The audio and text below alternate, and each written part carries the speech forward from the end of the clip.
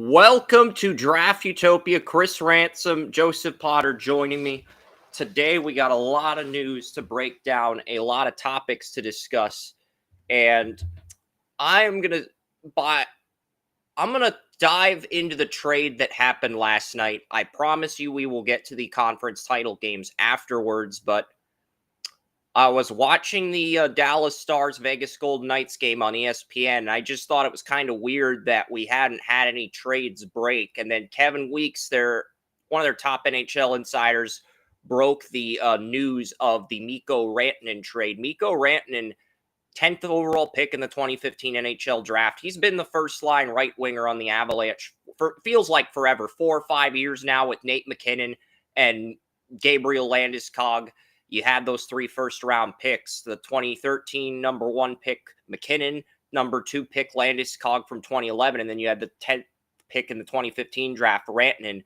And until, I think, 2018, 2019, when Colorado made it to the playoffs each year with that trio, that was the first year Rantanen was on the first line. But you had those guys. You had Cale Makar come up, and they won the Conn Smythe. Makar won the Conn Smythe when he was healthy, when everyone on that core was healthy a few years ago, and the Avalanche won the Cup. Since then, Rantanen's put together 2 consecutive 100-point seasons while Landeskog's been dealing with knee issues. Landeskog still hasn't come back from the 2 knee surgeries following the 22 Stanley Cup. There were rumors he was going to come back this year. Hasn't happened yet. And Avalanche, I think it's Rantanen wanting over $10 million a year, and the Avalanche don't want to pay him that when their goalie, Georgiev, also UFA, could get under $10 million a year, but they drafted a goalie in the second round of the draft, so maybe they like him. But it's interesting, though, because the Carolina Hurricanes get Mikko Rantanen, and you would think the Avalanche are not going to sell Mikko Rantanen. They've got a firm grip on the wild card 1 spot. I know they're 4th in the Central Division. They trail Winnipeg, Minnesota, and Dallas, but you would think they would hold on to Rantanen at least until the end of the season if they're fighting for a playoff spot. That's what doesn't make sense about this trade. Now, I heard Dallas offered a first-round pick, but Colorado didn't want to trade Rantanen to a rival, a player who's had 100 points in back-to-back seasons the last 2 years, to a rival team that knocked him out of the playoffs like Dallas. So, this is a guy who's number 2 on the Avalanche in points this year behind McKinnon. Makar's a 2027 UFA. Maybe Sakic's thinking internally, we won't be able to pay Makar if we pay Rantanen. So let's move Rantanen and take what we can get from an Eastern Conference team and ship him. But Chris, it all depends on what they think of his replacement. You said it, they took, a guy to replace him. So it's really the pay and everything. I was talking about the goalie, not Rantanen. They don't have a replacement for Rantanen. I was talking about Colorado having a replacement for Georgiev at goalie. Okay, I misunderstood. I'm sorry. That's no worries. But yeah, this is one of your 3 core players. McKinnon, Rantanen, and Makar were the core 3 players you had with Landeskog's knee injuries, and now you decide to ship Mikko Rantanen to the Carolina Hurricanes. And the Hurricanes are now favored over the Florida Panthers, but Colorado did not come away empty-handed. They got Jack Drury, the son of Chris Drury, and Martin Necas, the Hurricanes' 2017 first-round pick that they were trying to move last offseason. And they got a second-round pick from the Hurricanes. The Blackhawks got a third-round pick from the Hurricanes that they traded to Carolina back, but the Blackhawks are paying 50% of Mikko Rantanen's salary while the Hurricanes are paying the other 50%. So Colorado gets that contract off the books completely. So even though they traded Mikko Rantanen, they got the contract off the books entirely, with Chicago having to pay half of the contract and the Hurricanes taking on the other half. So that's the other thing that stands out, because Mikko Rantanen's in the final year of a 6-year, $55 million extension that pays him $9,250,000 a year. So Chicago's going to pay $4,125,000 that Colorado was initially going to pay, and the Hurricanes are paying the other $4 million. in cap space. So Colorado, even though they moved him and got This does a couple different things. Even though I misunderstood your quote, the thought still said who's the replacement. They have to have faith in that replacement. Second, the contract issue. You make a very valid point on that. Can you afford to re-sign all these key guys, or do you have to move one to ensure you get something back from it? And they did get a nice return. I don't think they got the return that was worth what they gave up. But if you're talking about... It was either this or take a late first-round pick from Dallas, but trade your second-best player to a rival team, your second or third best overall player to a division rival. So those were the options, and they didn't want to trade one of their top 3 players to a rival team. So this was the best alternative to that. So I don't know how they structure their contracts in the NHL and what type of maneuvering they could do, but this news tells me that they don't have much maneuvering that they're capable of in the NHL as compared to other sports. Let me just say this. If Dallas had pulled off the trade for Mikko Rantanen, they'd be the favorites to win the Stanley Cup right now, because Tyler Seguin in the IR list, the injured list, he will not be off that list until the playoffs. But if they had gotten Rantanen, they would have had him and Seguin for the playoff run had Colorado accepted the first-round pick from Dallas, which was rumored to be also on the table. And there were reports from people at ESPN saying that Jim Nill's looking for rentals, and Mikko Rantanen was his top target. I do not know if that's true, but if that is true, he probably offered Sakic a late first for him, since the Stars do not have a second this year. So, and Colorado said no to that, even though Dallas is basically barely second in the division. And I will come out next season and be like, ESPN called me a rental? That would be so Jim Nill does not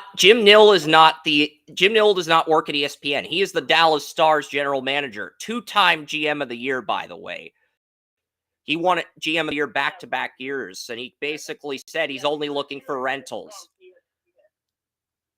but you're hearing it through that media outlet. Yeah. So you're going to take the outlet. The reason Jim Nill believes Rantanen's a rental is because he has a bunch of young core players he's drafted that he wants to pay long-term contracts instead.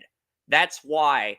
And the thing that Nill's done effectively is he hasn't paid any of his star players over $10 million. And Joey, that's the biggest mistake NHL GMs make, because in the NFL, it's pretty much a prerequisite to pay your stars $10 million a year. Even if they're a running back of Nick Chubb's caliber, it's pretty much a prerequisite to pay your stars $10 million. But with NHL teams having cap spaces anywhere between 45 and 150 million and having a floor of 45 million to spend and needing 20 players on that roster, you can literally only pay 1 or 2 players $10 million a year. The fact that Dallas has retained all their core players and have avoided paying any of them $10 million a year is a testament to how good Nill's maneuvered his lineup. But and you brought up a good example there with Nick Chubb and the NHL guys, because Nick Chubb's coming off a devastating injury. He broke his foot, which is another 4 weeks, and they're still saying the Browns could pay him $10 million to stay. And he's coming towards the tail end of his career, coming off major injuries, and the NHL is not willing to pay guys in their prime. I mean, Jake Ottinger got an 8-year extension with Dallas, but he's only getting $8,750,000. And that's smart that Nill avoided paying him $9 million, because you could argue he deserves $9 to $10 million. The Rangers goalie got $12 million a year for like 8 years, 12, because he got offered $11 million in the offseason. He turned that down, and then the Rangers came back and said, we'll give you $11.5 or $12 million, and he agreed to that. After getting $11 million a year for 8 years, he turned that down in the offseason, the Rangers goalie. The big thing I took from your comparison, though, was that they're willing to pay a guy that's coming off his second devastating knee knee injury and a broken foot as much more than you're willing to pay in the NHL your young core guy. That stands out to me as NHL. You got to do better. I mean, Nate McKinnon, who's a star player, former #1 picks, making $12.6 million, was once the highest paid player in the league. Landeskog, they got him back for $7 million a year. But when they extended Landeskog after winning the President's Trophy, they got him for $7 million a year. I think it's 5 or 6 years for $7 million a year. And then Cale Makar, who was the first defenseman to win the Conn Smythe since Bobby Orr, he's only making $9 million a year. That they are severely underpaying Cale Makar. I think Makar's probably going to get $10 million when his contract is up in 2027, whether it's from the Avalanche or another NHL team. He's probably going to get $10 million. So that's my takeaway. And if Colorado values Makar as much as I think they do, they probably are going to prioritize that money to pay him when the time comes. So that's probably. And I don't think that's a new precedent because look, these guys. Makar's the first defenseman since Bobby Orr to win the Conn Smythe. You got to pay him $10 million a year. The fact that you're paying him only $9 million a year is kind of cheap and insulting. Yeah, it's just no. It's like, could you imagine in the NHL today if they pay Bobby Orr like $7-8 million? You know, if Bobby Orr is playing today. Makar's the modern day version of Bobby Orr. He's only making $9 million a year. Not as good as Orr, but he did win a Stanley Cup, and he was the Conn Smythe Trophy winner when Colorado dethroned Tampa. So, yeah, it's just, yeah, gotta look at it and say, man, that I don't know what's my foot. The trade, they did the best they could with it. And I do like that they got some good talent back for it. And it's just, and it still has the contract to get the salary cap to move it up. Just don't do it. yeah, and that was a 3-team trade. The Hurricanes, they go rant, and they also got Taylor Hall from the Blackhawks. And the Blackhawks got a 3rd-round pick from the Hurricanes that they initially traded to Carolina back, and they take on 50% of Mikko Rantanen's salary. The Avalanche get Jack Drury, the son of Chris Drury, and they get Martin Necas. I think Jack Drury was on the Blackhawks as like a 3rd or 4th line center. No, he was on the Hurricanes. Jack Drury was on the Hurricanes, but he was selected by Carolina in the 2nd round of the 2018 NHL draft.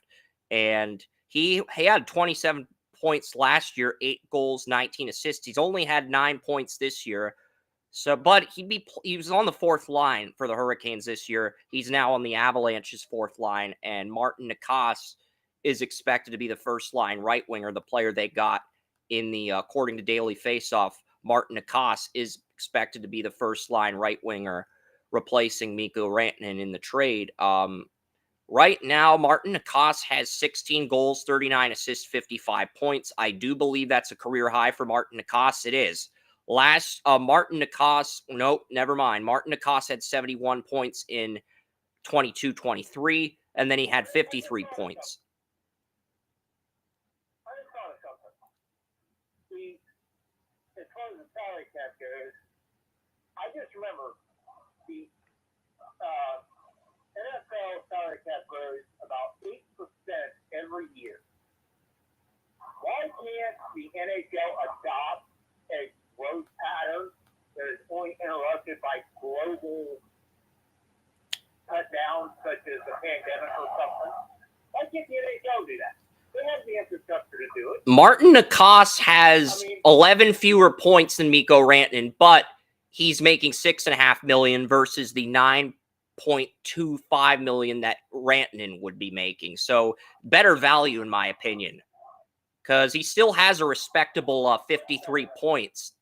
He still has a respectable 55 points versus Mikko Rantanen's 64 points. So Rantanen, 9,250,064 points. Martin Necas, 55 points this year, on pace for a career high in points, and at $6.5 million. That is better value in terms of the salary cap. I'm not saying that play will sustain itself, but no, it's one of the things that I preach in my personal life that I'm dealing with right now with a couple of relatives that I haven't spoken to in a long time is getting sustainability. You have to put in practices that are sustainable.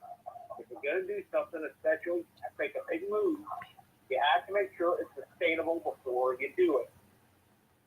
And that is kind of what you need to do, especially in the NHL, because if you go off the cuff and sign a star player after 2 years like they do in the NFL, and that star player falls off after 1 or 2 years of production, you're still on the hook for the salary.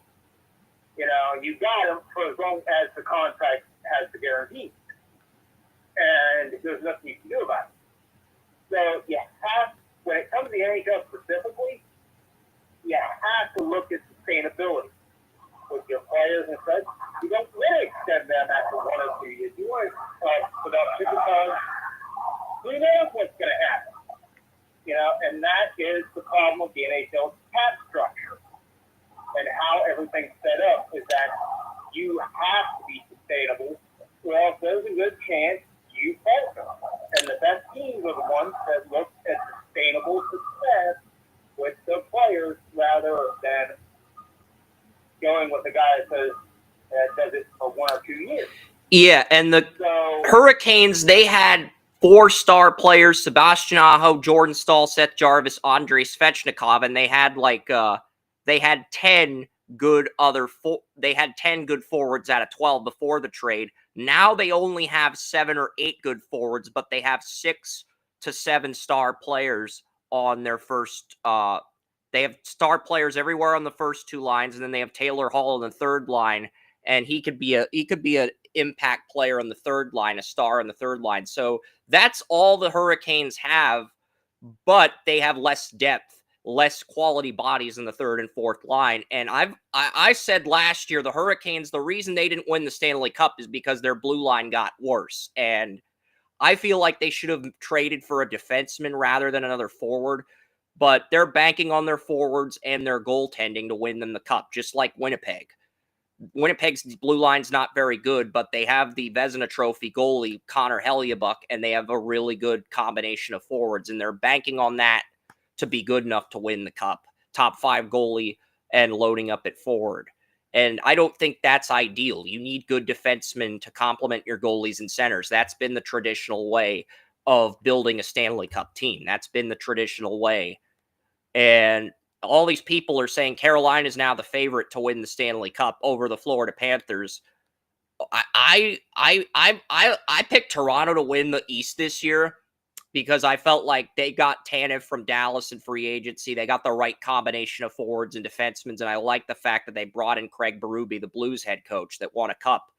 I mean, it's not. I still think Florida has a better chance of repeating than the Hurricanes do, but we'll see what happens. I'm not going to get into cup talk right now. The other NHL news I'll quickly touch on is the NHL is already in the process of picking a successor to Gary Bettman, as there are talks that I texted you this yesterday too, that Gary Bettman may retire soon in the next 2 or 3 years. So it sounds like from what we're hearing, Gary Bettman's probably going to retire before Goodell, and then Goodell's successor will probably be picked right after Gary Bettman retires. I would imagine that's when the thought process for Roger Goodell's successor is picked, right after Gary Bettman retires in 26 or 27. That'll be the point where they start the process of picking the successor to Goodell. And that's where I think we'll see a changing of the guard as far as the commissioners go. I think Adam Silver, Rob Manfred, and Don Garber, the MLS commissioner, who's been commissioner of the MLS since the league's inception in 1996, those 3 are going to remain commissioners. Garber's going to become the new Gary Bettman, the longest tenured commissioner, and Bettman's probably going to retire, and then Goodell's probably going to retire after that. Silver hasn't been a commissioner long. I mean, he's only been there. Actually, he took over in 2014. 2013, 2014, he took over. So he's been commissioner for 11 years.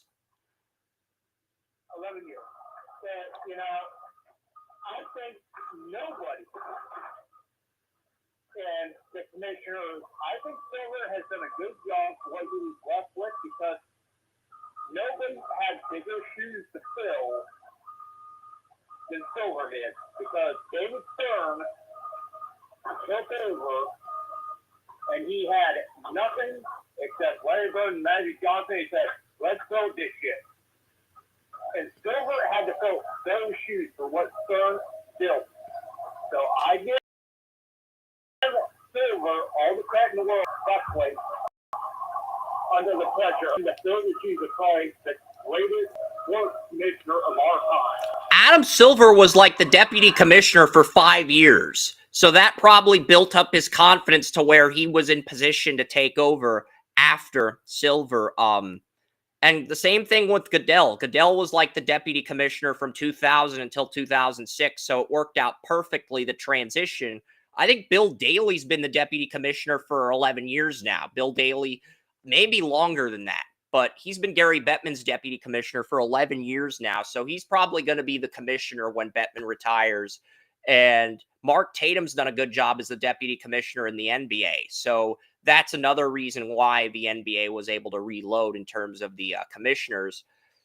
And then I think Manfred was only deputy commissioner of Bud Selig for like 2 years before he got appointed the successor, before he got appointed the replacement to Selig. So that's why he's probably done the worst of the group. But yeah, he hasn't done horrible, but he's definitely been the worst of the group. And that definitely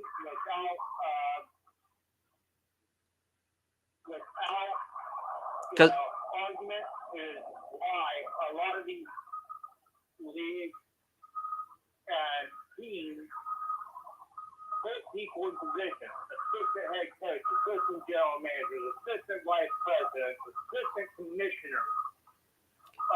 Because the year Manfred was appointed deputy commissioner, he was appointed Bud Selig's successor, and he had like 2 years to be deputy commissioner, learn that on the fly, and then when Selig retires, right when he's about to transition to deputy commissioner, he gets appointed to commissioner. So it's just more transitioning. It's a sequential change transitioning for Rob Manfred, and everybody else just effortless. Well, I was never a Bud Selig. There was a grudging respect for Bud Selig. I was never a fan of it. I didn't think he did as much as many of the other commissioners did. You know? Yeah, I think we can agree if we're ranking the commissioners, the baseball commissioners are probably the two worst. And everyone else has been excellent, whether it's NFL, NHL, NBA, or MLS. And that's not because let's face it, the commissioners work for the owner. The commissioners are there to put forth the will of the owner. And the baseball owners don't want anything to change. So changing anything or progressing in that sport, it is like beating your head against a brick wall. So I don't 100% give the blame to the baseball commissioners. I just think Bud Selig bent over backward for the owners more than he should have, and it completely prevented anything that. And Manfred's done the same thing with the MLB draft lottery and with the MLB lottery and teams not being able to have a floor for salary cap. No floor. That was part of the MLB negotiation. So teams could spend whatever money they wanted on free agents, and there was no floor in terms of salary cap. What he did do, he did get the pitch clock implemented, which I bet all games a very good move. Yes. He did move things on. He did get smaller things. With Bud Selig, he did 2 really good things and 5 really bad things. Manfred's done 1 really good thing and 5 really bad things as commissioner. It's a slight downgrade, but it's not in the grand scheme of things, you can argue it may be a better move than Seelig. You could argue that, but yeah, it is. I think Manfred needs more time to, get to what the hell it means to be the commissioner of Major League Baseball, because it ain't you could see Bud Selig back when he took the job, and he was nice, and he was suited and everything. And when he relinquished the job, he had wrinkles and craters on his face and everything. I think Manfred needed more time to prepare himself for what being the commissioner of Major League Baseball actually meant. Because it is a meat grinder. Because the old boys club will always remain the old boys club in Major League Baseball. That's just how it's set up. But if you're prepared, you can maneuver that. I don't think Manfred was... Yeah, because Garber was the deputy commissioner in the MLS's league inception in 1996. He had 3 years of experience and then transitioned into commissioner in 1999, and he's been the commissioner of MLS ever since. So, and Garber, before that, Garber worked with the NFL. He worked under Paul Tagliabue and Roger Goodell, and then he went to the MLS in 96 as deputy commissioner, and then he became commissioner in 99. But before that, from like 89 to 94, he worked in the NFL. It only took him a year to go from interning at the NFL headquarters to being one of Roger Goodell's subordinates when he worked under Tagliabue. So that says a lot about Garber. That was great for him because he learned... You know what you say about the NFL?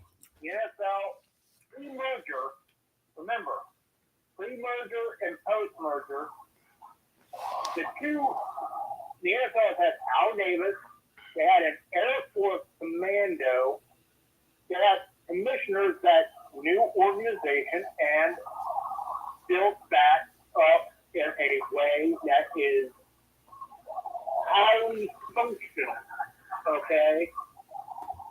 That is important because the structure was set from the beginning. From the AFL with Al Davis to an Air Force Commando with the NFL, and when they merged, Davis became he was offered the assistant commissioner's job. He turned it down. But the structure was there, and they took a lot of one structure, combined it with another structure. Air Force Commando is the guy pulling it off. They created an entire structure. The groundwork was set to create something great. In baseball, it's different. In soccer, the groundwork was set for something very good. Not great, but something very good. And it's taking a little more time to build, but it's still building.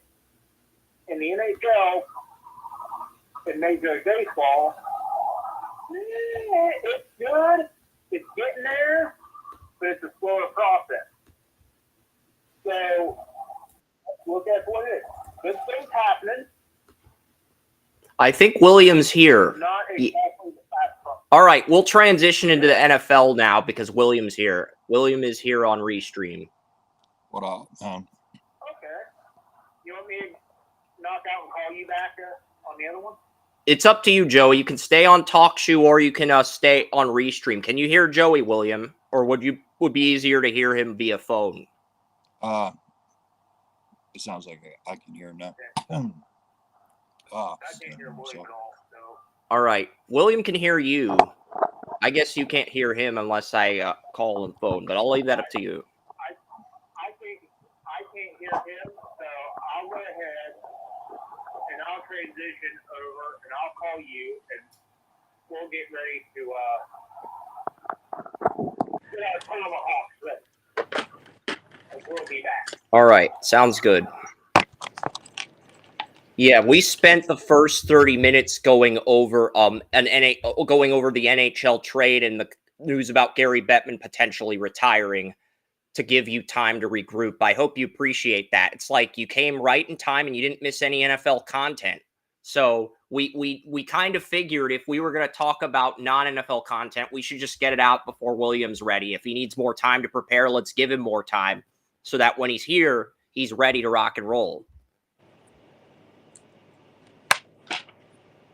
But yeah, Commanders, Eagles, Sam Cosmi is out at right guard for the Commanders. That's the only big injury. The Eagles rest of the Eagles lineup is questionable with injuries. Dallas Goedert practiced. So did Cam Jurgens.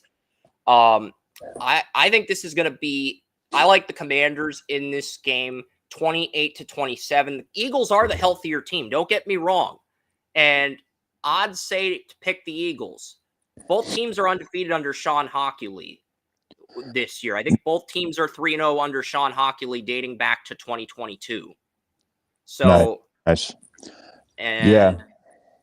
I like Jaden Daniels to win this game 28-27. Last week was the 27th playoff game at Lincoln Financial Field. The Eagles won that game. This week is the 28th game at Lincoln Financial Field. The over-under is 48.5. I like the over, and I like the Commanders 28-27. They win by a point in Philadelphia to take the NFC title. Only a point. I like that for sure. You know, I'm rooting for Jaden Daniels and the Commanders, so I definitely have to take him. I'll take him 31-24 though. Give him just a little bit more, and you know, I just what's going on with them, and you know, Jaden Daniels is, I mean, everything now. I mean, there's so much talk on him out there on social media. People just absolutely love him, dude, and he is doing so well. So yeah, it's definitely my pick as well, man. I mean, he's definitely made a nice entrance into the NFL. You know, hopefully he can, you know, carry that on into next year. But I know Oren Burks did well against Kyron Williams last week, had a tackle for loss against the Rams, but the Rams are mainly dependent on Kyron Williams, whereas the Commanders, they have that two-back system with Austin Eckler and Brian Robinson Jr. I don't think Oren Burks is going to fare as well in relief of Nakobe Dean. They're going to have to rotate Burks and Jeremiah Trotter Jr., I think, in order to stop this Washington running game, Joey. And I don't think they will. I think they're going to look at it and say, you know what, we like Trotter Jr., but we want to ease him in. We don't want to play him as a rookie. Now, here's what I get. I've said it all year that Jaden Daniels looks like the modern clone, what Deshaun Watson was when he was with the Texans. But the difference here is the Washington Commanders set everything up to where Jaden Daniels is not only going to thrive, but he's got a running game, and he's got a defense. He's got they set him up the way the Texans never set up Deshaun Watson. And the Commanders have $97 million in caps. They have $93 million in cap space, third most in the league behind the Raiders and Patriots. They have more cap space than any NFC team next year. Absolutely. And here's the thing. This game comes down, I'm going to say it now, it comes down to Jaden Daniels. Okay, Jaden Daniels comes out and he puts forth the performance I think he will. Washington's going to win. And there's nothing anybody can do about it. Because he is, I heard some people comparing on to Patrick Mahomes and stuff. That's ludicrous. Okay, there's one Patrick Mahomes and then there's everybody else. Let's stop.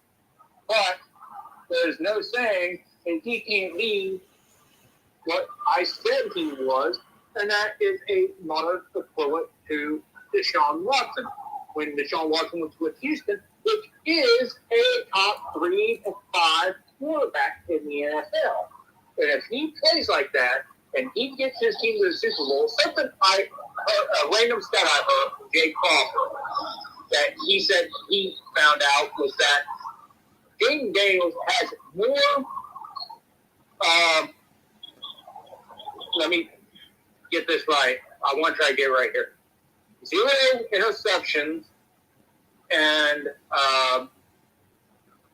0 punt games than Joe Montana, Tom Brady, Patrick Mahomes, and then there's one other legendary quarterback in there. I can't remember who it was. Combined for their careers and did in one season. I saw that stat. That is astonishing. Mind-blowing. Okay. Jaden Daniels, the sky's the limit, and I think it starts this week. I think he and Hurts have a hell of a game. Not necessarily going to call it a shootout, because I think there's going to be a lot of ground yards. Maybe even a couple touchdowns on the ground for the quarterbacks.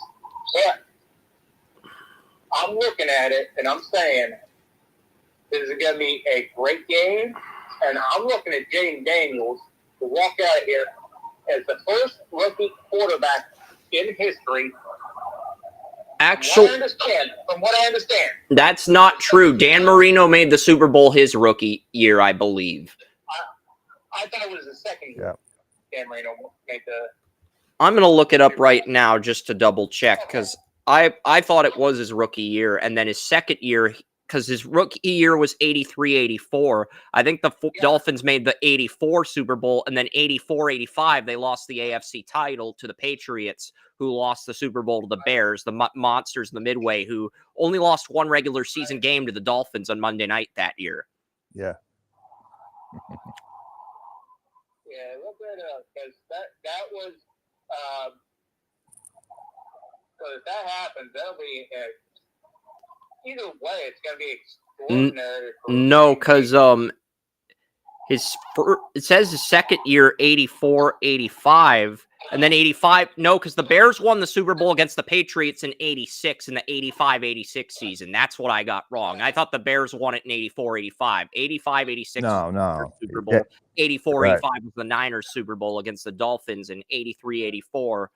The Dolphins got to the second round of the playoffs, but Dan Marino lost to Seattle.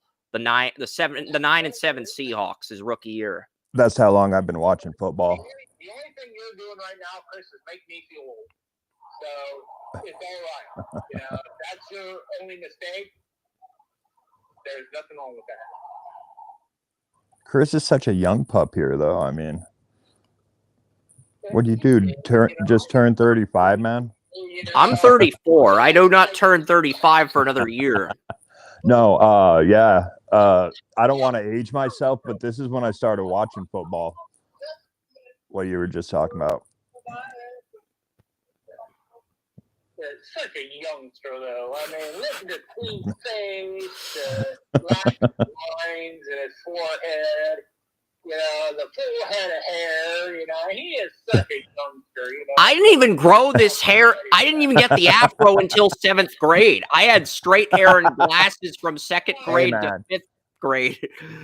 And then I had straight hair in 5th and 6th grade. And then the afro began to grow in 6th grade. But it fully appeared in the school photo for the first time when I was in 7th grade, the afro. So, yeah.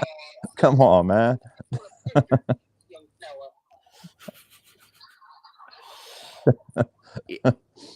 Dude, have you ever looked yourself up on YouTube?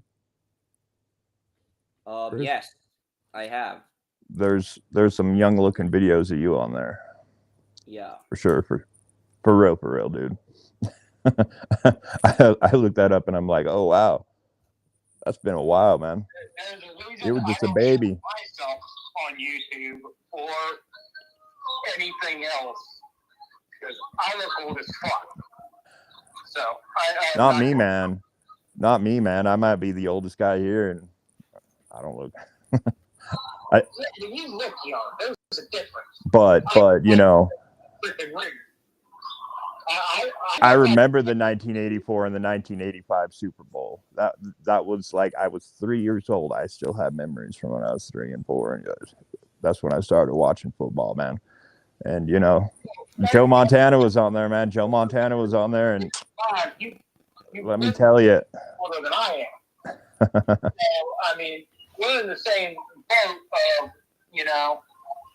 right around that age where Chris over here. Right around that age.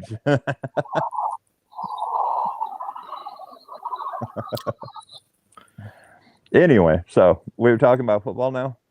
Yeah, the only two people who took the Eagles are Andrew Kermish and Wes Langley, who are the top two in the Draft Utopia Pick'em standings this year. Everybody else took the Commanders. Yeah. Yeah, Oren's got 34-28. Williams got 31-24. I've got 28-27.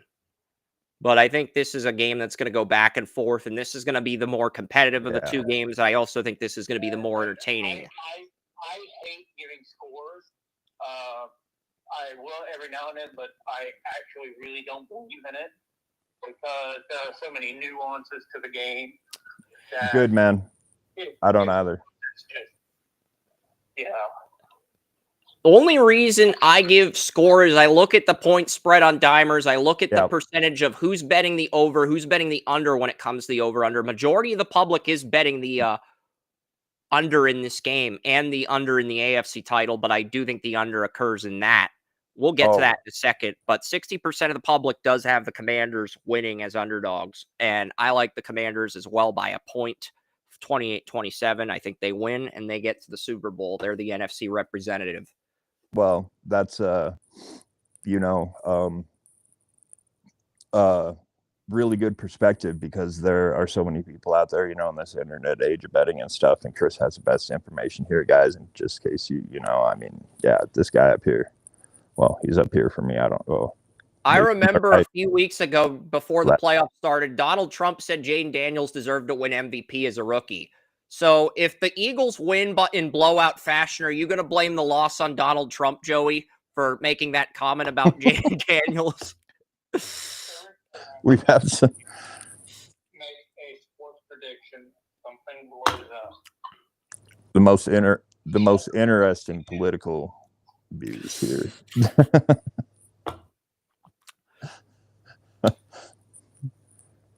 Yeah, because last year, Jesse Waters proclaimed the Eagles Super Bowl champions, and their losing streak started. And then this year, Donald Trump waved the terrible towel on Sean Hannity. So this is the second year in a row that a team's been affected by the Fox News curse, as I call it.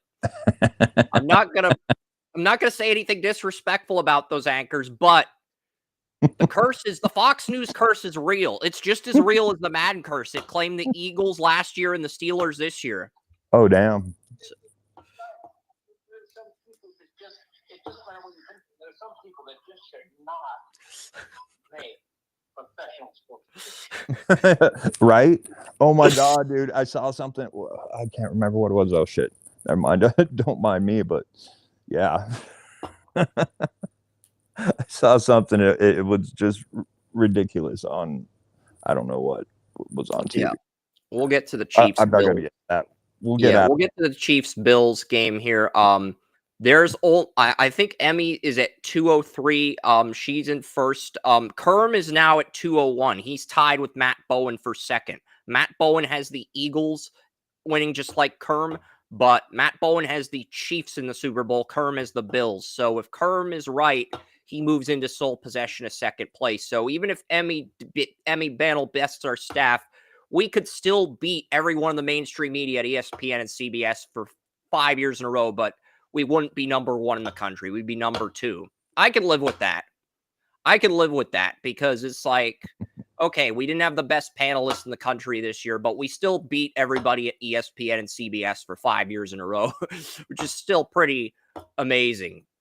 But, I mean, I don't know what John Gonzalez and Carlos, the sports authorities, had. They had 198 this week. They were tied with Kerm. I don't know what their numbers are, but Wes is sixth in the country. Wes and Jason are pretty much battling for second. Wes is a 2-game lead over Jason, but Wes and Jason disagreed on the AFC and NFC titles. So if it's Eagles-Chiefs, if Eagles or Chiefs make the Super Bowl, Wes finishes second. If Commanders and Bills make the Super Bowl, Jason ties Wes for second heading into Super Bowl week on the site. And then everybody else is, I'm fourth, Tracy's fifth, Ord sixth, Joey seventh on the year. And if William gave me an ultimatum, said, Chris, I want you to add me to the site, we'd probably add William and we'd add Tony Mario, and that would give us 9 because Tony Mario's been doing the power rankings each year, and he does send me predictions on Thursdays. So we would go to 9 in that scenario. But we'll get into Bills Chiefs here. There is one thing I will get into my pick later, but I want to put this out there for people. We're going to find out whether the Buffaloes will rebel against our Native American chiefs. We're going to find out that the Bills and the Chiefs are going to war. I think this is going to be a very entertaining game. The 3 positions I think the Bills have advantage at are left tackle, running back, and defensive end with Epineza, Rosso and Von Miller. I think those are the three positions the Bills have the advantage at. So that's why I say I like the Chiefs, but I think it's going to be a very close, very competitive game. Fuck the Chiefs. You can say that all you want, but I think you got shit. I'm still typing something here. I want to be factual with my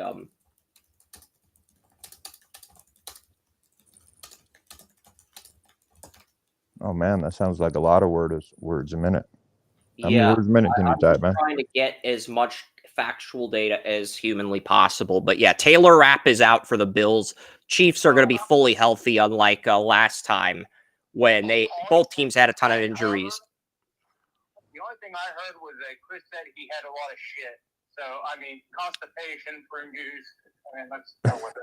Right? I mean, I was working on That's what I some heard. write-ups, just getting a lot of write-ups knocked out. But yeah, the Bills, I think they're going to lead a majority of the game, but the Chiefs are going to do something to put themselves over the top at the end. They're either going to win on a safety or a 2-point conversion. They're going to win, but they're going to win in the flukiest way possible. They're going to win, but they're going to win in the flukiest way possible. And the Bills are going to lead for like 40, 45, or 50 minutes. And then the Chiefs are going to come back. Or maybe the Bills take a 21-0 lead after 3 quarters, and then the Chiefs score 22 unanswered, and they win on a 2-point conversion at the end. It's going to be a game like that. Do you feel picked on, Chris? No, I don't. But I think that's what we're going to get. I think that's what we're going to get in this AFC Championship. The Bills lead a majority of the game. Dude, I saw that Bills defensive line like last week, and I mean, they were playing just top notch, man. The problem is the Texans' pass rush is better than the Bills because the Texans have 2 sack artists. The Bills don't have a sack artist on their defensive line, even though it's a very good defensive line, a very good trio. The Texans had 2 sack artists. The way they were playing last week, Texans dude, have was 3 good spot on. The Texans have 2 really good corners in Stingley and Lassiter. Stingley had double-digit deflections, and so did Lassiter. I don't think the Bills have a corner with double-digit deflections. Also, Houston was 7th in pass defense. Buffalo is 20th in pass defense, and I believe they're 12th in run defense. So I do think that the Chiefs are 7th in run defense. It was them and the Ravens had the top 2 run defenses most of the year. Spot on championship football is what that defense was playing last week, bro. And yeah, so that's what I see going on here, and I am not. The Bills have only had 4 games where their starting 11 played. Every one of their preseason starting 11 played. Only 4 Josh games. Allen. Can I finish my point, William? Sure. Preseason starting 11. The Bills only had their preseason starting 11 start 4 games this season in the regular season, and in those four games, they held their opponents under 20 points. And then if you add the wild card, that's 5, and then you add the divisional round, that's the only game where the Bills gave up 20 points on more than 20 points on defense with their 11 best starters. But Taylor Rapp did get injured in the after the interception against Lamar Jackson. So I think you really can't count this as that game. And Rapp is out. Cole Bishop's going to start at strong safety. Josh Allen has something to prove that he can win. And I think he's going to try to do that, and I think he's going to succeed. So, I think the Chiefs are healthier, but the Bills are going to lead a majority of this game. But they're barely going to squeak by. They're going to win, but they're barely going to win. And I think the Bills are going to lead a majority of the game. And Clete Blakeman's the referee. He's had more success the Bills have had more success under Clete Blakeman. But 3 members from Sean Hochuley's crew who penalized the Bills more than any other team are working under Clete Blakeman this Sunday. Okay, but Josh Allen and Peyton Manning at the same point in their careers have eerily similar. That's true, but Peyton Manning had the Patriots in RCA Dome. Josh Allen has to go on the road. That's the big distinction between Allen and Manning. I think Allen, the next time he gets Mahomes in Buffalo, he's going to beat Mahomes, but he's not going to beat him right now. And I only have the Chiefs winning by a point. And so I know I'm telling people to take the spread. The Chiefs are -2. I'm telling people to bet on Buffalo to cover that spread because I think the Bills are going to cover that 2-point spread. They're only going to lose by a point. And the only two people that agreed with me are Tracy Porter and Wes Langley. Everybody else took the Bills. Yeah. But And what you told me was that the Buffalo Bills were going to win next year. And I do like that thought as well. You know, you told me that I specifically. think 26, when New Highmark Stadium opens, they will win it. I think they could repeat in 61 and 62, but they lose to Kansas City now. They could, if they can win it this year, there's an outside chance Allen catches Mahomes in Super Bowl rings. If the Bills get this year 61 and 62, there's an outside chance Allen catches Mahomes. I thought Allen was going to take that leap last year. I think the the receivers were better a year ago. That's why I watched Chiefs, but I think the running game's a lot deadlier compared to a year ago. And I watched McDermott grow up coming through John Fox and Carolina, and you know the job that he did there as defensive coordinator, and he has done an excellent job as head coach of the Bills. I mean, him and Brandon Beane have absolutely killed this. You know, Brandon Beane's Christian Benford didn't practice on Friday. He's still been dealing with the concussion he got in the wild card round. Even though he did get cleared to play for the divisional round, he's still dealing with that, and he didn't practice Friday. So he's questionable now. Deion Dawkins missed Wednesday with an illness, but he did fully practice on Thursday and Friday, so he's playing. The illness is out of his system. Good information. Yeah. And I think the Chiefs, Andy Reid, playing chess with the Bills, he did not use DeAndre Hopkins in that first meeting. In the first meeting against the Bills in Week 11, he did not use DeAndre Hopkins because Andy Reid wanted to get a feel for what Sean McDermott and Joe Brady were doing. So he played chess, and he chose not to use Hopkins in that game, knowing that the Bills were going to take what they did in Week 11 and apply it in a rematch. So I do think Hopkins and Worthy both could get 100 yards, and I think Shakir and Cooper could both get 100 yards for the Bills. I think this is going to be a game where the receivers step up. Shakir is the running backs. Shakir is another one that's done an excellent job this year, you know, and coming up through Boise State, I saw him too. And he has come on, and he has proved something to this team that he is there, and that it is, you know, one of Josh Allen's favorite targets. So Corners have 10 or more deflections. Trent McDuffie had 11 deflections in the regular season, and he had the deflection against the Texans last week. And Karl Loftus had 3 sacks. He just went off and feasted Stroud in that game. Well, here's the thing, guys. The thing that hasn't been mentioned yet is that when does the team hit their stride? And one thing I've noticed is that in these playoffs, the Bills' defensive line has started to hit their stride. Now, that stride does not stop just on a whim.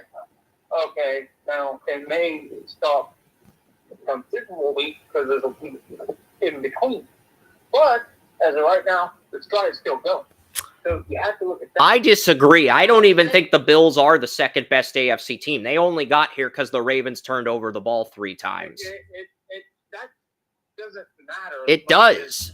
It does matter. I respectfully disagree. That matters, but continue. You're not listening. You're trying to... Stride. Hit the stride. What does hit the stride mean?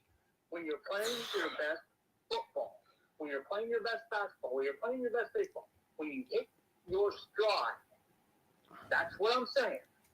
The third best And team right now, did not hit their stride. What does the regular season mean right now? The third best team in the playoffs did not hit their stride. It does matter. Does it matter? It does matter.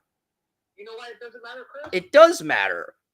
I respectfully disagree. Outside of the stats, and you just rattled off, how does it matter?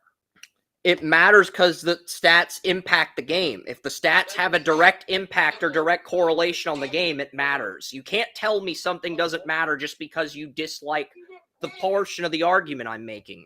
You can disagree with me on an argument without saying something doesn't matter if you don't like that part of the argument. Saturday morning shenanigans.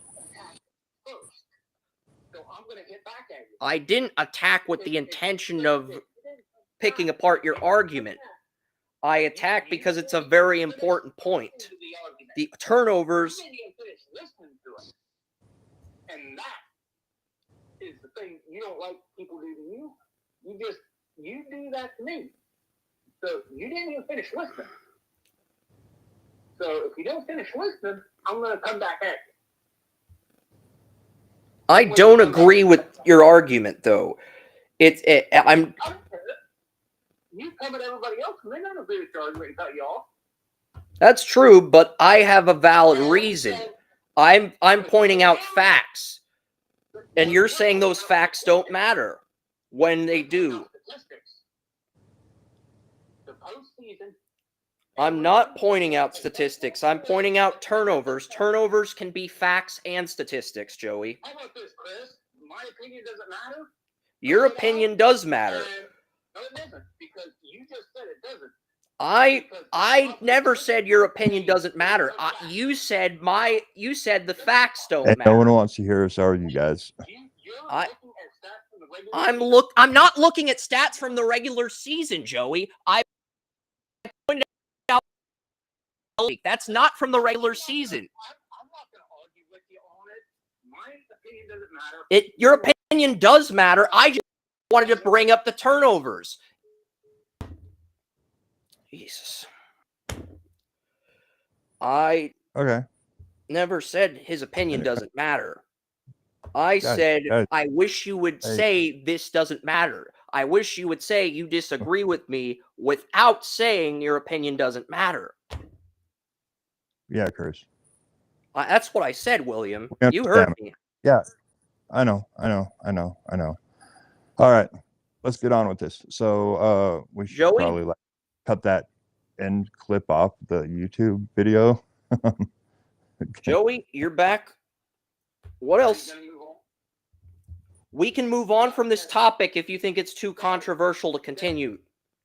No. Or you can finish your point without me interrupting. My point doesn't matter. My point doesn't matter. Move on.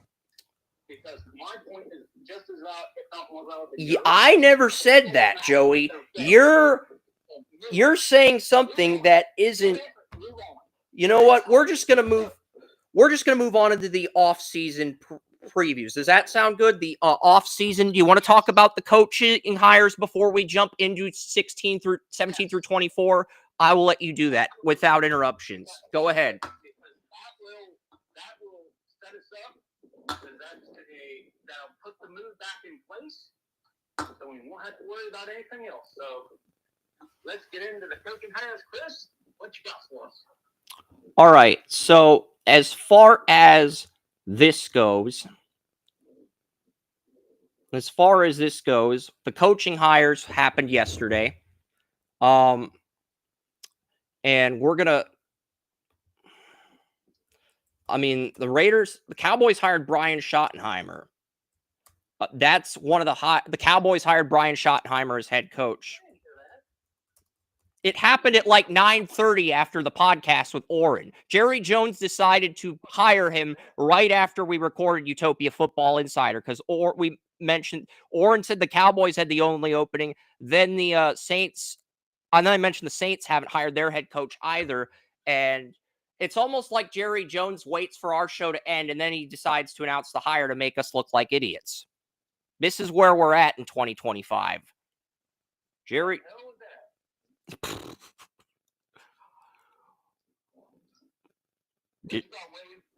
I don't know. William left the show. I don't know if it was the arguing or what it was, but he left. He probably didn't want to deal with it. Okay, Grit of the Gridiron. I got a comment from Grit of the Gridiron in the chat room, an intelligent comment. Commanders have to stack the box and defend the run all game and make Jalen try to beat them over the top. Jalen Hurts won't be able to keep up with Jaden Daniels. Very good point, Grit of the Gridiron. That's a very intelligent point. the stuff we are waiting. This is the stuff Joey and I love to read instead of comments about a promotion on Kick or whatever. This is what we want from our audience. Okay? This is what we want. Stuff like that.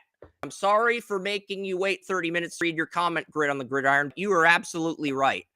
The Commanders, they're going to have, and here's the thing, Deron Payne, Bobby Wagner, they didn't practice. So they didn't practice until Friday, but they are cleared to play. But they were DNPs until Friday, so, but yeah. Okay, so that's something you got to look at is the coaching hires. All right. So we have that. The Jaguars hired Liam Cohen. That is an interesting. That's an interesting one because I like Liam Cohen. What happened is the Buccaneers were going to bring him back as offensive coordinator, but he never formally signed the contract with the Buccaneers. And after the Jaguars failed to land Liam Cohen on Thursday, they fired Trent Baalke. And Khan made a counter proposal saying, not only will you be head coach, you will get a say on who the GM is if you come back. And that prompted Liam Cohen to leave Tampa to go to Jacksonville. Yeah, and that's something because that was the reason they didn't get Ben Johnson because they refused. And then Liam Cohen did the same thing, and then that prompted Baalke to fire. They were running that option. Khan to fire Baalke. A good option, but Cohen wasn't the top option. Yeah. Cohen had 1 year, and that's tough. I'm not as learned with Liam Cohen's background as I am some of the other coaches that I usually comment And the on. Jets got Aaron Glenn. I guess calling Woody Johnson a pussy was enough to motivate him to get Aaron Glenn. And Aaron Glenn's top choice was the Jets. So Ben Johnson goes to the Bears. Patriots get Vrabel. They get Josh McDaniels. And they get Tim Williams, the Lions defensive line coaches who worked with Vrabel in Tennessee as the defensive coordinator. So I love that hire because Aaron Glenn has been one of my up-and-coming defensive coaches for. And the Raiders got Pete Carroll yesterday. The Raiders got Pete Carroll. I heard that they were in deep negotiation. I don't know if they put pen to paper. No, pen to paper, 3-year deal. Pete Carroll signed with the Raiders yesterday. Okay. So that is, I feel, is a great deal as well because there was something that Thomas Powell, who played for Pete Carroll for 2 years, said. He said Pete Carroll walks into a room and you just light up because he has so much energy. You just want. So Williams charging his phone. He did not leave because of our argument. He left because his phone was at 7%. He needed to charge it a little bit. You do you, man. 7%? Man, you got an iPhone or something there? Taking battery life? Jeez. iPhones are terrible. I've got an iPhone. It's not terrible. You're hearing Joey's voice on an iPhone. My iPhone. Well, when it comes to battery life, yeah, he has iPhones at work. At work phones, Walmart discontinued them because the battery life is so damn bad. Yeah, and I'm going to get my phone charger and plug it in case, because I think my phone's at 30%. So I'm going to get the plug-in and put that up. So, yeah. All right. iPhone batteries suck. Okay. We'll get into the contract. Yeah, we'll get into the contracts for teams picking 17 through 24 in the draft. And then we can break down 25 through 30 next week before the Senior Bowl. So, I do want to get your or we can, or more college football than I do. So my Buckeyes are national champions. Ever since the LA Galaxy won the MLS Cup, all of my teams have been making comebacks. The Buckeyes are the Dallas Stars and the Lakers next in the cycle because, we'll see. But Ever since the Galaxy won the MLS Cup, my teams have been on a heater. I'm hoping that heater continues into March Madness with Duke and Cooper Flag, then the Dallas Stars and the Lakers. Because the way this is going, it sounds like that heater could continue for a little bit. I'm not saying it will continue, but I'm saying it could continue, theoretically. Patriots dominating the draft. I want to get your opinion because you know probably know more about this guy than I do. Rice's head coach became the Browns' offensive coordinator. Rice, he didn't become the offensive coordinator. He became the offensive line coach. He was Bill Callahan's longtime assistant, dating back to the 2010s with the Jets. 2009, 2010 with the Jets. He was Callahan's assistant on the Jets. So that was the thought process. The familiarity. He probably knows what concepts, what cadences, what schemes Callahan ran. That was the thought process in hiring him. And he's 40 years younger. That's 30 years younger, not 40, but 30 years. Well, Callahan seems like he's been around since the Bengals got a really good offensive line coach too. I think they got the offensive line coach from the Browns.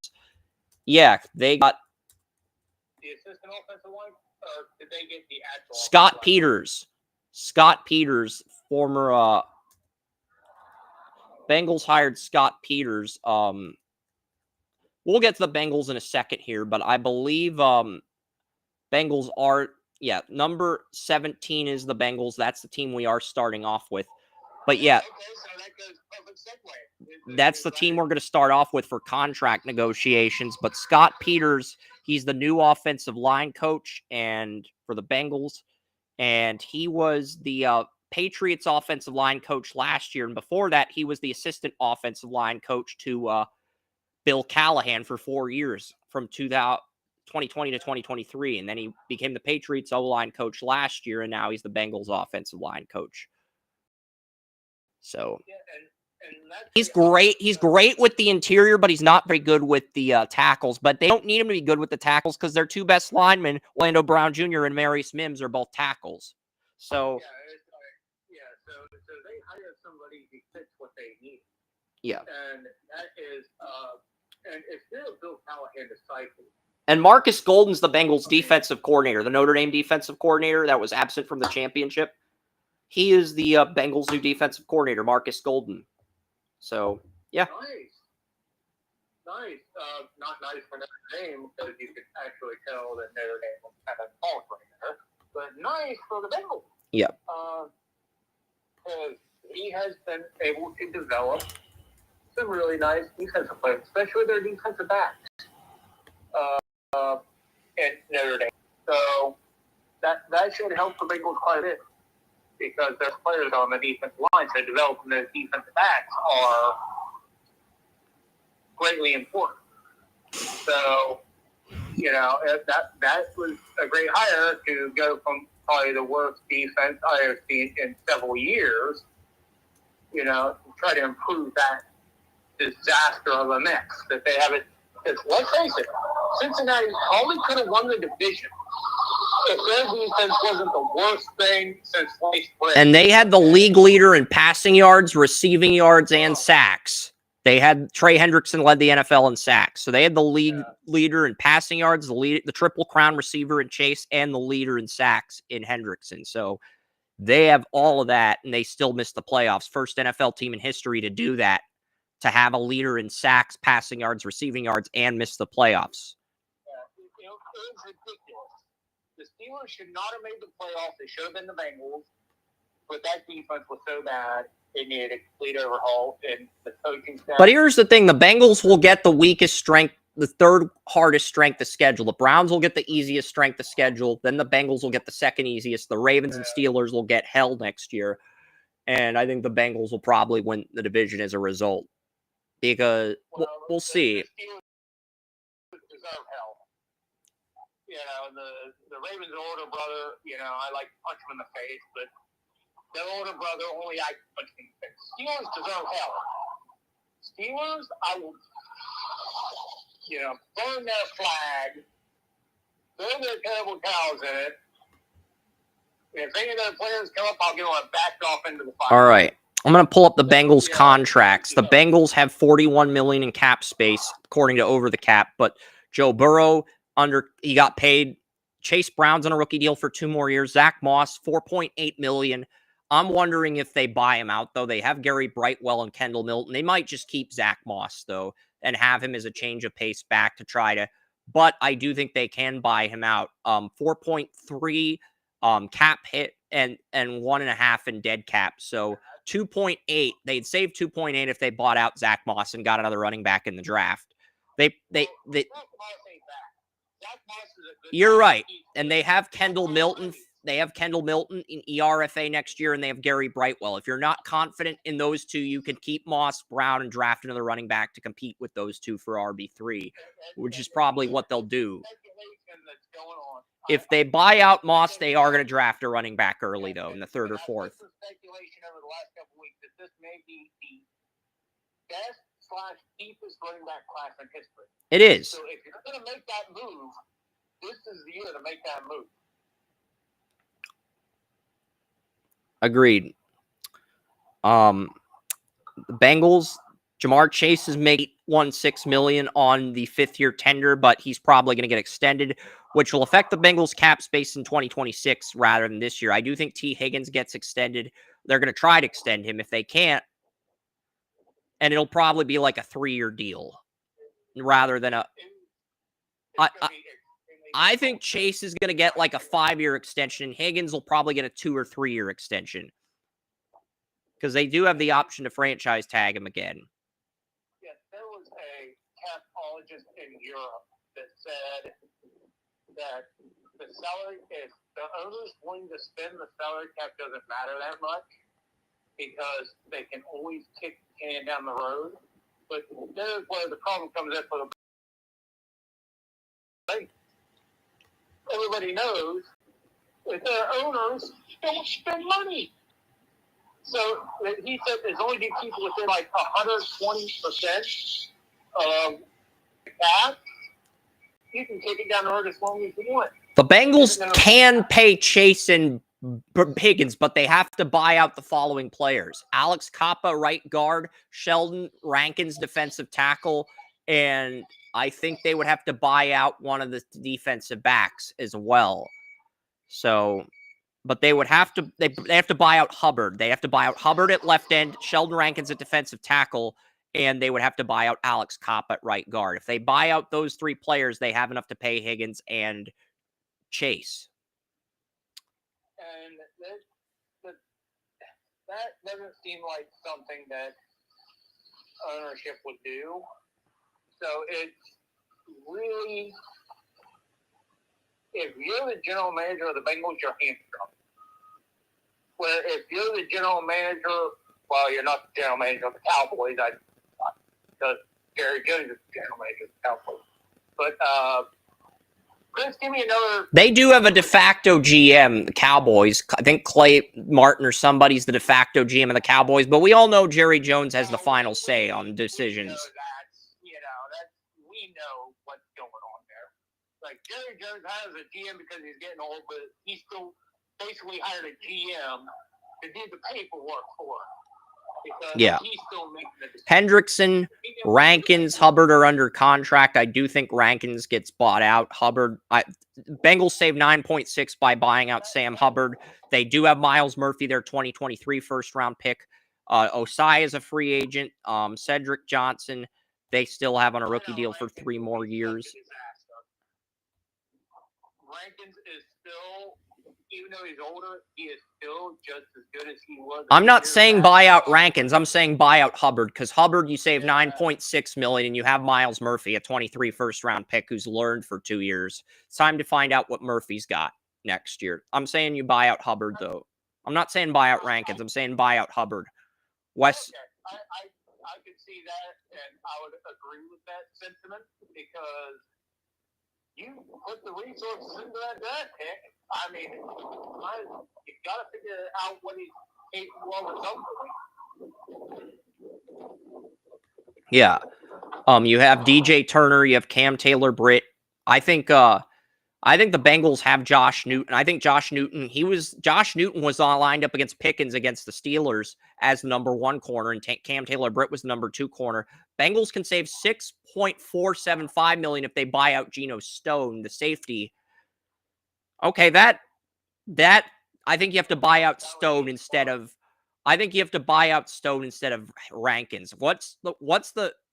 Is buying out Geno Stone going to save you more money than Sheldon Rankins? That's what I want to look up quickly.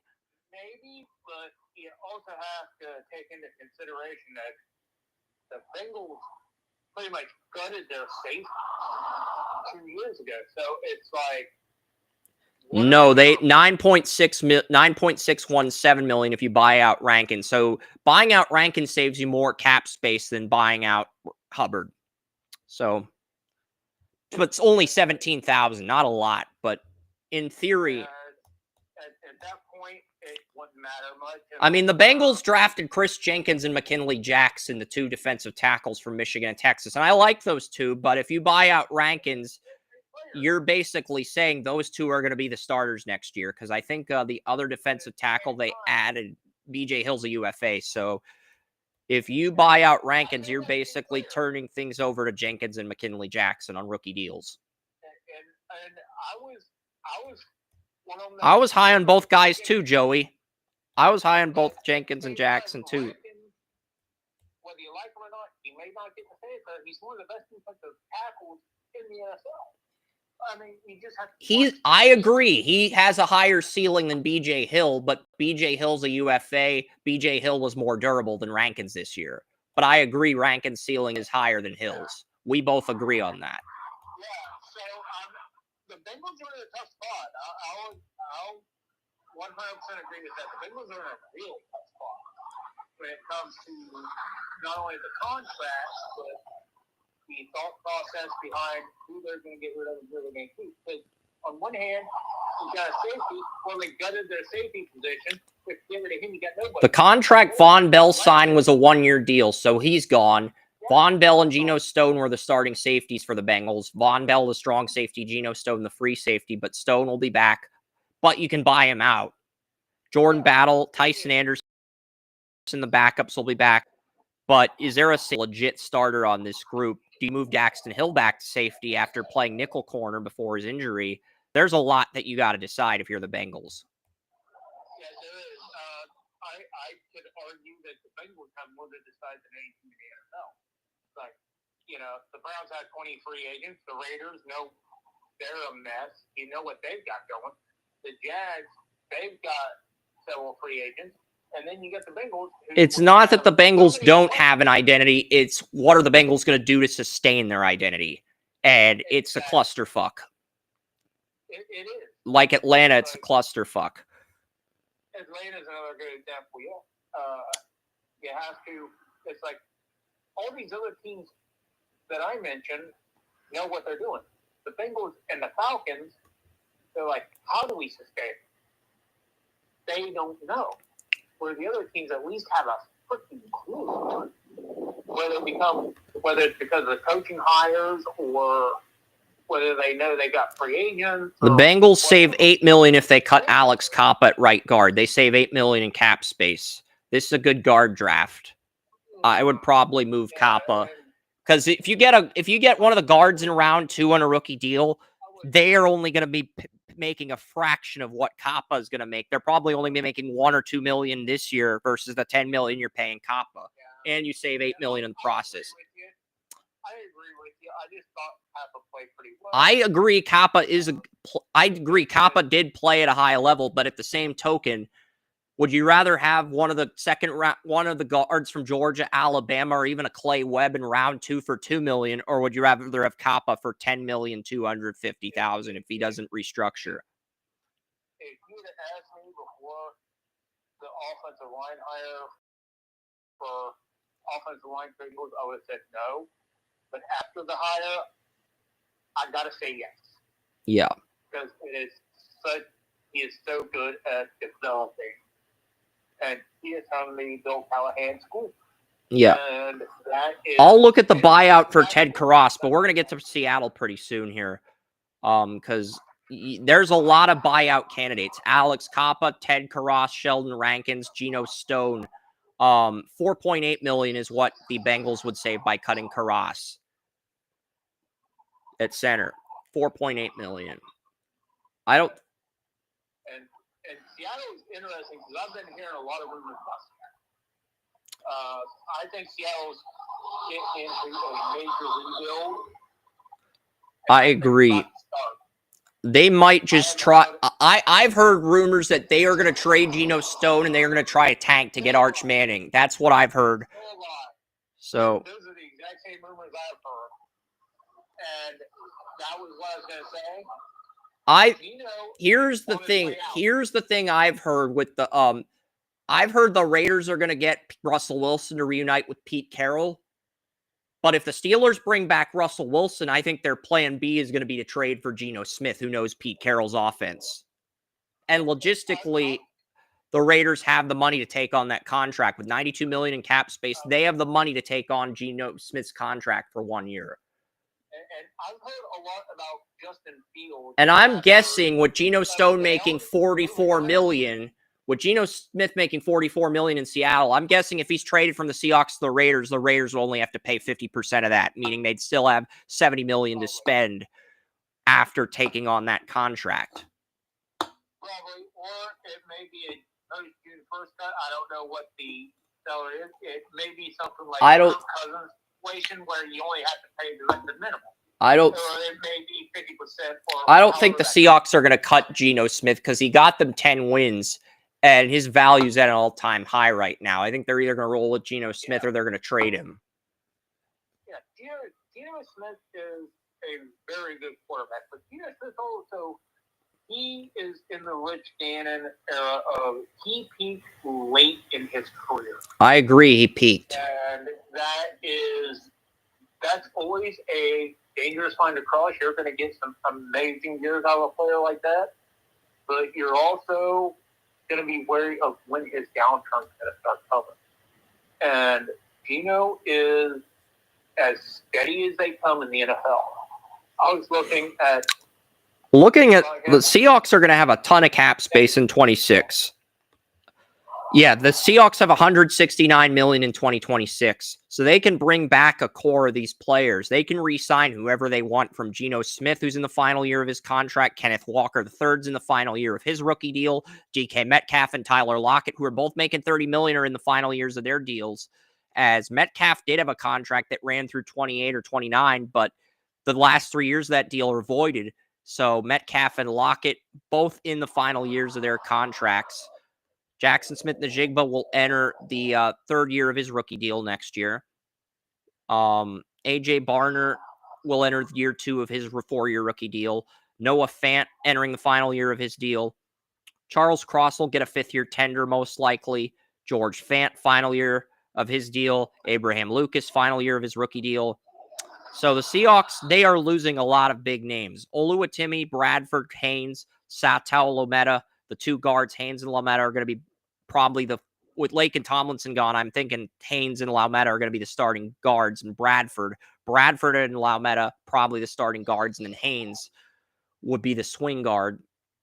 But yeah, the Seahawks are going to be in a good place as far as their offensive line goes. On the general manager's strategy, if the general manager's strategy is a quick rebuild, I keep Geno Smith and I identify a quarterback that I heard something earlier today that Jalen Milroe he may be too smart for his own good, and that may be some of the reason he's thinking too much, and he may need somebody to slow down his thought process, which it happens. You do have smart quarterbacks like that need somebody to slow them down a little bit. Yeah. Or somebody else in the second round, or maybe in the first round. Yep. To sit behind Geno and instead doing a full rebuild, do a hard restart where you're just like, yeah, okay, Geno, this is your last draw. Show us what you got. We got this guy back here. We're going to be grooming him. They do have Sam Howell, but Sam Howell came in for Geno Smith one game this year and looked horrible when he had that window of opportunity to restart his career. I didn't see Sam Howell. It was a Monday night game. That's probably why you didn't see it. I know. Oh no, I mean, I know Sam Howell's got a lot of talent, but I do not see how Sam Howell fit in the Seahawks offense this year.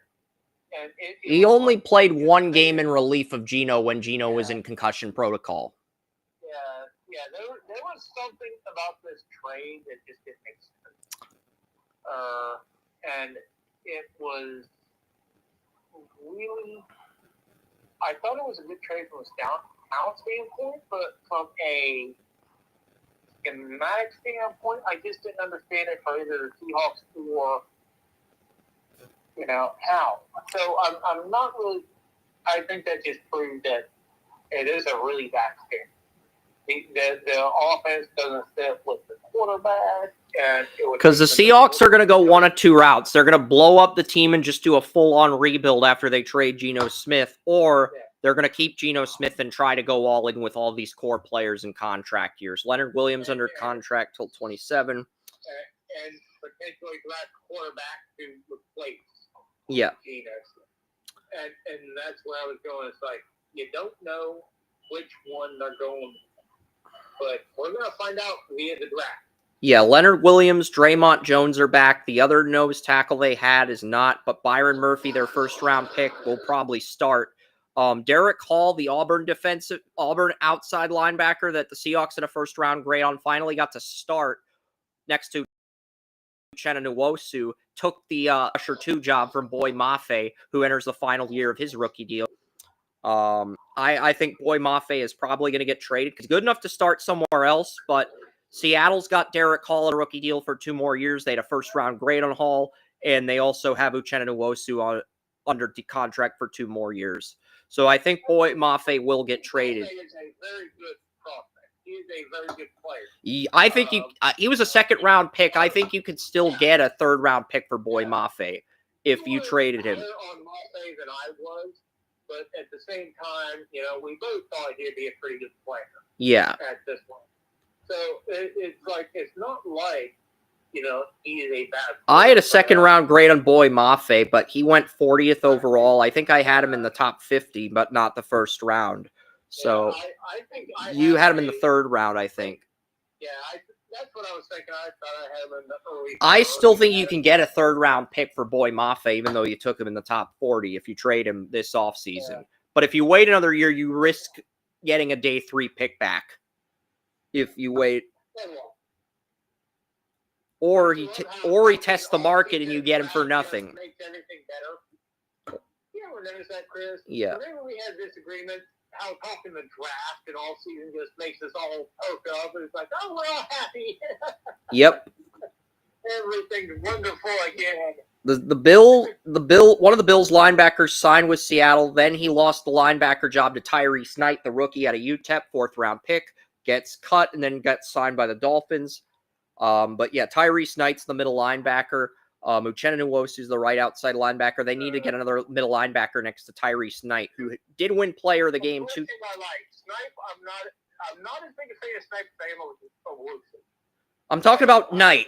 Tyrese Knight had 2 games with 10 tackles where he won Player of the Game on Draft Utopia as a 4th-round rookie at a UTEP. And I did not like Knight's college tape, but he did much better in the NFL. That's probably why you're not as big of a fan of his.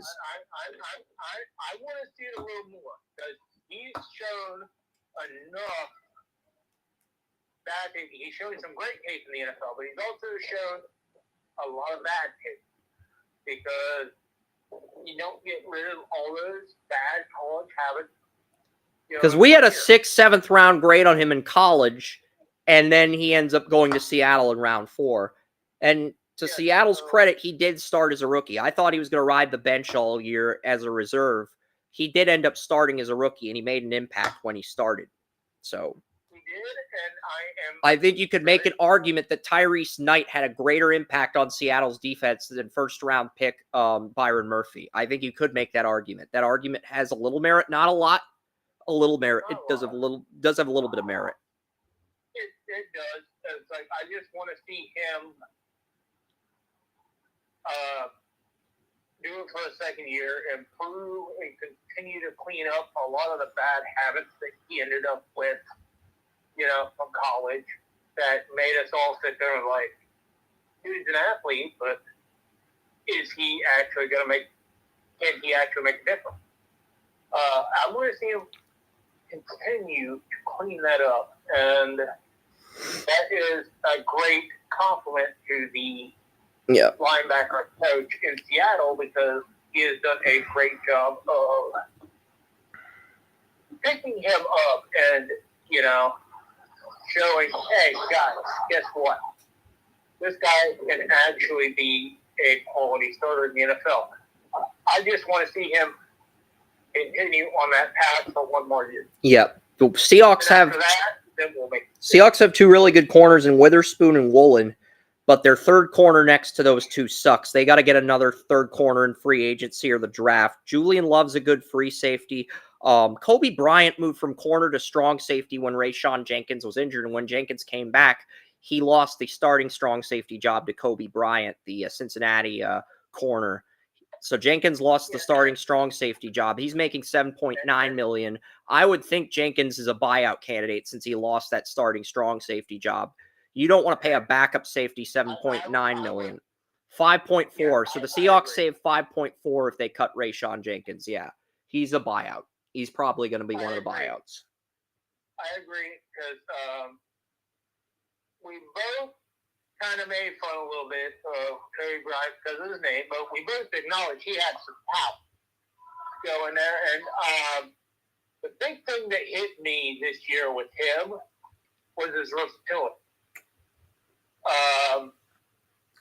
Because we knew he had... Nehemiah Prickett didn't really play much, but I feel like he will be eased into the nickel cornerback if the Seahawks don't draft a cornerback in the first 2 or 3 rounds of this year's draft. That fits into the thought of, do you think Kobe Bryant starts as safety? Or we know that, he played, because I know the Seahawks have another corner that's a free agent. I believe it's the Oklahoma corner from the 2021 draft who's at the end of his rookie deal. He played nickel and he wasn't very good. So I think the Seahawks are either going to move Prickett to nickel or they're going to move Kobe Bryant back to nickel and give Rayshawn Jenkins another shot at strong safety. But since Bryant beat out Jenkins, I would just buy out Jenkins, move Prickett to nickel, and you can get depth at corner safety with your 3rd or 4th round pick. Technically, even though they never say it because of the scheme fit, there are 3 starting corners in the NFL. Kind of like there's 3 starters at... yeah, but last year that starting corner, former Oklahoma corner, was not a very good starter. Prickett was seen as a guy with more upside than Seattle's nickel corner, but they didn't want to play him as a rookie. They didn't want to rush him in. I think Prickett will probably be the nickel next year if I had to guess right now. But it's too early to say. That goes with the thing. Kobe Bryant, does he start at safety or does he start at corner? It depends on what the Seahawks do with Jenkins, because if the Seahawks bring back Jenkins, they'll probably play Bryant at nickel corner. If the Seahawks buy out Jenkins, they'll probably keep Bryant at strong safety next to Julian Love and move Prickett to nickel. Yeah, because Kobe Bryant's one of those guys that he can play corner, he can play safety, and that's something I didn't anticipate him coming out of college, and I think that was probably something I overlooked, and I'll admit that. Yeah, because we knew he was teammates with Sauce Gardner, but we both viewed him as more of a corner than a safety. We didn't think he had the versatility to move to safety, which we were wrong about. We were wrong. We'll admit we were wrong. It's not I think I had a 2nd or 3rd round grade on Bryant. You may have had a 3rd or 4th on him, so you may have been a little off on the draft grade. I was right on the draft grade, but wrong about the versatility. So I'll admit I was wrong about the versatility, to Joey's point. So we were both wrong about him in different ways. Yeah, I'm going to get to the Broncos, the first playoff team here. I wish William was here with us to talk about the Broncos, but we will... He has an iPhone. Really? We're going to roast William for having an iPhone when you're on my iPhone? Okay. Yes, absolutely. All right. So Bo Nick's still on a rookie deal for 3 more years, plus the 5th-year option doesn't kick in until 2028. Audric Estime will be, and Jaleel McLaughlin's a 26 RFA. Javonte Williams is gone, but Jaleel McLaughlin became the RB1 near the end of the year, and then Estime began pushing McLaughlin for RB1 carries in the final 2 weeks of the regular season. I think Estime does become the running back 1 next year for Denver, and McLaughlin's a good RB2. Tyler Beatty's an ERFA in 26, so is Blake Watson, their practice squad running back. So running back, even without Javonte Williams, they're going to be fine at running back. Cortland Sutton, whose contract initially ran as long as Russell Wilson's, the last 3 years have been voided. He's in the final year of his contract. I think an extension for Sutton is warranted. The question is, will he re-sign for under $20 million? He's making $20,200,000 this year. Will he re-sign for less than that? If not, Broncos are probably going to let him walk.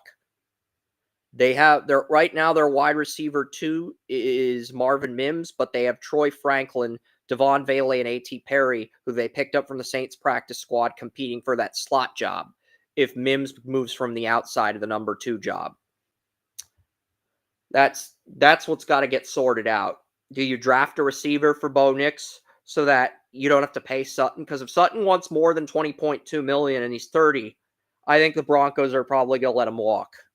Not that they want to let him walk, but I just don't see the Broncos paying a 31-year-old Cortland Sutton $20.3 million or $20.25 million. $20,250,000, which would be a slight pay increase. You can argue Sutton warrants it. I just think the Broncos are at the point where Sutton's 30, he'll turn 31. Do you really want to pay 31-year-old Sutton $20,250,000 after paying him $20,200,000 this upcoming season? Here's the deal with Sutton. If Sutton was willing to take $12 to $15 million, I think the Broncos would extend him right now. There wouldn't even be a preliminary. He'd get extended right freaking now if he's willing to take $12 to $15 million on a team-friendly deal. Well, the problem is, Sutton, much like Geno Smith, not quite like Geno Smith, but a lot like Geno Smith with late bloomer.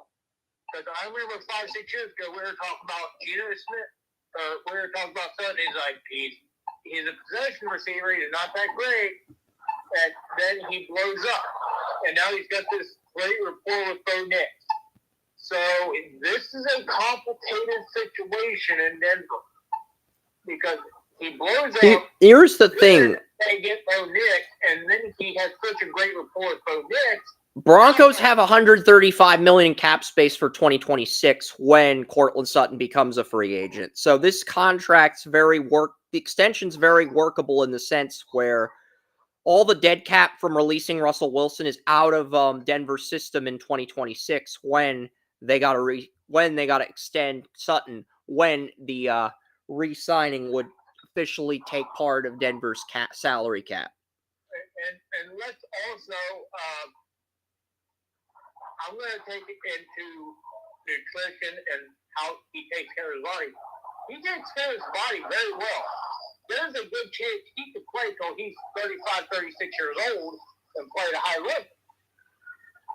So, I mean, because Garrett Bowles was in the same position that Sutton was in. Sutton enters the same position Garrett Bowles, the left tackle, was in, and they gave him a 4-year extension. Garrett Bowles, he got a 4-year extension. So Garrett Bowles didn't take care of his body as well as Sutton does. And he's 33, but he got a 4-year extension. He's 32 years old, 7 months old. He'll be 33 this offseason, but he got a 4-year extension despite the age, and that you cannot get out of the extension until 2027. That is the earliest you can get out of the extension. So they front-loaded the first 2 years of that. So earliest the Broncos can get out of that is 2027. That's something that I love that teams do. I wanted teams to start doing this years ago. I think I told you this a couple years ago. Is that when they started front-loading the contract, that was something I love because they used to backload the damn thing, where it increased every year. They just had all the guarantees closer. But they kept the guarantees and like, in the last year, we can release you. And now they're front-loading everything. I love that. Because guess what? That means this player he can't slack off because he got no more guaranteed money. Yeah, but a lot of the offensive linemen, the Broncos have Garrett Bowles and Quinn Miners until 2029 under contract. McGlinchey, who initially got a 5-year deal, one of the 4 years, well, the final year of the 5-year deal was voided, and Ben Powers got a 5-year extension in the 2023 offseason, and the last 2 years of that deal were voided, meaning he's only got 2 years left in the current contract. Miners is interesting. Miners isn't a star. He's not great, but he's not a failure either.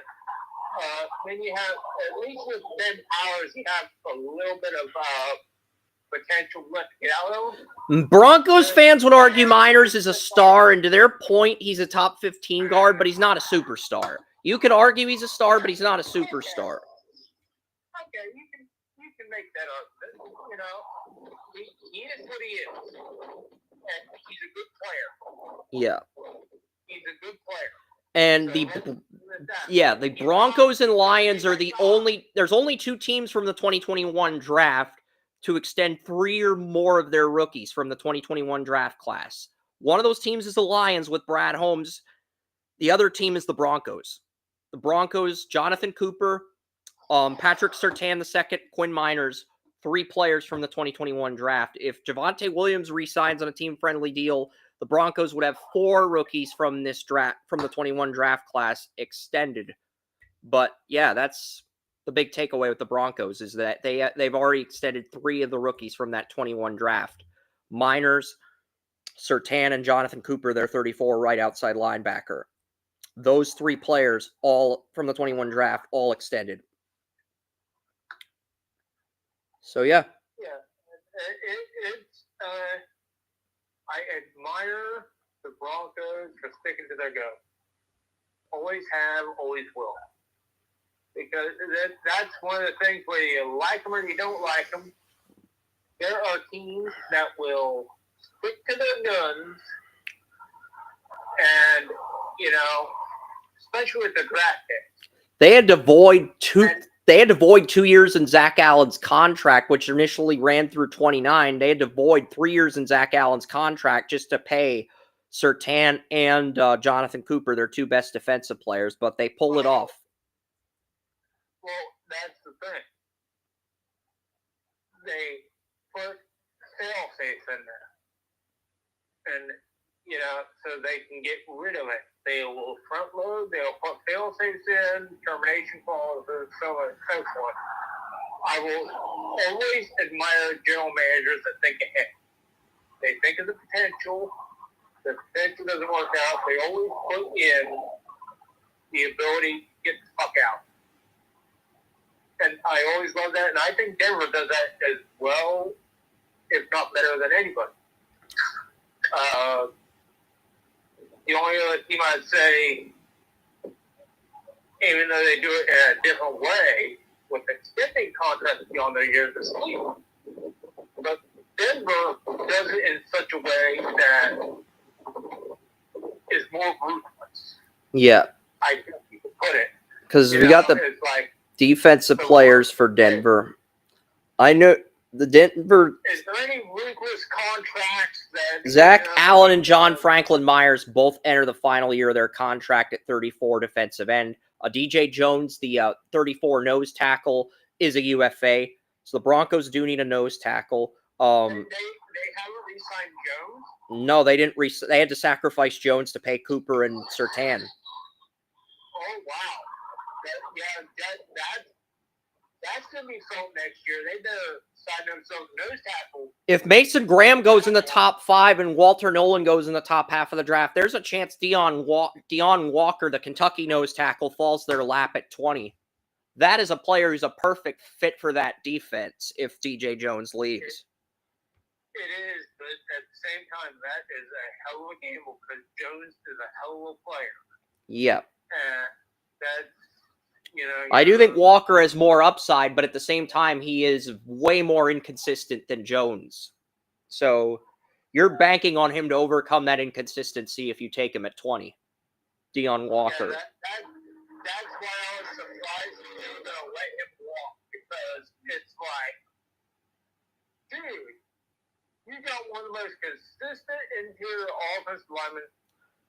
The problem is teams value the pass defense more than the run defense, and the Broncos have 2 sack artists. Cooper and Nick Bonino both had 10 sacks. Bonino enters the final year of his rookie deal. He's in talks to get extended. I thought he already got extended, but according to Spot Track, he hasn't got extended. But the purple indicates bonuses that he's met, and there are rumors that Bonino is going to get extended for 26. He's one of the players that the Broncos are probably going to extend this offseason. And rightfully so. And Jonah Ellis had 5 sacks as situational pass rusher. So that Broncos really do have 3 good pass rushers. And I think Ellis could be a sack artist if they let Bonino walk. But I think they're going to extend Bonino and use Ellis as a 3rd pass rusher. Yeah, and that it just because I watch teams get gashed inside on the run game. And the backup nose tackle's gone too. Jordan Miller, the practice squad nose tackle, $840,000 is the only nose tackle under contract with Denver next year. That's irresponsible. They've got backup defensive ends under contract. Zach Allen, John Franklin Myers, Malcolm Roach is the backup 34 right end. He's under contract. Uwarzi, the backup left end's under contract, and Matt Henningsen, the 3rd string 34 defensive ends under contract. So, and this is something I never understood. Why do more teams not run an over-under where they have a nose tackle that lines up over the guard and then another defensive tackle? So the Broncos bring back 5 34 defensive ends, but they bring back 1 nose tackle, and it's a practice squad nose tackle, not even the starter or backup that made the final roster. I really don't get. If you have one really good nose tackle, you don't have to play him over center. You can run the over-under and move him side to side. Broncos have $35 million this year, and they have $135 million in 26. So if you give DJ Jones a 2 or 3 year deal at $5 to $7 million, that is workable. That is extremely workable given Denver's cap space because they have $35 million. So you have the money to pay DJ Jones. You do. You have the money to pay him. If you had under $20 million, this would be a completely different conversation, Joey. But you have $35 million. The Broncos rank 4, 5, 6, 7, 8, 9th among NFL teams in cap space for 26.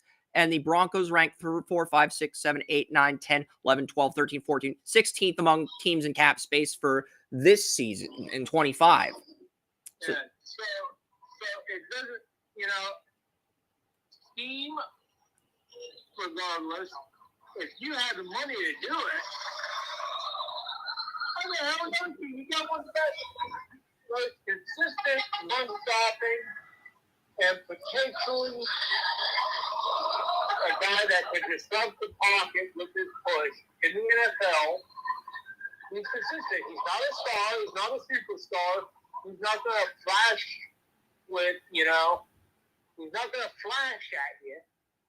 But he's going to do his damn job, and he's going to do it as well as anybody else. And if he's one of those guys, if he gets a fumble, he's going to hand it back to the ref and say, "Thank you, sir. Can I have another?"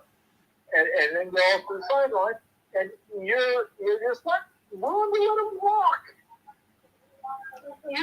I think in one of the Christmas movies, one of the boys goes, "Can I have some more, please?" That's DJ Jones after a fumble recovery.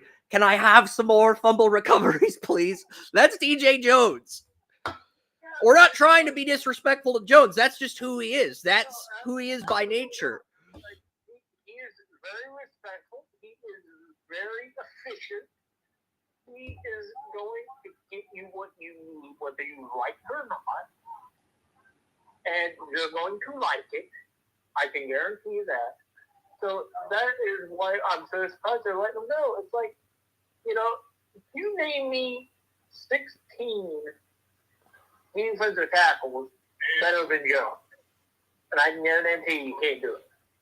Alex Singleton and Drew Sanders will be the starting middle linebackers next year. Singleton, with 1 year left on his contract, suffered a season-ending injury. Sanders came in late in the season, has only 5 starts under his belt, but he came in, got some limited experience. The other middle linebacker next to Singleton and Sanders is a UFA. Broncos are letting him walk. Riley Moss is going to be back on a rookie deal for 2 more years. Abrams Drain's going to be on a rookie deal for 3 more years. Brandon Jones is going to be back at free safety. PJ Locke's going to be back at strong safety. Damari Mathis, final year of his rookie deal.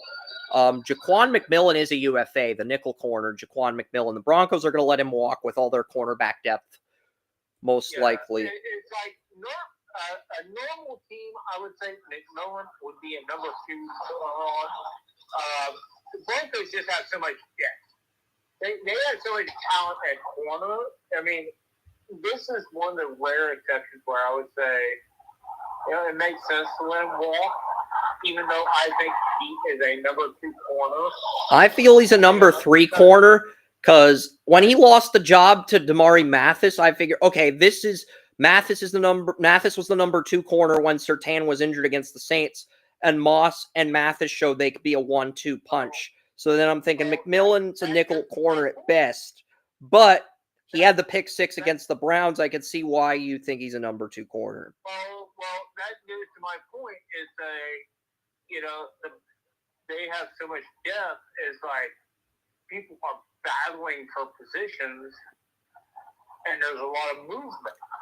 Broncos do have stability a lot of spots, but they need a center, they need a nose tackle, and they might need a middle linebacker. It's just beefing up the middle of their offense and defense, and running back to complement Nick's in the day 3. This is the perfect draft for the Broncos. Yeah. It's perfect draft for the Broncos. I mean, a plethora of nose tackles that are good, a plethora of centers that are good, a plethora Of running backs. of running backs that are The only position they may miss on is middle linebacker, but they can take care of that in free agency. They've got $35 million. So how you spread the money out, you try to get Jones back, and then you get a middle linebacker, and then you use the rest of your cap, allocate it to the draft. That's basically how I approach this if I'm Denver. It's very simple by the numbers.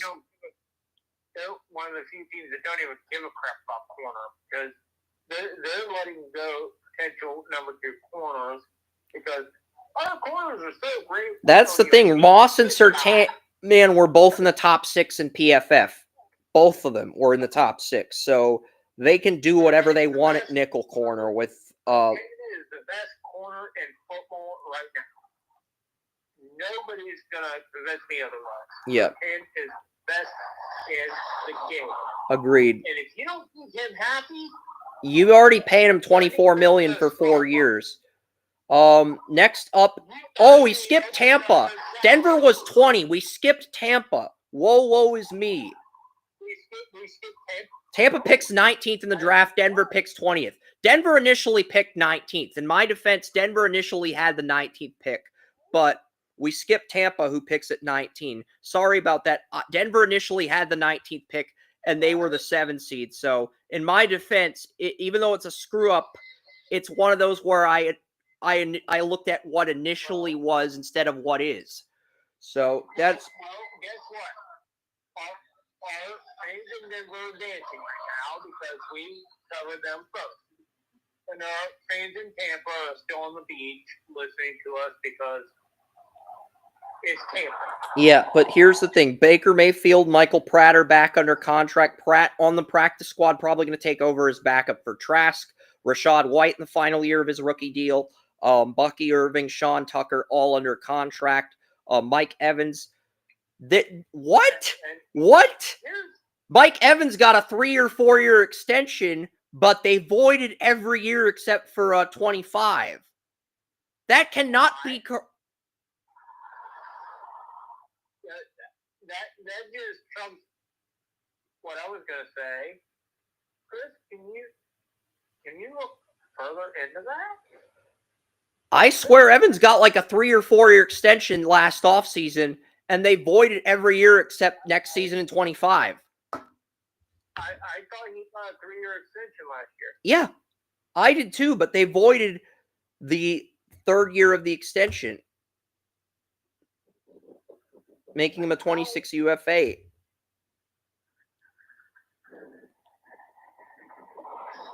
honestly, if Evans demanded a trade on that alone, I wouldn't blame him.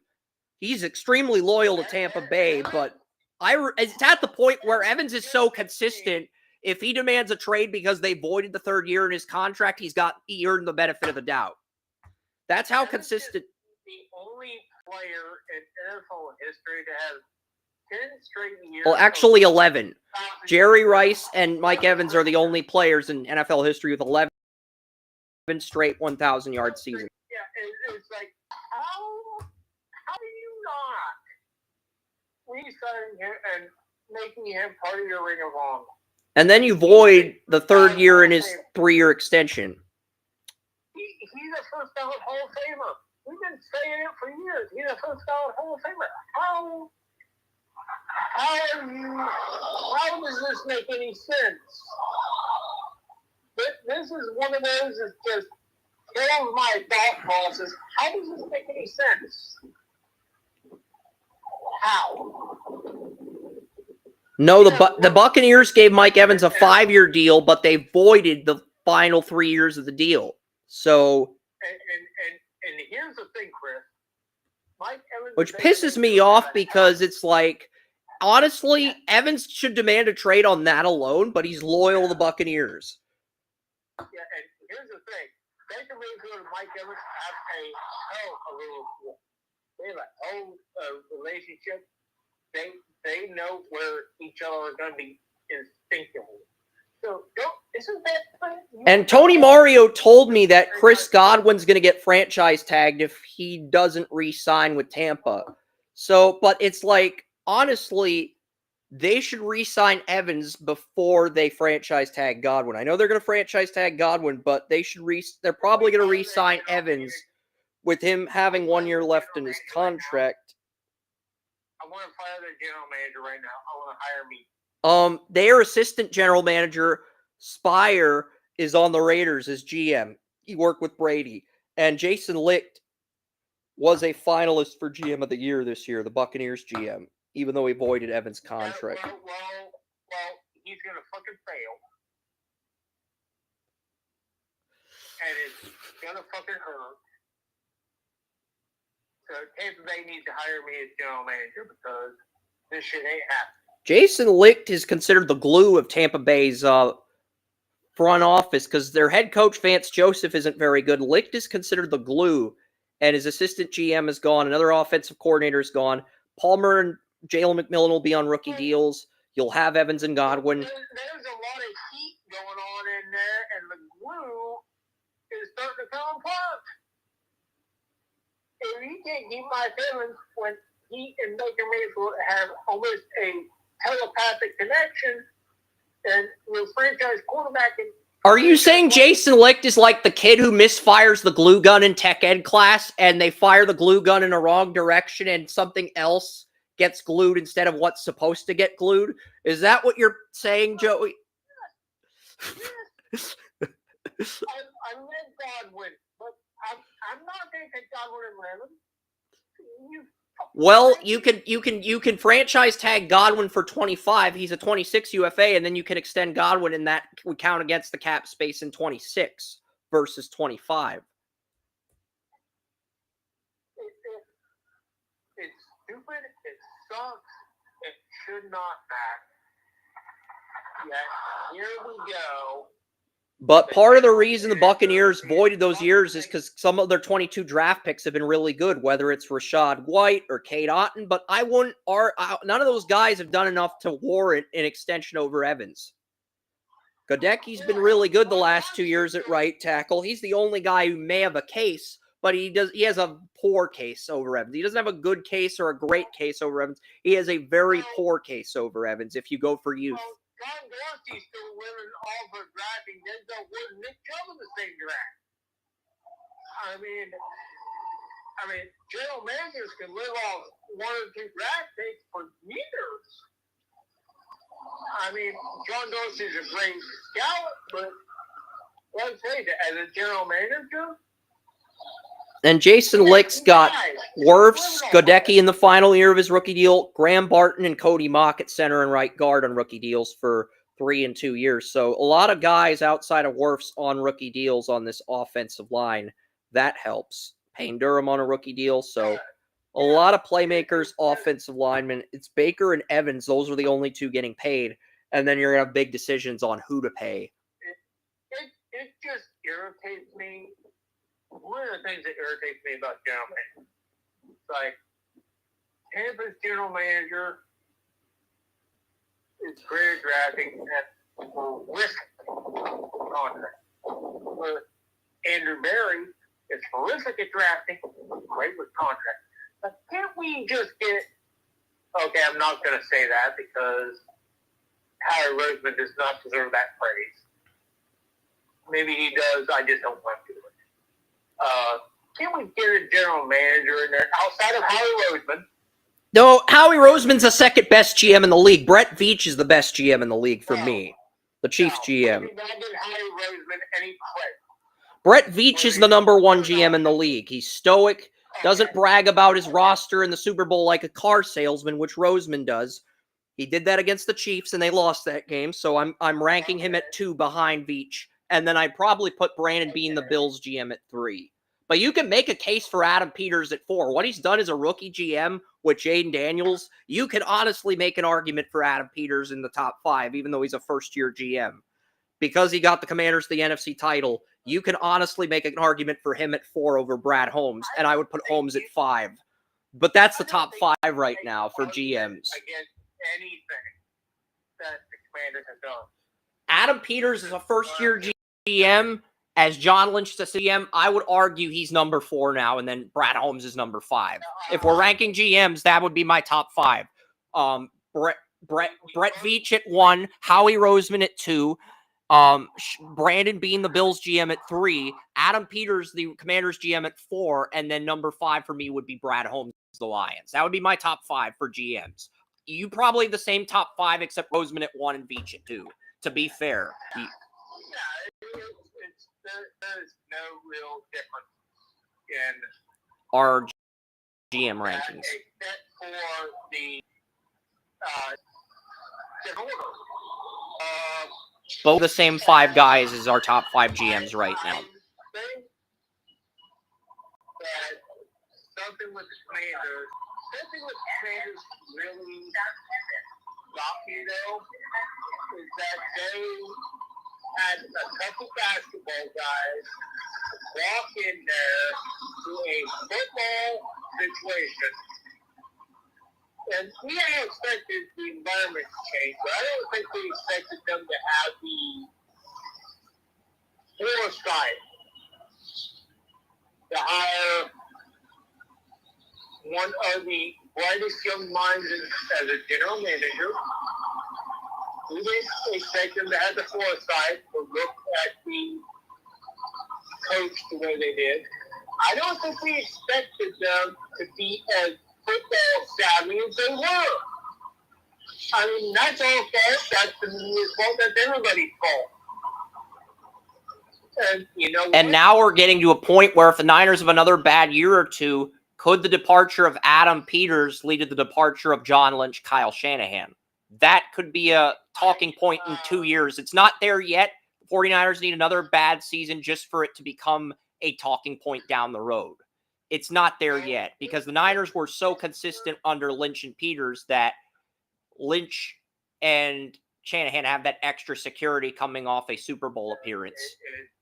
2 Super Bowl appearances. So I passionately roasted Shanahan's Super Bowl appearance, and I ripped his ass. He had 2 new assholes after I got done with him. Okay, that's. But the bottom line is, John Lynch didn't do a bad job.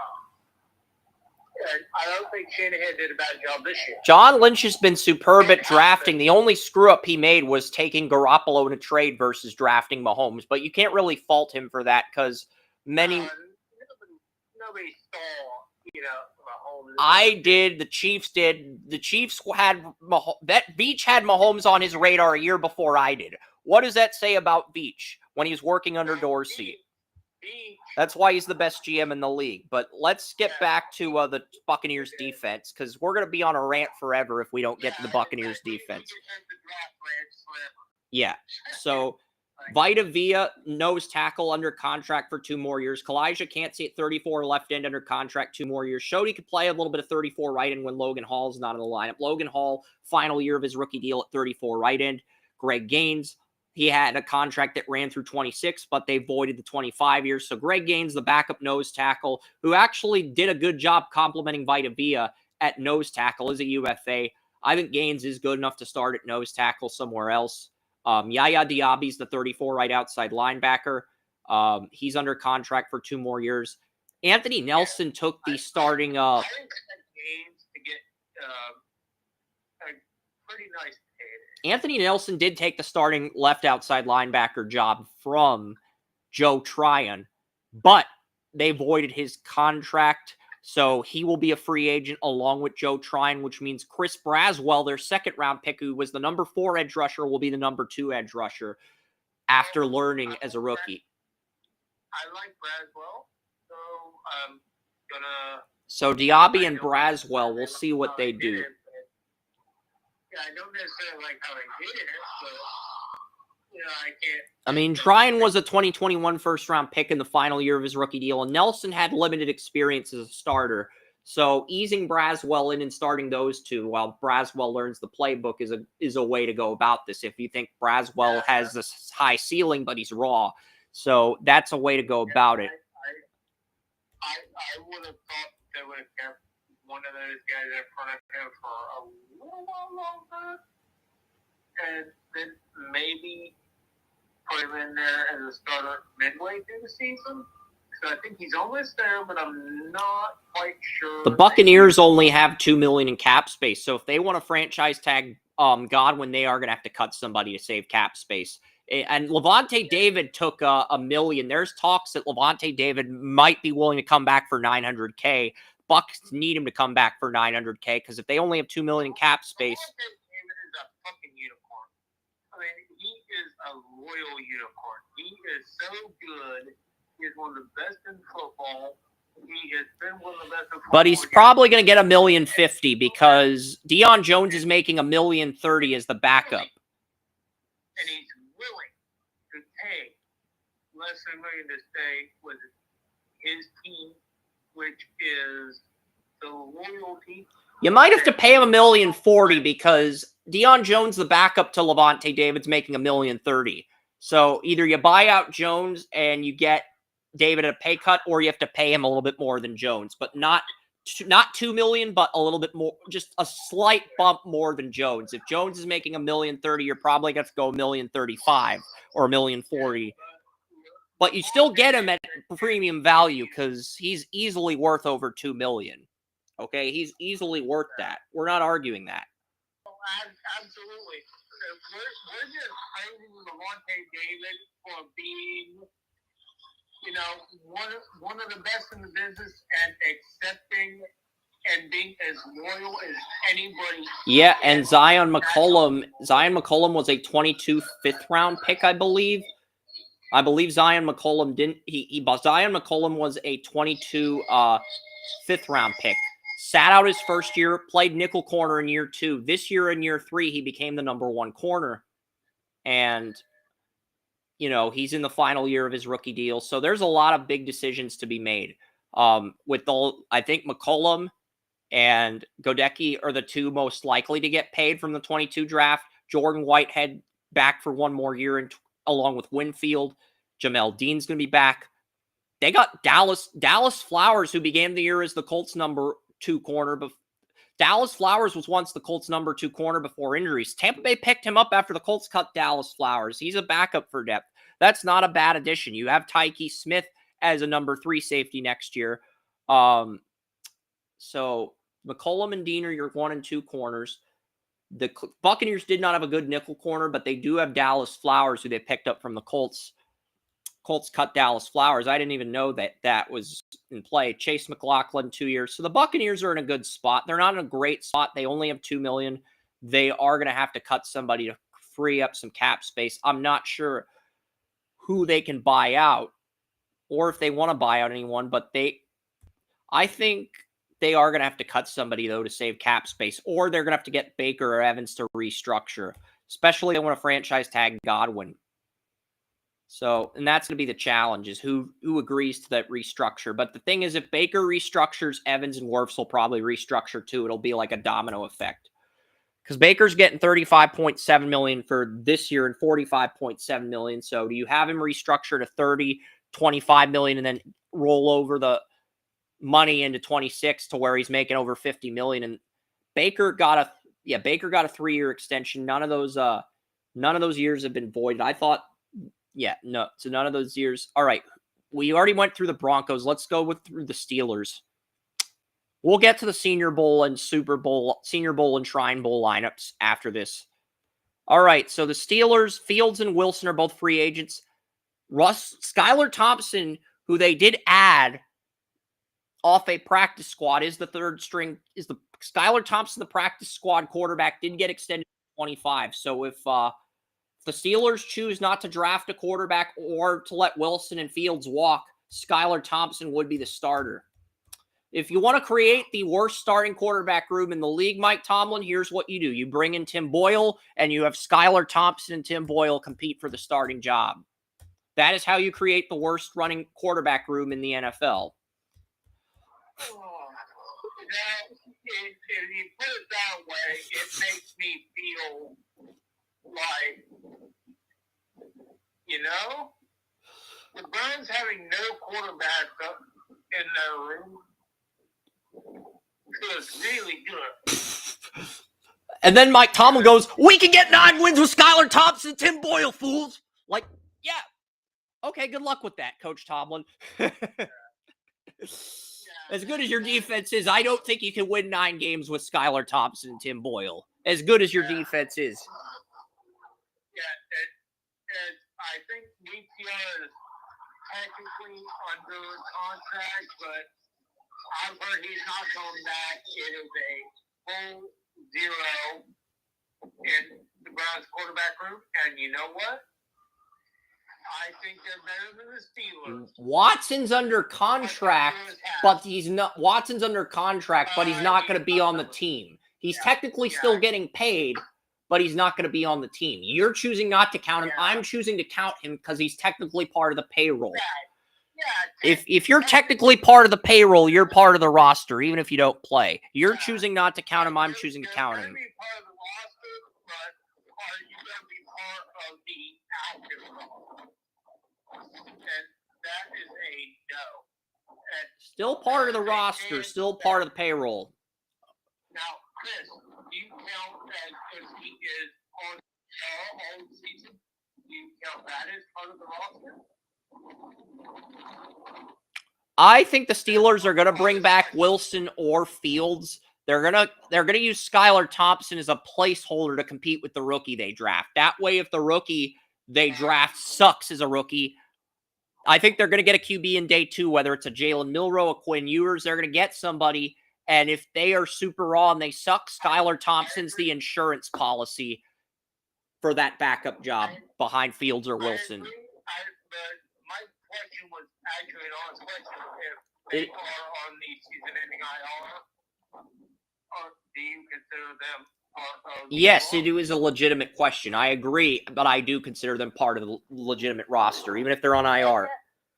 Maybe we disagree in terms of thought processes, but at least we're rational about it, unlike other topics. It's here or there on this.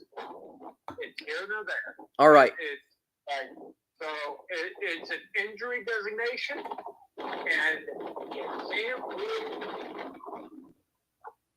it's an opinion-based thing. Okay, William's on FaceTime audio, but I have to hang up on you in order to get him on. All right, Joey, William, can you get on Restream? It's the only way I can hear both you and Joey. We've resolved our differences. Or is it your phone? Oh, you're in the chat room, William. That's why you called. I'm sorry. Okay, that's my fault, man. But we've gone through I will call Joey back. Free Skylar Thompson. Free Skylar Thompson. We're talking about the Free Steelers. Skylar Do you want to Thompson. talk about any of the other teams that we mentioned, William?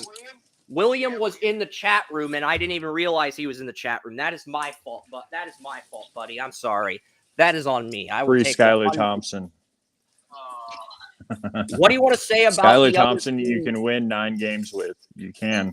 We mentioned 17 through 20, William. We mentioned the Bengals, the Seahawks, the Buccaneers, and the Broncos. You have anything you want to say about any of those 4 teams before we get to the Steelers, William? Say him again. The 4 teams that we mentioned were the Bengals, the Seahawks, the Broncos, and the Buccaneers. Buccaneers pick at 19. I want to Broncos know. pick- I want to know what the Seahawks are going to do at quarterback. Geno Smith is not it. They need to figure out what they have going on there. I don't know. They're going to keep him or trade him. Because if they trade him, the Raiders can take on his contract. They can probably trade him. Would be reunited.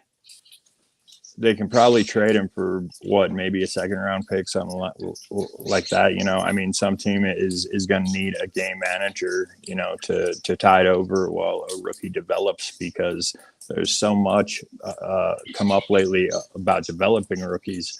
And, that's the reason, that what they have going in college now is kind of good, because a rookie can come out, kind of sort of when he wants to. He can pick the draft class that he feels that he fits best in. And I think the Raiders will trade for Geno, but they'll draft Cam Ward or Shedeur at 6, or I would like to see trade Shedeur. a 3rd round pick, take BPA at 6, and get Milroe in round 2. That's probably I was just talking with Brandis like 10 minutes ago about this, and I would like, if there's one guy that can turn Shedeur into a good, / great quarterback, whatever you want to call it. It is Tom Brady, and that is in Las Vegas. And I don't think I wouldn't mind that. I feel that is actually, I feel that's probably the best place for him. Because Geno Smith's going to cost $44 million, but a team's probably only willing to pay $22 million to take on that contract. And look at the teams that have the money to do that. You have the Steelers, the Giants, the Titans, the 49ers, the Rams, Lions, Bengals, Vikings, Chargers, Bears, Cardinals, Commanders, Raiders. The Raiders, the Titans, and the Steelers are the only teams that can take on. Well, actually, the Steelers only have $40 million. Geno's going to cost $44 million. So Seahawks would have to pay half that. I don't think the Steelers, I think, would rather pay Russell Wilson if they can get him in the 15 to 18 million range versus 20 million. I think they'd rather bring him back or bring Fields back versus paying Geno head on. Russell Wilson definitely had a little bit of a resurgence this last year, and I mean that actually shows great on him after being in Denver. I don't know if he had post concussion syndrome like I do, and just needed a year or two to come back. If the Raiders the right coaching not system. Get a quarterback in the I think the Raiders are going to get a free agent, and I'm thinking they are either going to get Jacoby Brissett, who has rapport with Brady. They're going to get Geno Smith in a trade, or they're going to get Russell Wilson if he hits the market to reunite with Pete Carroll. I don't see that they're going to pay Geno. I think they're going to get a veteran. I don't see that they're going to pay Geno. Yeah, they might. I just don't feel that they're going to pay Geno, so they're going to go after one of those other guys, or see exactly what they can do. That's maybe they can use Aiden O'Connell to tide over and provide some competition, for Shedeur. I mean, that wouldn't be a bad idea. Yeah, Steelers, Skylar Thompson, Jalen Warren. Jalen Warren was an RFA, and the Steelers don't even have him listed as a player under contract for next year. Did they void the RFA clause in his contract? So are both Warren and Najee on the market? Because if that's the case, that's a really bad decision by the Steelers to void not 5th-year tender Najee Harris and to void the RFA clause in Warren's contract. Let me look that up. Let me look up free agents for the Steelers quickly. I want to find out what the hell is going on with Warren, because Jalen Warren was an RFA versus a free agent. Is he a UFA now? No, Warren's still an RFA, but he's not counted as part of the active roster until he re-signs with Pittsburgh. So Warren's an RFA. He'll get brought back. Because if any team makes an offer for Warren, the Steelers will match it. Pretty simple. And then Patterson will be the running back 2, and then Evan Hull, who got cut by the Colts, will be RB3. So that'll be their running back room next year, and they'll probably bring in a rookie to compete with Evan Hull since he got cut by the Colts. But yeah, that'll be the Steelers' running back room with Warren as the bell cow. Pickens is in the final year of his rookie deal. There are rumors that the Steelers are going to extend Pickens. There's also rumors they're going to trade him because they don't want to they don't want to pay him past his rookie deal. So I really don't know what's going to happen with Pickens. That's going to be the big question mark. Yeah, and there's been mentions of trading him and all kinds of other things. I feel that he is very valuable as a receiver, but, you know, he does have that slight diva-ness to him, you know, and Jalen Warren, back to that, he's been, you know, valuable to that. I know that because he's been on my fantasy team for the last 3 years, whatever it's been. And I feel that, yeah, but he can definitely have that bell cow role, like you said. So I definitely agree with you on that, man. Pickens will be gone. The Mike Williams, number 2 receiver, will be gone. Calvin Austin will be back as a slot receiver. Owen Wilson will go from redshirting to pretty much starting as the number 2 next year. Freiermuth and Washington will be back. Freiermuth took a team-friendly extension. The Twin Towers. Washington at tight end. Connor Hayward, final year of his rookie deal. Steelers will have Broderick Jones at left tackle, Fautanu at right tackle, Sumalo at left guard, Frazier at center, Mason McCormick replacing James Daniel on a rookie deal at right guard. So the Steelers will have a pretty good offensive line. They'll have starters everywhere on the offensive line. But the big question is, do they extend Pickens, and what do they do at quarterback? Those are the big questions with the Steelers, knowing they have Warren, their tight ends, and their offensive line back, Joey. The big questions with the Steelers are, what do they do at quarterback, and what happens with Pickens long-term after the next season? And then you look at the defense. Hayward's under contract till 27. Ogunjobi's under contract at 34. Left end until next year. Montravis Adams and Benton are both under contract at nose tackle. Dean Lowry's under contract at 34 defensive end. So is DeMarvin Leal. So is Logan Lee. They have a lot of depth on the defensive line. Watt is also entering the final year of his contract along with Pickens, and we both know Watt. Everyone here knows TJ Watt's getting priority over George Pickens, no matter how much money he costs, even if that means buying out Alex Highsmith or voiding the last 2 years of the deal Highsmith signed, which runs through 28. Whereas Watt's a 26 UFA. Patrick Queen's contract runs through 27. Preston Smith's contract runs through 27. Peyton Wilson's on a rookie deal. Nick Herbig's on a rookie deal. Cole Holcomb, 1 year left on his 2-year contract that he signed with Pittsburgh. Pittsburgh's going to have all their linebackers back, all their starters on the linebacker spot back. So Pittsburgh's going to have a lot of guys in win-now mode in the final year of the contract. Deshaun Elliott and Fitzpatrick are both going to be back at safety. Joey Porter Jr. is going to be back. Pittsburgh's going to have Beanie Bishop back at nickel. They do not have a number 2 corner, though. They may draft a number 2 corner so they can keep the core of their defense together for next season. That's been some speculation, but I think quarterback, receiver, and corner are obviously the 3 biggest needs right now. With the emergence of Mason McCormick, right guard's no longer a need. Steelers have stability in the offensive line.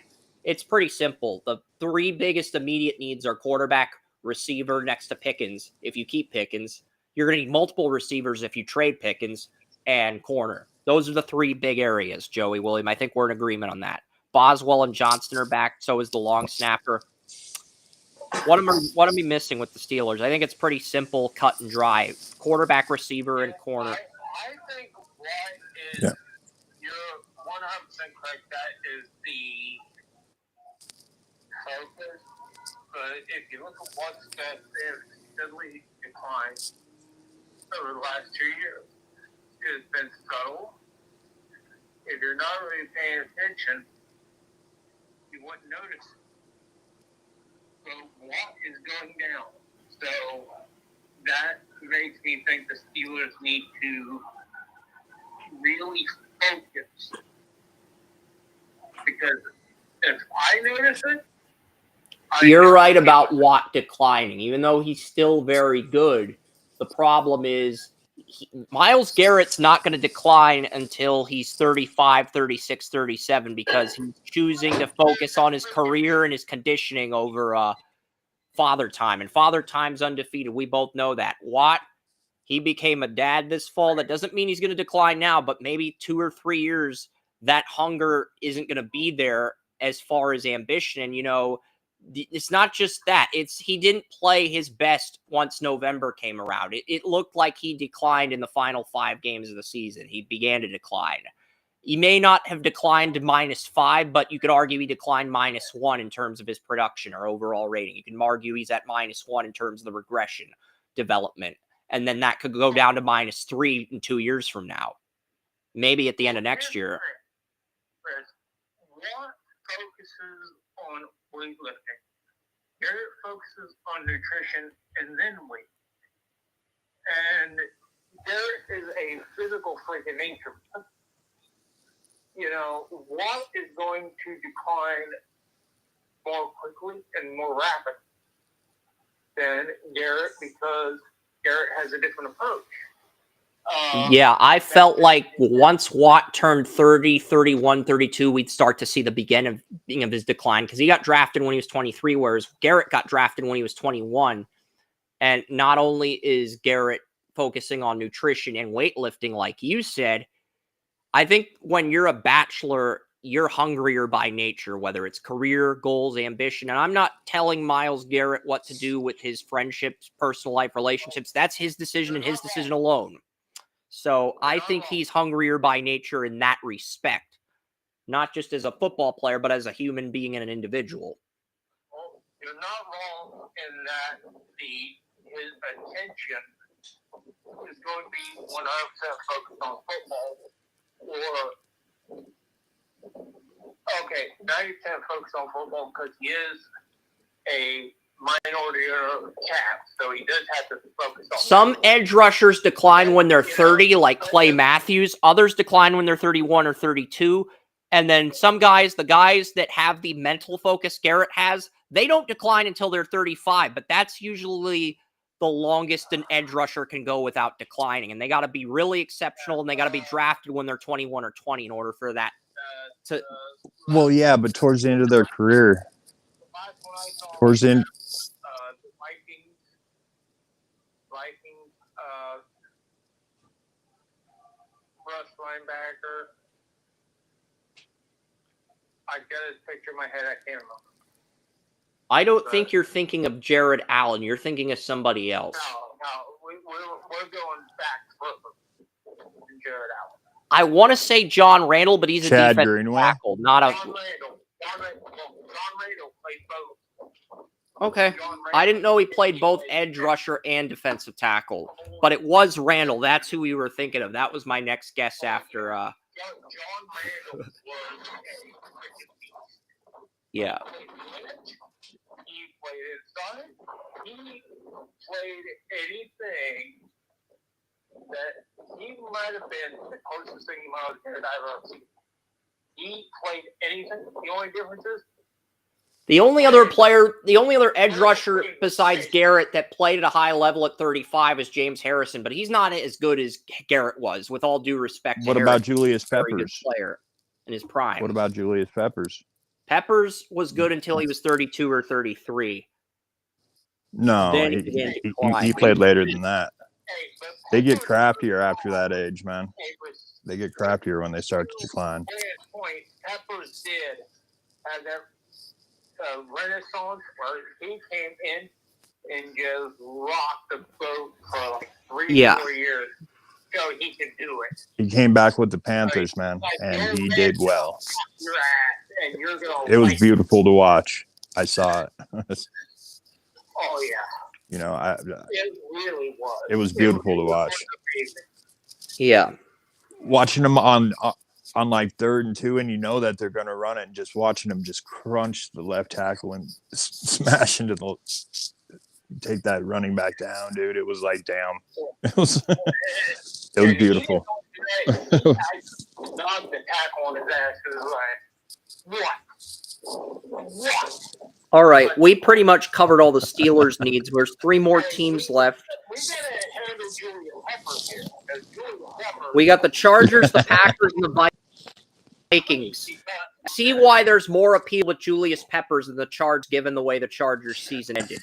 That there is. It's almost like Joey's issuing me an ultimatum. Let me rant about Julius Peppers, or I'm going to roast the Chargers harder than I did after they lost to Jacksonville. That's what I... I will reach out to Julius Peppers and pay him to go out and body slam. All right, so please... No, man. Okay. I will continue. Justin I will pull up the Herbert, Chargers roster, first but I'm year, also going to let that's Joey why- continue the Peppers rant. This is why, Harbaugh came to San Diego. You and I both know, we both watch Peppers and we watch him decline, and then we watch him come back in a glorious freaking. I'm going to show you how no man does this, and we're going to rock this out, and I'm going to show you how it's supposed to be done.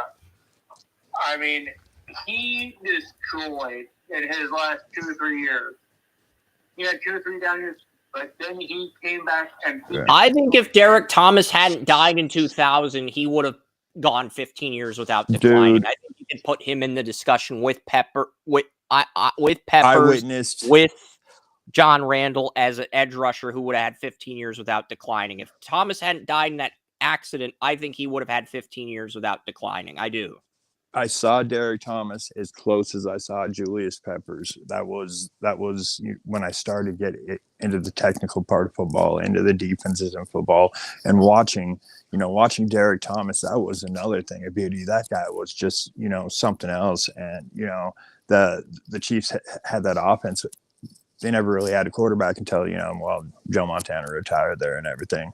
Reggie White played 15 seasons too. All of those. They had Christian Okoye, man, just those real tough guys. But Derek Thomas, man, if he hadn't died, he would be tops. He would be way, way up there. And he already is. How could he get better? Who knows how high he could have gone, man. 15 quality years before he declines. He could be the first edge rusher to play in the league for 20 years. Yeah. And let's not.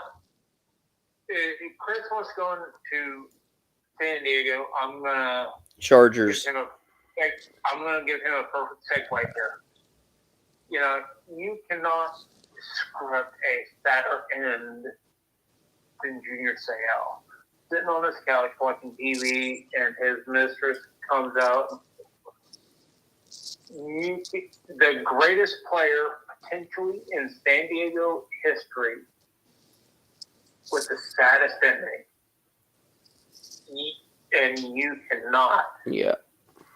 You can never script that. There's a picture of Junior Seau in Belichick's office, and I think him and McGinnis were both in the 94 draft, but that's not important. They were teammates in New England for a few years. That was when I got into high school football and playing linebacker, and that was the exact time, dude. Junior Seau, just watching that guy. That was the definition of defense. Yeah. The Chargers do have the 6th most cap space here. They are picking at Chargers are picking at 22 in the draft. They have the 6th most cap space. Justin Herbert's back. Gus Edwards, Hassan Haskins, Jarrett Patterson, and Vidal are back. Dobbins is not back. They need another wide receiver, man. Quentin Johnston ain't it. And Ladd McConkey needs help. 2 more years. Probably won't get a 5th-year tender unless he takes a massive leap in year 3. And when I say massive leap, he was the wide receiver 2 behind Ladd McConkey. And to be fair, McConkey and him combined for 15 touchdowns in the regular season. McConkey had 8, Johnston had 7. Or no, wait, I think they had 23 touchdowns. Johnston had 7 or 8. 15 of the 23 touchdowns, Herbert You can read my were caught by McConkey or Johnston. McConkey had 8, Johnston had 7, but McConkey was way more consistent with his targets, whereas Johnston was all over the place with his targets despite the touchdowns. Don't let the receiving touchdowns with Johnston fool you. The volume Johnston was all over coming the out place of with Johnston. TCU. Herbert or Dan Fouts? Herbert or Dan Fouts? Which one would you take right now? I would. That's hard. Fouts. That's very hard because I think Herbert's ceiling's high. Well, it's hard because they're different eras, but I think if you were scouting Fouts versus Herbert, you could argue Fouts' ceiling is higher, but Fouts played in a different era, and Herbert's a guy who exceeded his draft projection. I had a 90 for potential grade on Herbert. He exceeded his projection initially, but once he exceeded that trajectory of 90 overall, he peaked after that, and he never got better or worse. Okay, when things are mentioned like this, right now, Dan Fouts had the best arm. He was the most accurate, and he was in that situation. But Jalen Hurts was more athletic. He could do more with less. So make your decision on that.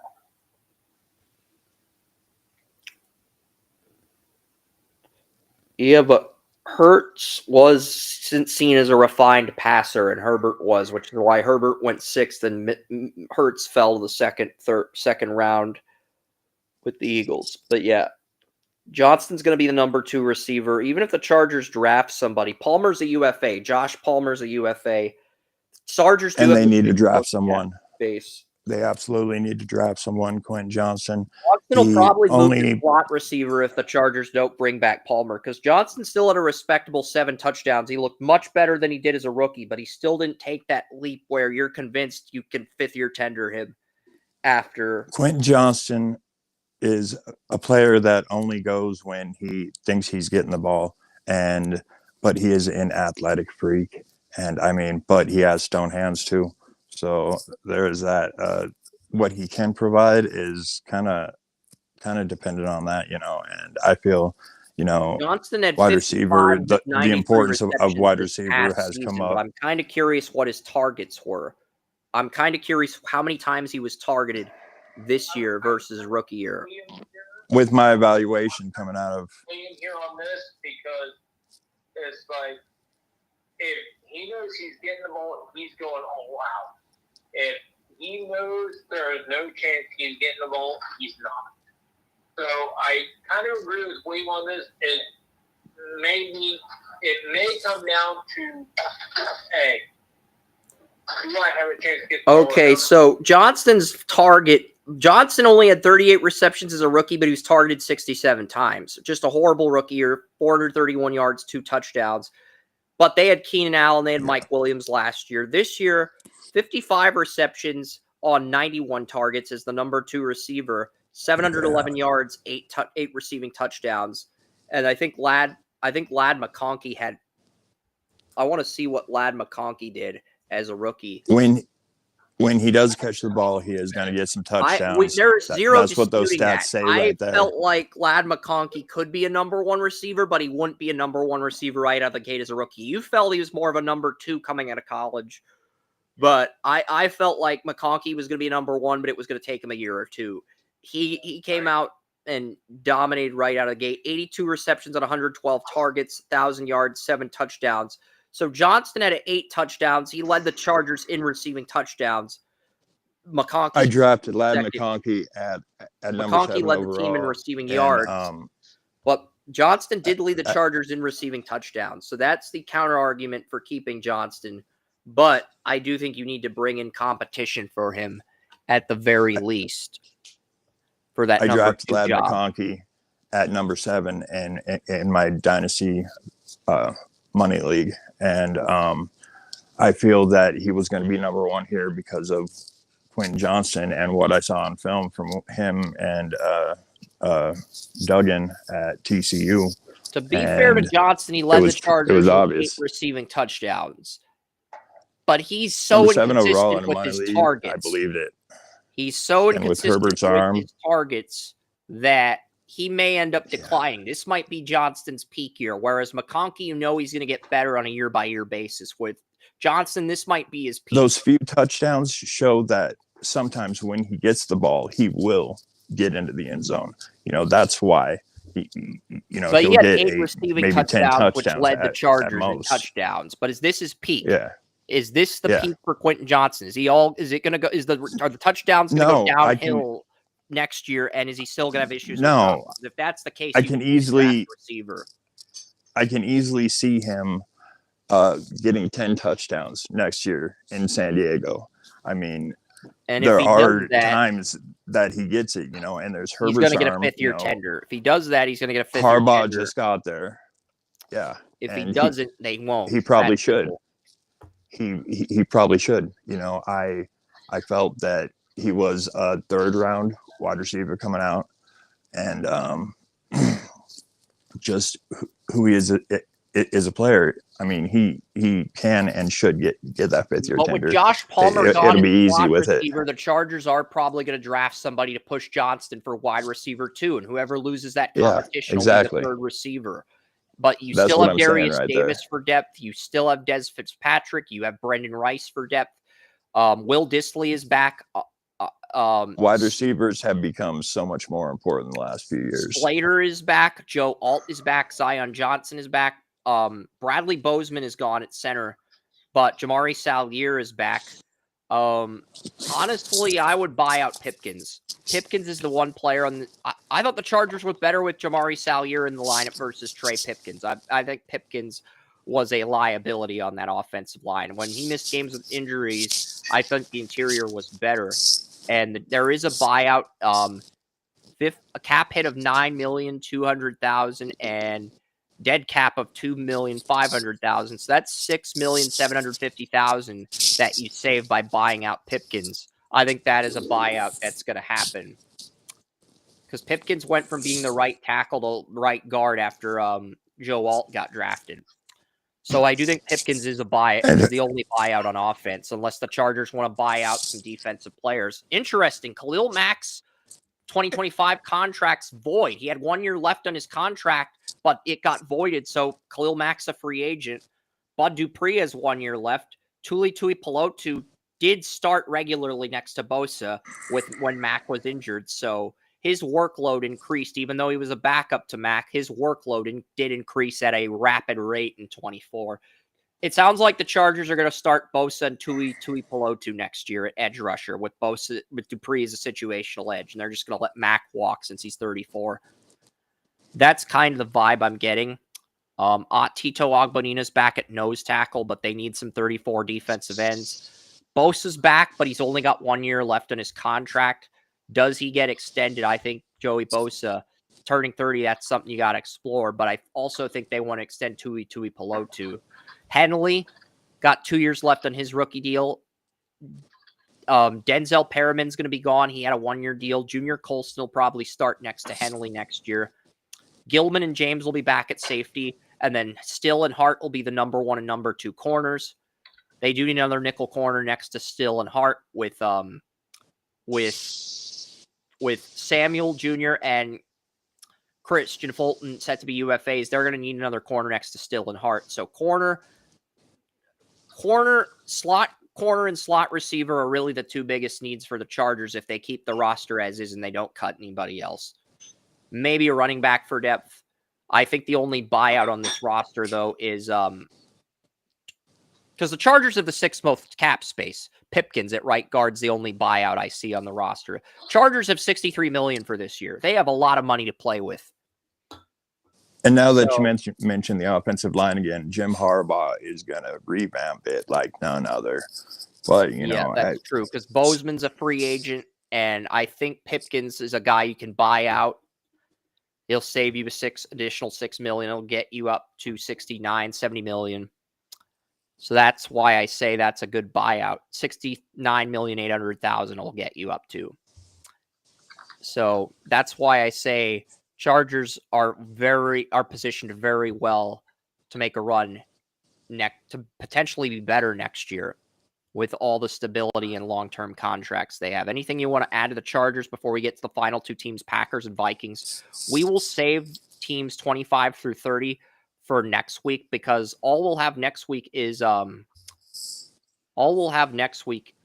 we did watch Ohio State Notre Dame. We broke that down on Under the Bleachers. Because all we'll have next week is recapping the conference title games and the Senior Bowl and the Shrine Bowl. That's all we're going to have next Saturday. So we can easily recap the final two teams. How much time? Oh, the Chargers, the one thing they have now that they didn't have before is direction. They have direction, and they have a philosophy. So that brings promise for the future.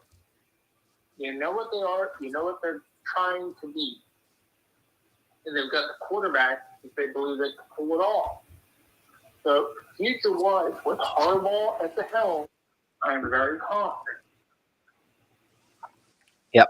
That he will make the right decisions, and he will continue to build this culture that is different from any culture that the Chargers had before. Yep. Something that the Las Vegas Raiders need. Yeah, and hopefully they get that with Pete Carroll. We did talk about some of the coaching hires before you came on the air, William. But I like that hire. I like that hire. We're going to get to the Packers here. Jordan Love, he didn't play with the same hunger he played with when he was in the final year of his rookie deal last year after he got paid. He didn't, as good as Jordan Love is, and he's a good quarterback. I'm not taking anything away from him. He's a top 15 quarterback, argue he's a top 10 quarterback, but he's a top 15 QB on his worst day. And Daniel Kelly loves him, but he did not play with the singer once he got paid. That's my big takeaway with Jordan Love. Yeah. Anything you want to add to that before we get into the other positions in the Packers in depth? Daniel Kelly loves him, but I just never. I interviewed him at the felt Senior like Bowl. that for Jordan Love. I was like Nice. you initially, William. Then I interviewed him at the Senior Bowl, and I pulled a complete 180 with him. And then I gave him the benefit of the doubt when a lot of critics gaslit him after Rodgers got traded to the Jets. Oh, there were people in the media, the Colin Cowards, gaslighting Jordan Love, saying he was going to be awful in his first year as a starter. And they ended up being wrong because they didn't go to the Senior Bowl. Yeah. That's the lesson there. I knew he wouldn't be awful. I definitely knew that. I just wasn't that high on him. That's all. Yeah, that's fair. There's, But yeah, Love's not a UFA it evened till out, 2029. which evened out. Josh Jacobs is under contract till 2028. Malik Willis is on the final year of his rookie deal next year. Marshawn Lloyd will probably be the number 2 back after redshirting this year. Christian Watson and Romeo Doubs enter the final year of their rookie deals. Dobbs got demoted too much to warrant an extension, and Watson, too much injury history to extend him. Jaden Reed, I like Jaden Reed on a rookie deal. I don't like Jaden Reed when he's past a rookie deal. Wicks, I think, is a good. He went from being the number 4 receiver to being a serviceable number 3 guy. I like Wicks on a rookie deal. Problem with the Packers is none of the receivers are guys I would keep past their rookie deal. They're all good, but they're not guys I would pay after their rookie deal. I'd pay Watson if he didn't have so much injury history, William. But the problem with Watson is he's had injuries dating back to his rookie season. You have Watson, you have Doubs. I mean, you have Jalen Reed. I mean, but who are they? I mean, really. Who are these receivers? You're absolutely right. They are good, but Doubs is. I loved him coming out of Nevada. Purple indicates potential extension or potential team bonuses met. Dobbs met team bonuses. He got a 1.2% pay increase for the final year of his rookie deal. So, and he's getting more than Watson. Watson was a second-round pick that you had a late first-round grade on, and Dobbs was a guy you got in day 3, and he's getting the pay increase. So that leads me to believe that Watson walks because of his injury history, and if the Packers do extend anyone from this core, it's probably Dobbs, but it's probably only on a 2 or 3 year deal rather than a 4 or 5 year deal. That's the impression I thought get. the Christian coming out. Watson was a good receiver, but he was just raw, and I wanted to see more. I like of Dobbs what he more as could a do. route runner And than Watson in college, but he didn't have the explosiveness Watson had as a separator before the injuries. yeah, with Watson. yeah, for real. And Dubs was, I mean, watching him with Carson Strong. I mean, I'm not Carson Strong comfortable had extending that any absolute of these rocket for an guys, arm. but you're more likely to get Dobbs on a team-friendly deal versus Watson. Watson probably wants 7 to 11 million, thinking he's worth that when he's healthy. And when he's healthy, he is worth that. The problem is the Packers aren't going to pay him that with his injury history. Dobbs, you can probably get for 6 million or 7 million, and you could get him for a few years on a bridge deal, which is what the Packers want. They want to get Dobbs or Watson on a bridge deal, and I think Dobbs I want to see Musgrave get healthy as well. I want to see Musgrave get What do you think of this Packers conversation, Joey? Because I mentioned these receivers. There's not a guy that I'm crazy about extending past the rookie deal. I'd pick Watson if he didn't have injury history. I like Dobbs, but he's been demoted too many times in these 2 receiver, 3 receiver sets. Yeah, I love Watson, but the injuries, the soft tissue especially, you can't have that many soft tissue injuries because that is soft tissue takes longest to recover from, but it's easiest to treat. And if you have multiple of those, that's an issue. Dobbs is mostly consistent in my mind.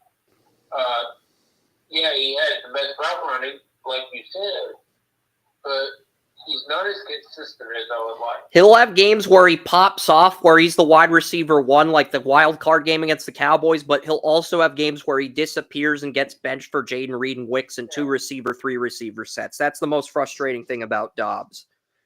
And because he's a 4th-round pick, you have to live with it. Yeah. Yes, absolutely. Well, yeah, but that was kind of be expected when he came out. Hollywood Brown. He'll give you that number 1 feel, and then he'll disappear. Yeah. Gabe Davis was the same way, but yeah, the Packers may end up drafting another rookie receiver and stashing him on a rookie deal. Honestly, if they took a Luther Burden in the 1st round, I wouldn't be opposed to that because you'd have that. You could ease him in with the weapons you have. You could ease him in rather than having him do everything right out of the gate. Tucker Kraft and Luke Musgrave both on rookie deals for 2 more years, both part of the 2023 draft for Green Bay. Yep. I had a 1st-round grade on Musgrave coming out. His uncle played quarterback right down here, about a mile from my house at Central High School. And, yeah, man, the kid is great, but he is just constantly injured. I would love to see him, do something with it. I would love to see him get healthy, man. But Sean Ryan, Zach Tom, and Rasheed Walker, all from the 22 draft, along with Watson, all getting pay increases for meeting team expectations. I think the Packers are going to extend their offensive linemen more so than their receivers. I feel like the Packers, Joey, they're going to reload at receiver in the draft, and they're going to extend the tackles. They're going to at least extend Walker. I don't know if they'll extend Tom, but if Tom takes a team-friendly deal, I think they're going to prioritize extending the tackles like the old Packer teams in the 90s and the 2000s when they had stability at tackle, and they'll reload at receiver in the draft because that's just been Packer tradition for the Packers. They do have Trey Hill and Jacob Monk under contract at center next year if their starting center from Ohio State walks. Jordan Morgan will probably get a role at right guard if Sean Ryan doesn't get extended, or they could start Morgan regularly next year. Tackle. Packer traditions are pretty much eliminated over the last couple years. I would love for Packer tradition to come back, but it's only been a couple years. It's not like it is long gone in the past. But you need to start drafting your quarterback. You need to start drafting the excess offensive linemen. You need to start really thinking about, hey, if my franchise guy works out, I've got this draft capital. If he doesn't, I've got his replacement. I don't think Jordan Love can be bought out. You want me to look at the Jordan Love contract, see when the earliest the Packers can buy him out? Because I haven't really looked into that as much as I probably should. Yep, my assessment was correct. 2027 is the earliest he can be bought out. And at that point, he would only save the Packers $10.7 million in 2027.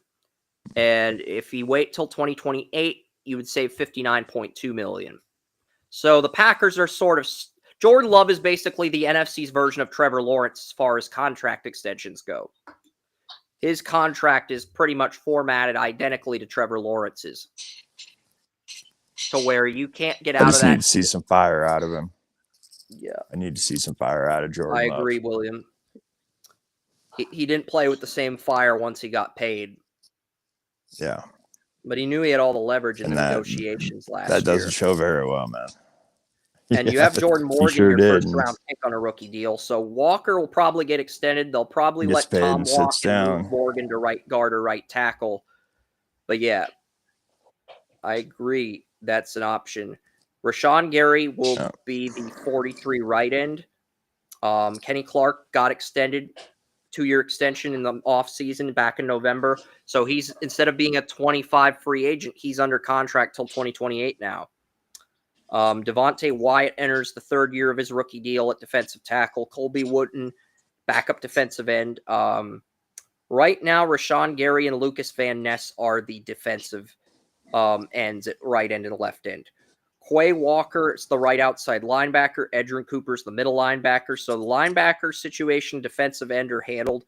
Defensive tackle, you do have good starters, but you do not have the depth guys that you had.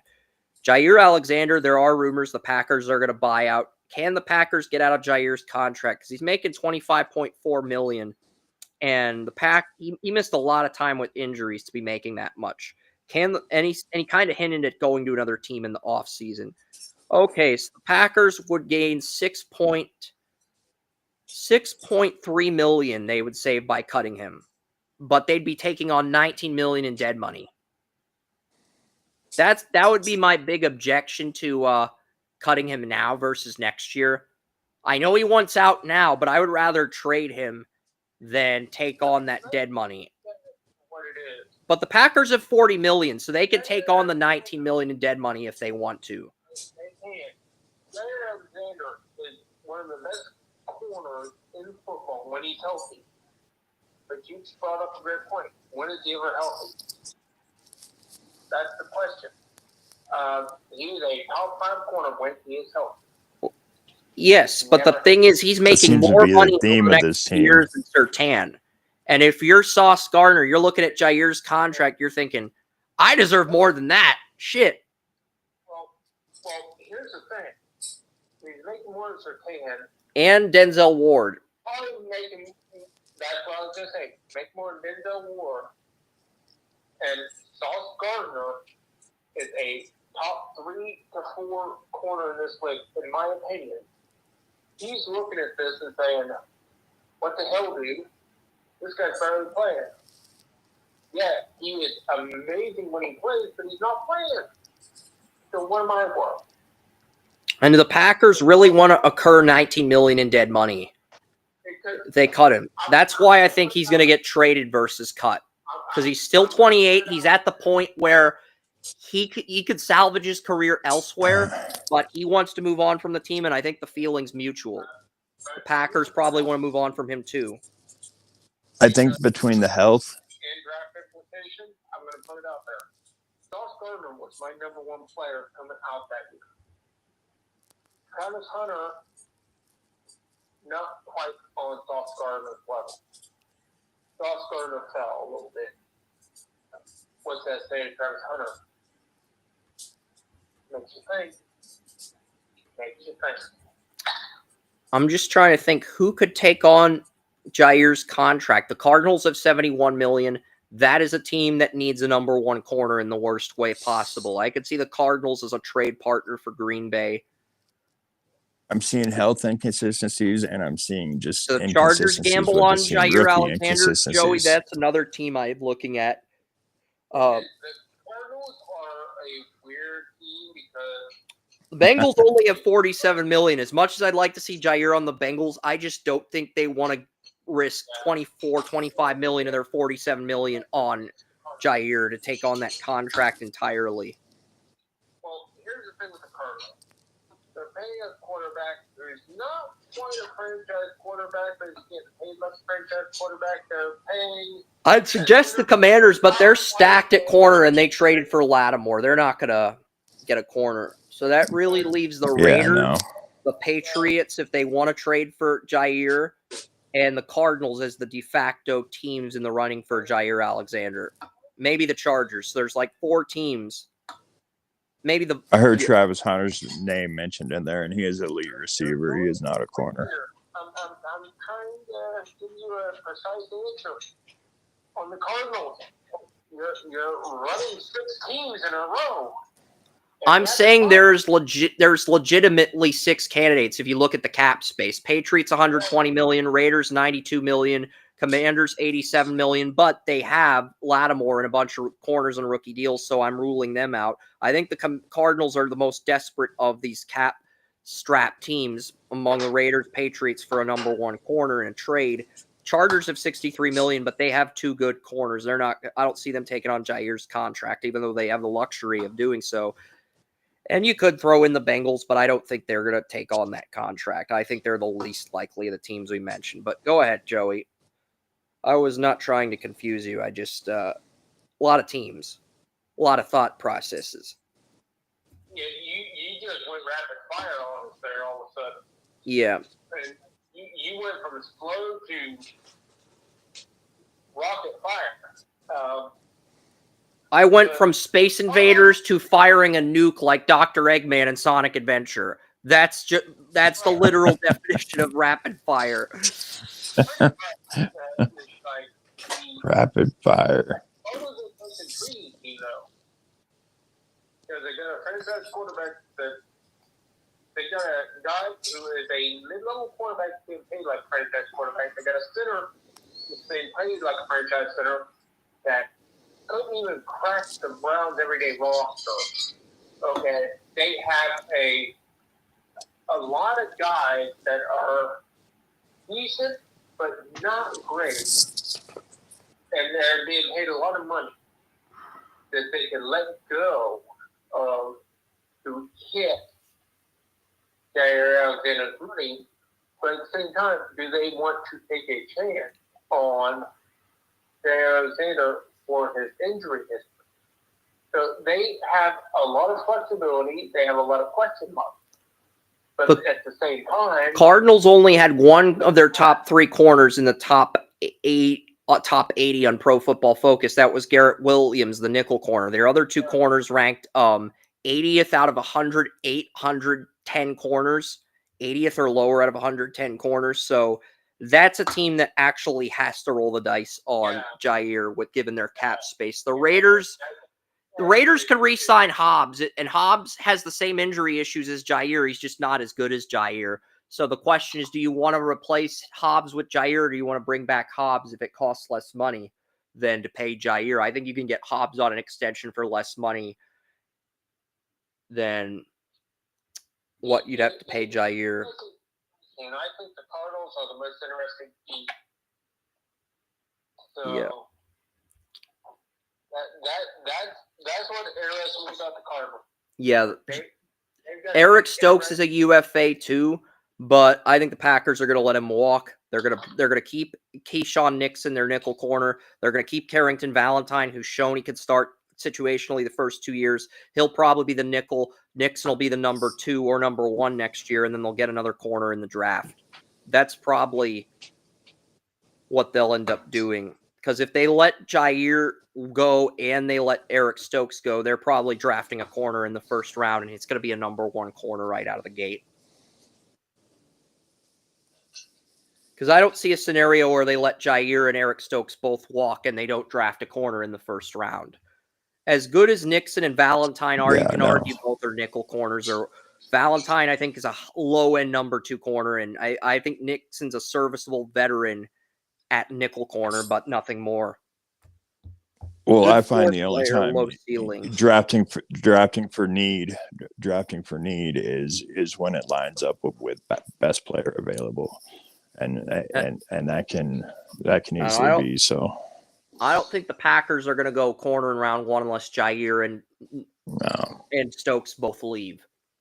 And that's what I'm Packers fans saying. complained about Stokes, and Stokes only played as frequently as he did because he stayed healthy and Jair got injured.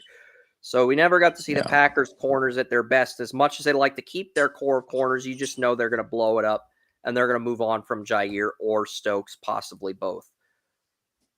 So at the Packers, it's just retooling at cornerback and receiver. They do have Xavier McKinney back at strong safety. They have Bullard back on a rookie deal. They have Evan Williams back on a rookie deal. They have Oladipo back. They have 4 safeties under contract. So they're going to have a lot of depth defensively, but it's just retooling at receiver and corner. They're going to have a bulk of and center. That's really all the Packers have to do, guys. Get a center, retool at receiver, retool at corner, and get that identity as far as number one receiver, number one corner goes. Easier said than done, but the talent's there for Green Bay to be a dark horse to win the NFC if they stay healthy and put everything together. But that's a big if. Final team we're going to preview today. And then we'll get into Shrine Bowl and the Senior Bowl. McCarthy. They had Sam Darnold's a UFA. JJ McCarthy, $4.9 million. Brett Ripien is the backup to McCarthy. Daniel Jones and Sam Darnold will be UFAs. Ty Chandler will be the only running back under contract with Aaron Jones set to be UFA. Jefferson, $15.1 million. Then the fifth-year tender for Jefferson, I think it was this year, and then he's making $15.1 million in 25, then 38, then 43, then 47 million. Addison, $3.7 million is the number 2. Naylor, $1.1. Then he's a UFA. The Vikings do need a receiver for depth. They neglected receiver depth in last year's draft, and we both said they should probably bring somebody in to push Naylor in last year's draft, and they neglected to do so. So that's the thing, Joey, because we said last year they should bring in a rookie to push Naylor for the slot receiver job, and they didn't. Naylor, 1 year left on his rookie deal, then he's a UFA, and Naylor was a 22 draft pick in day 3. Addison was a 2023 first. They're going to draft a receiver for McCarthy. They do have Hawkinson and they have Josh Oliver back, but their other tight end, their number 3 tight end is gone. Darasan O'Neal are going to be back. Bradbury's going to be back. Blake Brandel's going to be back at left guard. And they do lose, they're going to have Ed Ingram back at right guard after sitting behind the, because Brandel played right guard and they had Ezra Cleveland or somebody at left guard, but I think Brandel's going to play left guard and Ingram's going to play right guard. So offensive line's not something you got to worry about if you're the Vikings. Anything you want to mention? They can get Colston Loveland in the first round. That would be a nice fit. That would be a good fit. I would like to see that. The Vikings, as much as I love their general manager, they're in a situation where they're going to have to buy out Hawkinson to pay Addison when his rookie deal's up. Here's the thing. I feel like their general manager inherited a ticking time bomb. Things are going to blow up, and he's going to have to manage it. You know it's going to happen. You're just waiting for it. You've got your left tackle, you've got your quarterback, everything else, you're just waiting on. So how are you going to manage You've got it? a quarterback. You've got a quarterback. I don't know if it's the quarterback. To the future of this franchise, because now it doesn't matter how intelligent your general manager is. If you inherit a ticking time bomb, how do you defuse it? Well, Rick Spielman was the Vikings GM from 2012 to 22, and he drafted a lot of rookies. But the reason he left the Vikings, the reason he got fired from the Vikings, because he overpaid so many guys to where he essentially created a ticking time bomb within the organization to where the Vikings feel like a 24 episode. And Jack Barrett goes, "Where's Spielman? Where's Spielman? The box left in the Vikings. where's Spielman? And then he just waterboards whoever doesn't tell him where Spielman is. And then he finds out where Spielman is. That's basically how bad Rick Spielman sabotaged the Vikings salary cap space. As good as he was with drafting, he was a master drafter, but he was horrible with the cap. I wonder if I can make a meme out of that. About Rick Spielman. Yeah, and if William takes a clip make a meme out of that to turn into a YouTube short, it's probably going to be that. The whole Rick Spielman, Jack Bauer bit. That's probably going to be the YouTube short. No. Yeah. Kidding. No. I wouldn't do that. Shit. All right. Pick on Chris Day. Hey, guys, check out YouTube later. I'm going to have some shorts on there. All right. Let's look at the Vikings defensive line. Greenard is going to be back at 34 right outside linebacker. Harrison Phillips is going to be back at nose tackle. And the 34 defensive ends are both the UFAs. But Phillips is back at nose tackle. Greenard's back at right outside linebacker. Van Ginkel's back at left outside linebacker for 1 year. Dallas Turner will be a situational edge for the second year, and then we'll start in year 3 when Van Ginkel's contract is up. Unless the Vikings buy out Van Ginkel this offseason, Van Ginkel making $12.4 million. Greenard's under contract till 28. I'm looking at Van Ginkel's contract here. His agent is Drew Rosenhaus, so I bet Rosenhaus wants Van Ginkel to get bought out so he can get that big payday for him after his career high in sacks. $5.8 million is what the Vikings would save by cutting Van Ginkel. Yeah, that's not enough, but it is something to consider. I like Van Ginkel. Vikings have $57 million. He's a good linebacker. If you were saving $7 or $8 million, I'd consider it, but not yet. Not yet. You have $57 million. You have a ton of money to play with. So, no, I'd say no to cutting Van Ginkel. Brian Asamoah, Blake Cashman are going to be back at inside linebacker. Ivan Pace is going to be back. So, Vikings are going to be set at linebacker. They do need some 34 DNs. Harrison Smith, Metellus are going to be back. Bynum is a UFA. But Metellus, the nickel corner, and Harrison Smith are going to be back. Byron Murphy and Gilmore are not going to be back. Mekhi Blackman, who missed all of this year with a torn ACL after a good rookie year, will be back. So I think that will make the secondary a little bit better. But even if Blackman comes back, they're going to need a true number 1 corner if Murphy and Gilmore both walk. Because I don't want to force Blackman into number 1 cornerback role after he did well as a number 2 corner coming off a torn ACL. I think Blackman can rebound as a number 2 corner, but throwing him in the fire as a number 1 corner coming off a torn ACL doesn't sound like a smart idea. So I do think the Vikings are going to have to get a number 1 corner. And it's probably going to be in the back end of the first round. Reichard's on a rookie deal. They don't have a punter under contract there. They do have Jay Ward, Ambry Thomas, Nashawn Wright, some good backups, but not an ideal starter. So I think getting a number 1 corner is probably the big need for the Vikings, but also getting a running back to complement Ty Chandler in the latter rounds of the draft. You could get Omarion Hampton, reunite him with Ty Chandler, because Omarion Hampton, I think he was a backup to Ty Chandler his freshman year. So that is a possibility. Nice. I would like to see that.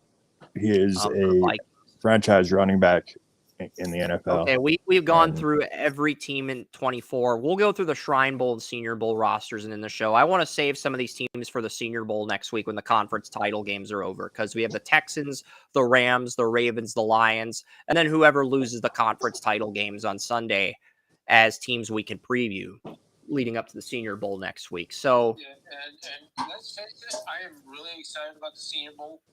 So let's go through the official lineups of the Shrine Bowl. Down this stuff.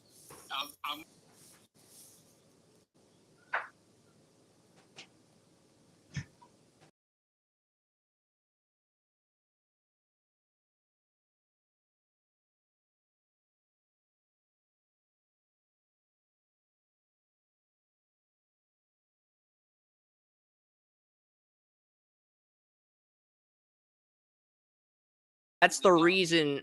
I know the Senior Bowl is the premier event, but the Shrine Bowl has the best individual in Shadur Sanders. That's the reason we're giving the Shrine Bowl more love than usual this year. He's the headliner. Yeah, because they've got a guy who is, generally speaking, probably the best at reading the field of any quarterback in this draft.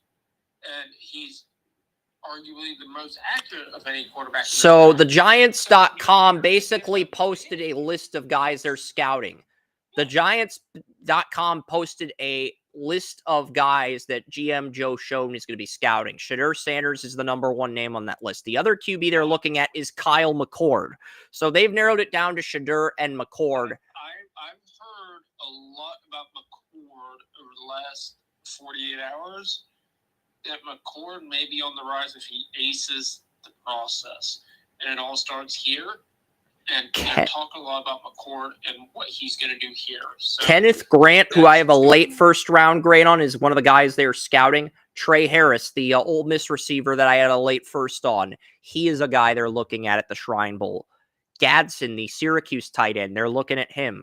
Swinson, the LSU defensive end, who started out at Oregon, transferred to LSU. Those are the 4 or 5 names they're looking at, the Giants in particular. But here's the full roster on the Giants website at QB: Max Brosmer, Brady Cook, McCord, Cam Miller, North Dakota State, Peyton Thorne, Auburn, Shedeur Sanders. Outside of Sanders and McCord, I don't see a QB from the Shrine Bowl group that's draftable. Sanders and McCord are the 2 guys from this group that have the best chance of getting drafted. I agree. I don't see any of the other quarterbacks in there. And I see a tight end. I see an offensive lineman. I don't see a lot going on. The running backs, the Shrine Bowl does have some fun running backs. Taj Brooks, one of your draft crushes and one of Williams' draft crushes. Taj Brooks is at the Shrine Bowl. So Galco, give him credit. He did get Taj Brooks to participate in the Shrine Bowl. You also have Montrell Johnson Jr. from Florida, Jaden Blue from Texas, Phil Maffa, the Clemson running back, and Rocket Sanders from South Carolina. So fun list of running backs, but not a star outside of Brooks. Here's the reason they got those guys. The reason they got those guys is because it's what we said before. Potentially the deepest and best running back class in history. It is. It's a one. You can get starters in round 1 through 7. Yeah, you cannot put all those guys in the Senior Bowl. You can't do all that. They got some great running backs because where the hell else are these guys going to go? They're taking advantage of something that they had nothing to do with. The receiver room's not bad either. Ja'Cory Brooks, LSU, Louisville receiver, Shrine Bowl. Jimmy Horn, Shrine Bowl. Dominic Lovett, Shrine Bowl. Nick Nash was a Hula Bowl guy. He didn't even get invited to the Senior Bowl or Shrine Bowl initially, but Nick Nash led the country in receptions, receiving yards, receiving touchdowns, was so dominant at the Hula Bowl, he got invited to the Shrine Bowl and Senior Bowl, and he chose the Shrine Bowl over the Senior Bowl. So Nick Nash is in this. Will Shepard is in this. Colorado receiver that started out at Vanderbilt. I had a third on him last year. I think he's a day 3 pick this year, but he can move up. And Ricky White at a UNLV. So there's like 4 or 5 receivers I like. There's not a receiver I love in this group. I've heard Ricky White may be the top special teams player available, not only as a returner, but also as a gunner to tackle the returner. So, Ricky White is shooting up the boards as a special teams ace right now. I don't know why, but I've heard he is. So, something he has done. So far, I would give the quarterback group a C+, even though, and the C+ is largely due to Shedeur and McCord being the QBs. It'd be much lower there. I give the running back group a solid B. I don't think it's as deep as the Senior Bowl's running back room, but it's a good group of guys. And for the receivers, I'd go either C+ or B-. You do have Ricky White, you do have Shepard and Horn, you do have Nash, you do have Lovett from Georgia, and you do have Brooks from Louisville. And Caden Prather from Maryland. It's a nice group. It's not a spectacular group, but it's probably the best Shrine Bowl receiver group. You have about 8 players in this Antoine game, Wells, Theo Weiss. Really good on offense. On defense, I want to get to the tight ends and defense because the tight ends is where this is a good tight end group. Fairweather from Auburn, Evans from Notre Dame, Gadsden from Syracuse, Luke Lakey, Iowa, Urasek, Georgia. There's at least four good tight ends. From Syracuse, I really like. I would give the tight end group. I would give the receiver group a B minus. Receivers a B minus. Running backs a B plus, and I'd give the tight ends. I'd give the tight ends an A minus. As bold as that sound, there's 4 tight ends from this group I like. That is kind of bold. I could say 2, maybe 3 tight ends, but I don't think. I like Evans. I like Evans, Gadsden, Lakey. William does too, but one of those 4th tight ends, whether it's Fairweather or Urasek, is going to surprise people. I'm not saying both will surprise people. I'm saying one will surprise people, and that's why I'm giving it an A minus. That's the thought process. William, you want to add anything to that? William, are you still there? No, I guess not. I guess William's phone died. Why would William leave in the middle of the bowl games? This is his bread and butter. I agree, but we'll go over this next week in further detail. I agree. Joshua Gray, the Oregon State left tackle, is going to move inside to guard for this game. Gus Hartwig, the son of Justin Hartwig, the Purdue center, is in this bowl game. Xavier Trusty, Georgia left tackle, Georgia right tackle is in this game. And those are the 3 offensive linemen that stand out. And everybody else is just, probably a day 3 to UDFA. I'll be real. Those are the only guys that I really like among the group on the offensive line. So I'd give the offensive line group a D+. I think the Shrine Bowl I went to had better linemen. All right. Interior defensive line, you have Nazir Stackhouse. You have Kenneth Grant. You have Tonka Hemingway, South Carolina. 3 defensive tackles that I have starter grades on. 4, Nash Hushmacher. So there's 4 defensive tackles that I have starter grades on in this game. So I would give the defensive tackle group an A, a solid A. Edge, I really don't see an edge rusher. You have Tyler Barron, Tyler Batty, Fadil Diggs, Ethan Downs, Ahmed Hossain, the Boise State edge rusher that I 5th round grade on is the best pass rusher there. And you have Elijah Roberts. I guess you could argue C- versus D+ with the presence of Hossain and Elijah Roberts. Antoine Powell-Ryland's also in this game, so those are the 3 to watch. But it feels like a very underwhelming edge rusher group with a lot of the talent for the Shrine Bowl being at defensive tackle. You want to add anything to that before I get into the linebackers, Joey?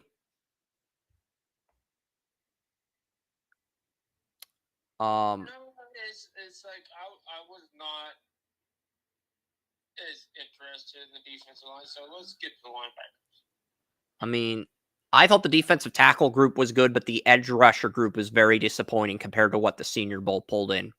Linebacker group, Jay Higgins, Iowa, that is a good get for the Shrine Bowl. Maui, we get the middle Miami little linebackers also in this, and then the rest of the linebackers are it is what it is. So Higgins I like. Higgins I do really like. So I think on that one, the others, I like Mauogia. I have a borderline starter grade on him, but I think he is super raw. I have a 5th on Mauogia, but the rest of the guys are I agree. Cornerback, Zaire Alexander, Kobe Bryant, 2 E's, Kansas corner. Those 2 are in this game. Jordan Clark, Notre Dame defensive back, is going to be in this game. Siobhan Revel is going to be in the Shrine Bowl. Jabbar Muhammad, Jason Marshall. There's 5 corners I like, and if you count the guy from Notre Dame, the other corner from Notre Dame, that's 6. So Jordan Clark. So yeah, I will give the Shrine Bowl a B here, a solid B, because I do like this group. I don't love this group, but I do like this group. Safety, Shiloh Sanders and a bunch of meh. Shrine Bowl did a very good job of pulling together the stars from the depth of the draft, and they got 5 times the amount of stars they got 2 years ago when I went to the Shrine Bowl in Vegas when DT Zay Flowers was there. They got 5 times the amount of stars, but outside of the stars, the depth is very lackluster compared to 2 years ago when the depth was respectable. That's my way. running back, tight end, and Shadur's. That's where they're going to shine. But the corners, they got some star corners too. Revel, Kenneth Grant, Michigan, Revel, Higgins, they got some star players on defense. But it feels like there's not a lot of depth out. It feels like there's more stars than 2 years ago, but the depth that was there 2 years ago isn't there this year. The depth. And here's the thing. I'm listening right now to Jason Lloyd talk about how people are saying, convince Dion. And he said there have been plenty. Oh, I'm not done with the kick special teams. Miami kicker, who is one of my top 2 kickers, is in the Shrine Bowl, and Kai Kroger, South Carolina punter, accepted invites to the Shrine Bowl. So that's special teams. Yeah, all right. But he was talking about how plenty of quarterbacks have had their agents and everything say, we're not playing for you, and they get drafted and everything works out fine. And I think that's what's going to happen to Shadur. Dion's going to blow his bluster, and the Browns or the Titans or the Giants are going to go in there. They're going to take Dion to dinner. They're going to take his son to dinner. One of them is going to be infatuated by him. They're going to take him. And if Dion doesn't like it, tough shit, Dion. We did our best, but screw you. This is our player. We got you under contract for the next 5 years. And that's the thing. The Eagles Southwest area scouts now the Browns Southwest area scout. This Eagles Southwest scout when they drafted Jalen Hurts. He's now on the Browns. So if he thinks Shadur is better than Burrow, they're going to pick him if he's there at 2. Yeah. And we've heard rumors. I know you've heard the same rumors I have. That guess what? Both quarterbacks may be there too, which could shake up the entire draft process. Yeah, Daniel Jeremiah did a mock this morning. He gave the Titans Abdul Carter at 1 and the Browns Travis Hunter at 2. And here's the thing with Jeremiah's mock. He actually put 2 sentences in the mock draft instead of putting 1 sentence, which I've always criticized him and Walter Cherepinsky for, putting 1 sentence in the mock draft. He actually put 2 sentences in his mock draft this year. Good job, Jeremiah. We appreciate you listening to our suggestions. I think the thing with Daniel Jeremiah is that he was a scout, and you had to be brief as a scout because you had to go into the next guy very quickly. We're not saying you have to make it more than 1 paragraph, but at least put 2 sentences in the 1 paragraph. At least. You don't have to put more than that if you want to be brief and to the point. But you have to at least put 2 sentences in there. So you actually listen to us. Good job. I'm glad because I always felt that he was very informative, he was very knowledgeable, but he never really transitioned from making the mock drafts 2 sentences to taking what he says on NFL Network and then just putting that into 1 sentence in his write-ups for his mock drafts. He actually made the 2 sentences. It's good to see. And the mock draft he made had a lot of shock value. The first QB came off the board at 3. Patriots get Will Campbell at 4. And Shadur ends up falling the Raiders at 6. So not only was there multiple sentences in each mock draft, there was shock value in spades, with the Titans getting Abdul Carter at 1, Browns getting Travis Hunter. So shock value in spades plus 2 sentences per paragraph.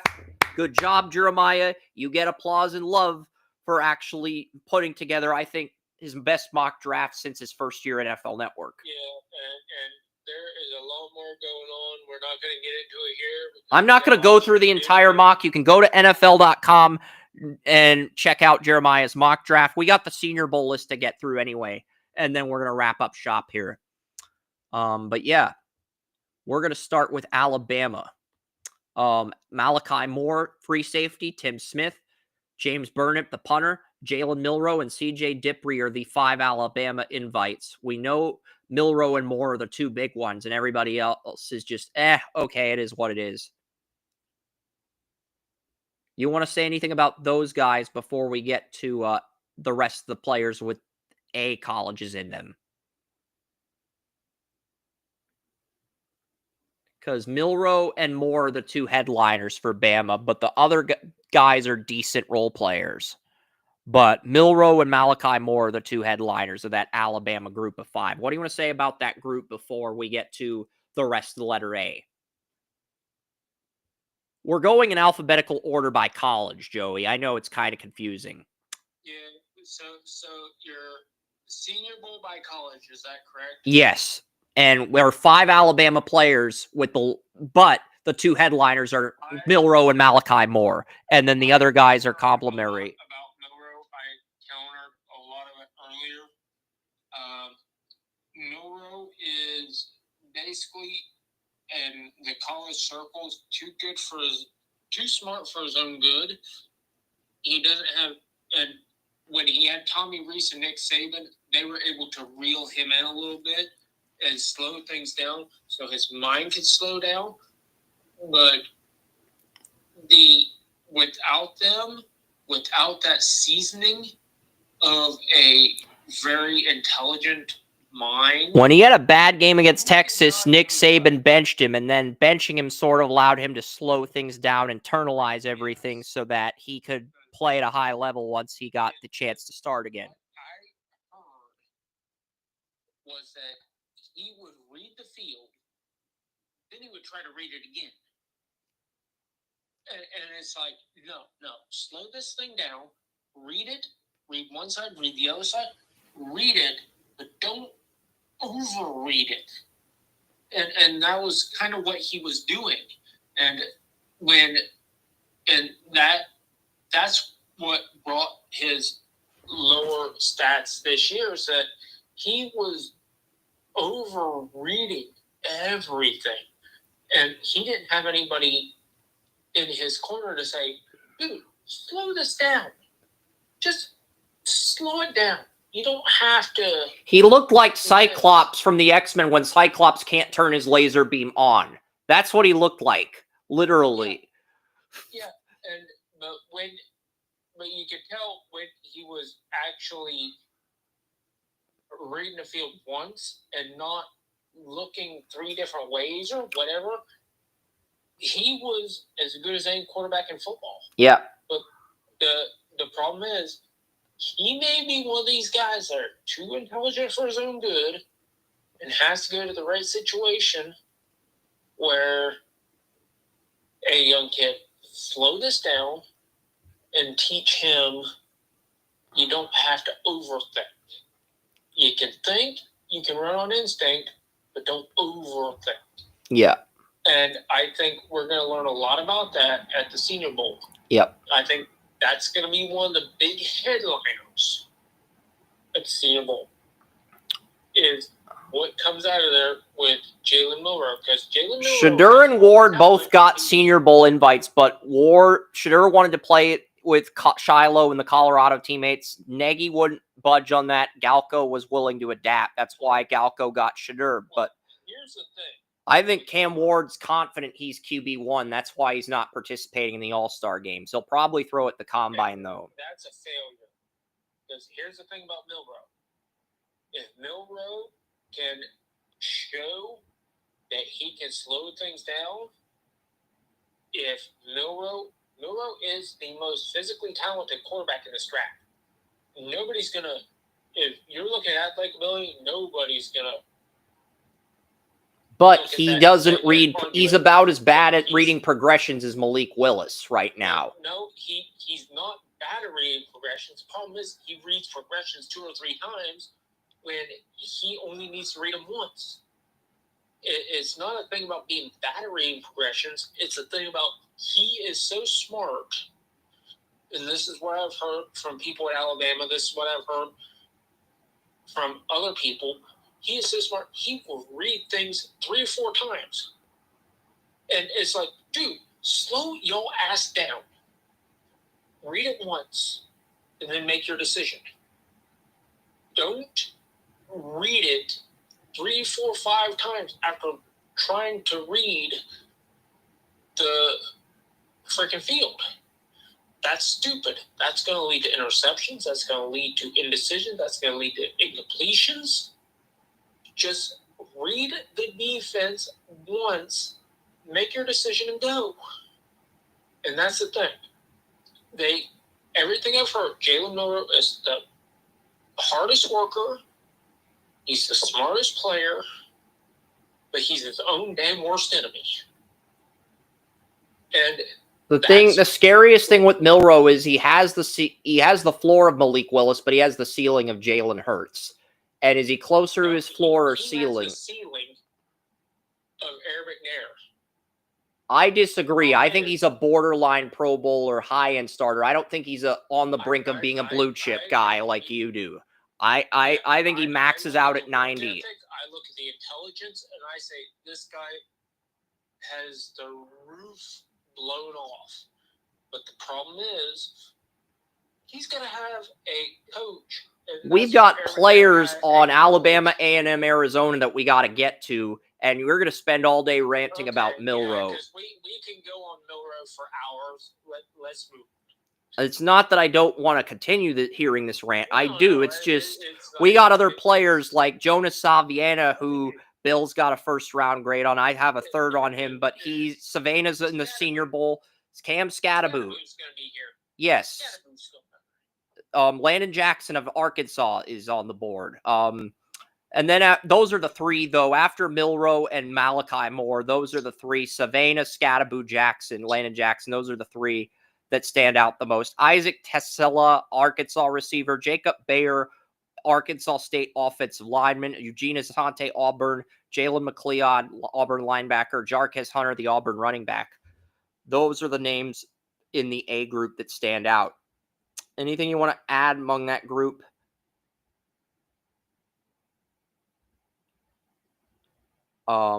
Boston College has Donovan Izaraku, the edge rusher, and Ozzie Trapillo, the left tackle, going to the Senior Bowl.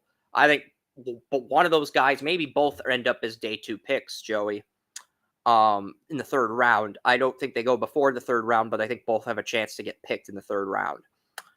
Harold Fannin Jr. of Bowling Green is going to be at the Senior Bowl. No, that's for the B. But yeah, those are some good. Fannin Jr. is a guy who I think is going to be a mid-early second-round pick. But if he aces the process, he can sneak into the first round. Yeah. Because if he dominates the Senior Bowl week, he's a guy, a team like the... Because I haven't talked about the Ravens yet, but I do think they're going to move on from Mark Andrews. They're not going to cut him, but I think they're going to... In order to pay Likely, they have to either trade or cut Mark Andrews. I think they're going to trade Andrews. And if they don't think Likely can take that leap, they can just draft in their tight end in the first round to push Likely if he wants too much money. So that's the thing. I do think the Ravens could be one of these teams in the back end of the first round that takes a flyer on Fannin. I know a lot of people have mocked Fannin to the Chiefs, but with Kelsey and Noah Gray, I don't see them taking a tight end in round 1. They might take one in day 2. If Warren or Colston Loveland falls to 64, I could see them pulling the trigger on a tight end. I don't see them pulling the trigger on a tight end at 32. They just have too many other needs right now.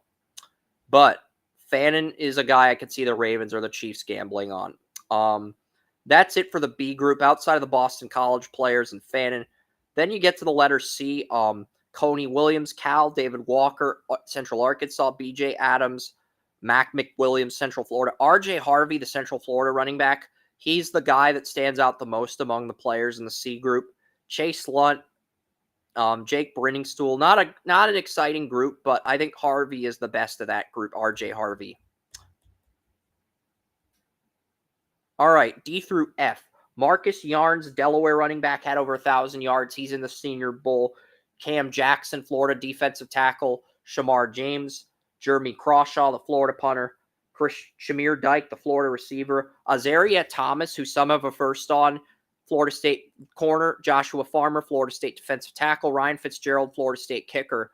Yeah. Those are the D through F group. One of them that I am really interested in, not because of his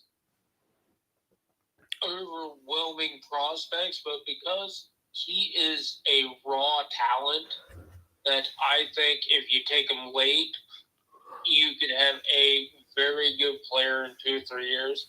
He's just one of those guys that if you draft him 5 to 7, you may end up with a steal within 1 or 2 years, depending on who you coach. So he's one of those intriguing players that I kind of like, but I like as a futures player. Yeah.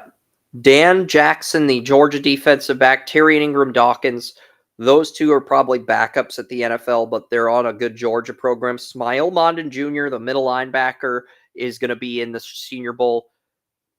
Dylan Fairchild, who I think is the Tate Ratledge is my number one guard in the entire draft. He's in the Senior Bowl. Fairchild's going to be a good one. Fairchild's going to be a good one, but he's not in the Senior Bowl. Ratledge and Jared Wilson are in the Senior Bowl. Dylan Fairchild, who I think is the second best interior lineman behind Ratledge, is not in the Senior Bowl. They left him out? He didn't. I don't know if he didn't get invited or if he declined an invite due to the fact that he has a higher draft grade than the consensus. I would have to believe that he declined an invite because I can't believe that they left him out. Yeah, Ratledge. Nagy was a Southeast scout with the Seahawks, so he would not leave out Fairchild. No, absolutely not. Nagy was one. He was a Seahawks Southeast area scout, so he would not leave out. One of the best area scouts in the nation, Okay. in the NFL. So it's like he's not going to leave out somebody like Trevor Etienne. But for Georgia, it's Etienne and the two linemen, Ratledge and Wilson. You also have Mondon, though, at middle linebacker.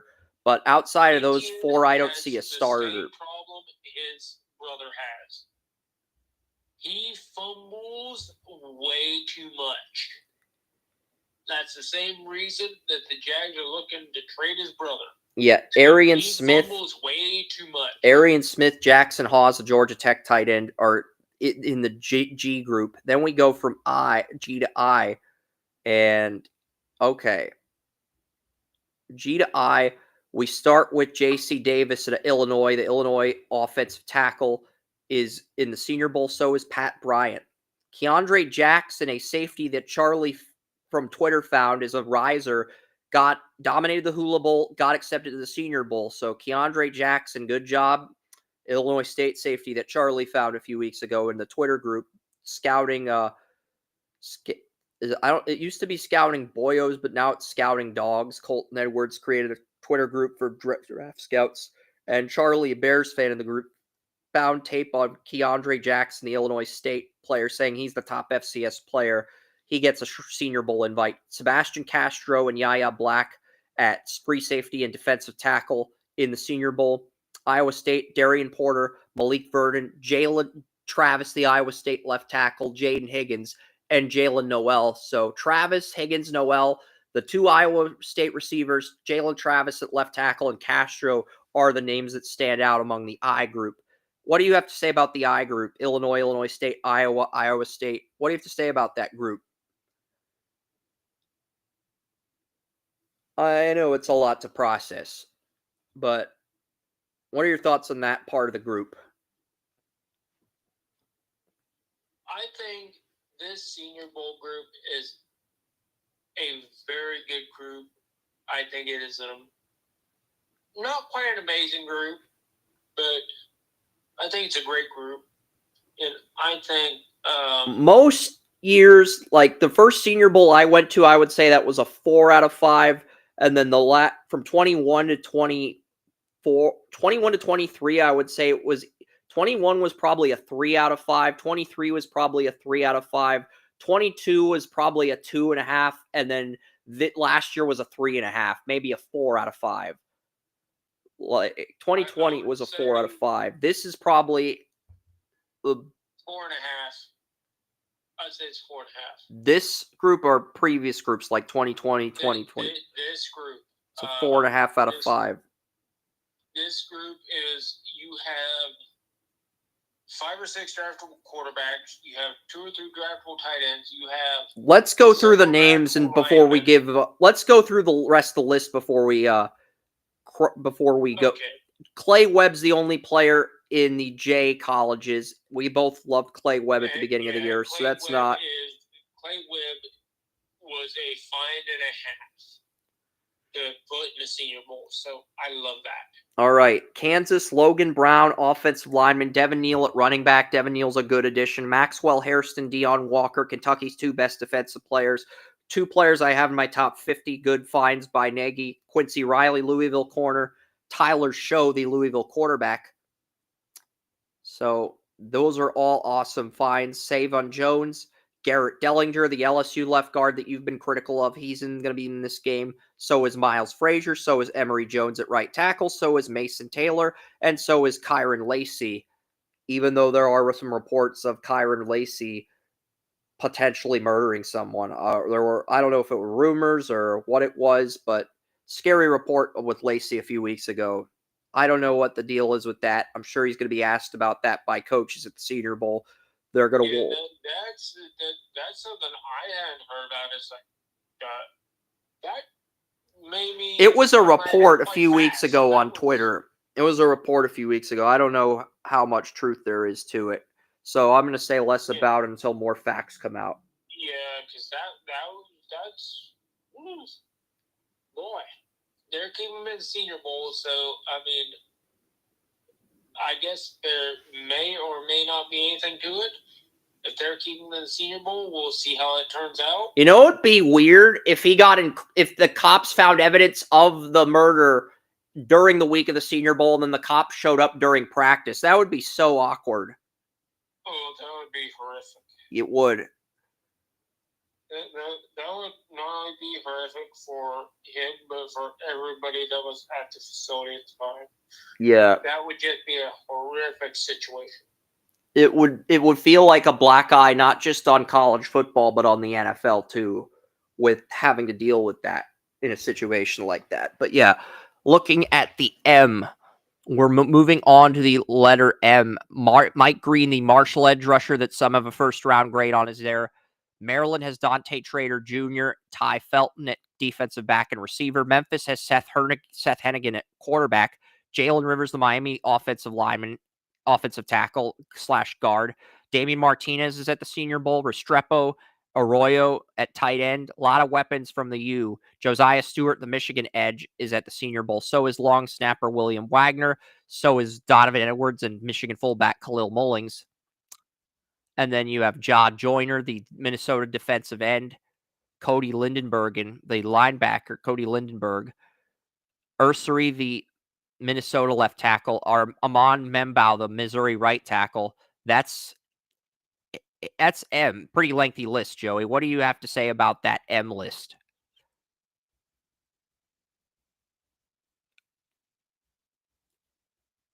Potential? I'm not sure there's as much high-end talent as the other positions, but there's a lot of potential in there. Yeah. N. Rayon Lane III, Navy corner. Tommy Hill, Nebraska corner. Ty Robinson, defensive line. Thomas Fedone II, tight end, Nebraska. Nebraska, Navy, Anthony Belton, left tackle, North Carolina State. Greg Zabel, left tackle, right tackle, North Dakota State. Xavier Watts, Notre Dame safety that William and I did a scouting report on. R.J. Oben, the Notre Dame edge. Riley Leonard. I think those are literally the 3 best players Nagy could have picked for Notre Dame at the Senior Bowl, and he got all of them. Lathan Ransom, Ty Hamilton. Yeah, it's like this section of the Senior Bowl is absolutely amazing. I've seen most of the names you're about to name and who you did name already, and I'm like, this is what really sets the Senior Bowl apart right here, that you're going to be naming off. Yeah, Lathan Ransom, Ty Hamilton, Seth McLaughlin, the Ohio State center. I don't think he'll practice, but he'll probably interview with teams. Will Howard, that's just the Ohio State section. Billy Bowman, the Oklahoma strong safety. He was in my top 50. Trey Rucker at defensive back, Nick Martin at middle linebacker, Colin Oliver at edge rusher, Ole Gordon at running back. A good group of players for Oklahoma State. And then Ole Miss and Oregon had a bunch of names. Do you want to go over the Ohio State, Oklahoma State guys before we get into Ole Miss? Because I feel like with the letter O, we have to go through each school individually, whether it's Ohio State, Oklahoma State, because then you have Ole Miss, then you have Oregon. So with all the names from those schools, I feel like we should just go through each school, but we'll only do that for the letter O. Fair? You sounded very high on the players that Nagy picked for Ohio State, and very high in the Notre Dame players too. What do you think of the Oklahoma State group before we get to Ole Miss? The Oklahoma State group, very athletic, very promising. I really like those guys. It is when you get to Oklahoma State, you have to look at the